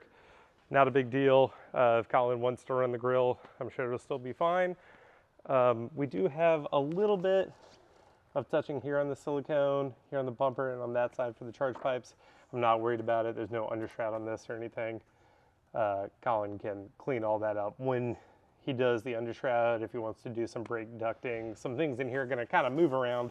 So until he has all future plans set in place permanently, we're just gonna kind of leave it for now. It'll be fine to do the street tuning and do what we gotta do. But yeah, headlights are in, bumpers on. Well, that's good. Dave, that's another one down. Yeah. Now on to section 11, belt tensioning. So jam that here. There's a spring. This whole mechanism is self-tensioning, and it is already tensioned out of the box. However, you should always double check it, because if you under, it's gonna slip. If you over tension, it could snap belts. It could snap pulleys on the front side or the back side. The tension on this back belt sets everything. So we have actually already shot a video about this. Rotrex has an app. There's a whole process procedure, and yeah, we'll go ahead and cut that in with Chris Blair right here. All right, guys, we're over here at John's car. I'm just going to show you hands-on on what you're going to be doing to check your belt tension. So once you get your full unit installed and everything, system primed and running, this is when you would go ahead and double check that belt tension. So I've already got the app here. I've got the K profile, number of ribs, all that put in here, and it's ready to go for me to record. So the reason why I got a screwdriver is just to make it a little easier to reach. So all you gotta do is you're gonna set your phone right there. Yep, hit record. Sometimes it's finicky. All right, so we see here, it's actually a little under tensioned. It's only 696 newtons. So that tells us we actually need to put a little more tension on the belt, and I'll show you how to do that now. So we're only gonna need 2 tools for this. We're gonna need a 14 millimeter wrench and a ratchet with a 5 millimeter hex key socket. And so let's go over here. Just gotta break loose that jam nut. Already did, so I don't embarrass myself. And then we are going to tighten it just a little bit. Righty tighty, lefty loosey. Now the tighter it gets, it has an exponential effect on the tension. So the more you do it, it's going to ramp up very quickly. So you don't want to do too much before checking it again. So we've added a little bit of tension. Let's go ahead and do another recording. There we go. You can see we're at 1,029 newtons. That's gonna be right in the sweet spot in the middle. And so we're all set. Just gotta tighten this jam nut back up.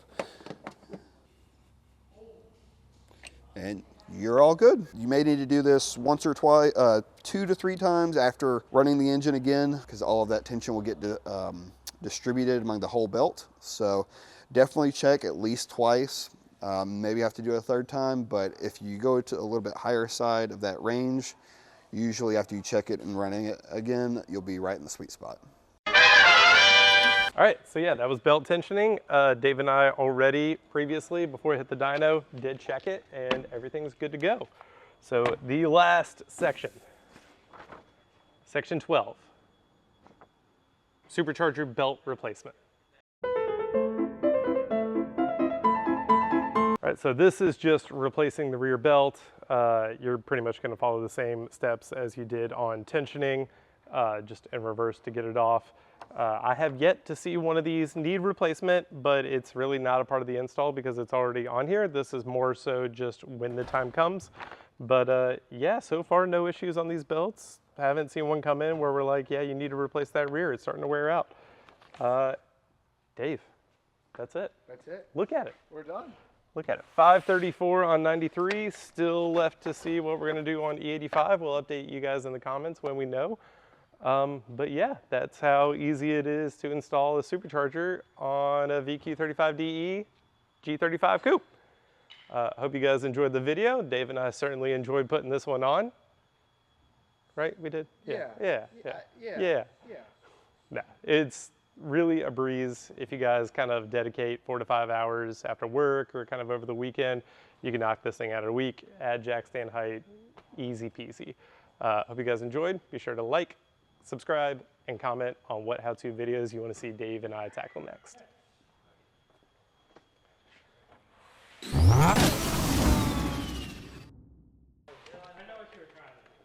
Thanks, Sean. Thanks, bud. Look at this. Thank you, thank you, thank you. Supercharger done. Fuel system up. 534 on 93. Nope. Austin, we did it. We did it. We did it, John. Yeah. Yeah. Dave, it's that time. It is that time. I'm excited. What time is it? Party time. Party time.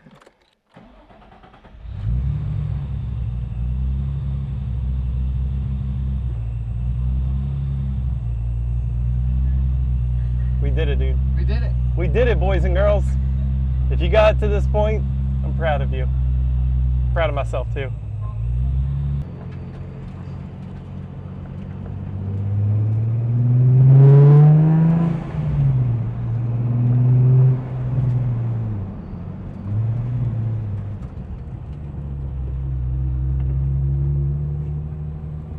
That's good. Good? Yeah. Letting the oil temp get there. Huh? said letting the oil temp get there. Oh, okay. It's still like ice cold. I'll probably go back and forth 2 or 3 more times. Clutch feels good. Like, feels good, dude. Seating position is not my personal favorite, but also I don't think I'm the same height or weight as Colin. All right.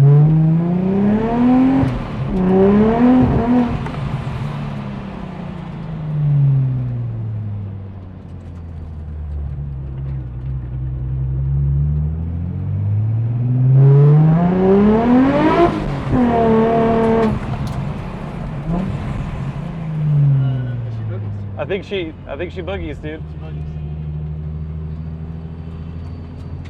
All right, one more time.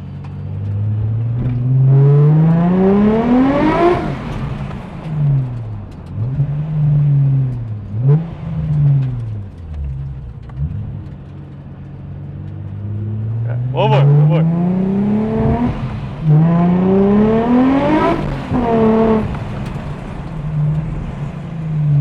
Dude, that's like great power. It like lights up second every time. Yeah. But it's like, it's fast, but it's like usable. Yeah.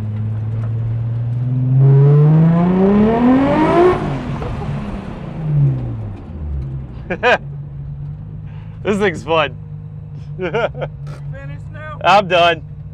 Leave it running. I just wanted to enjoy the fruits of my labor. I love it. Dave, get your DE driving ass out of there. All right.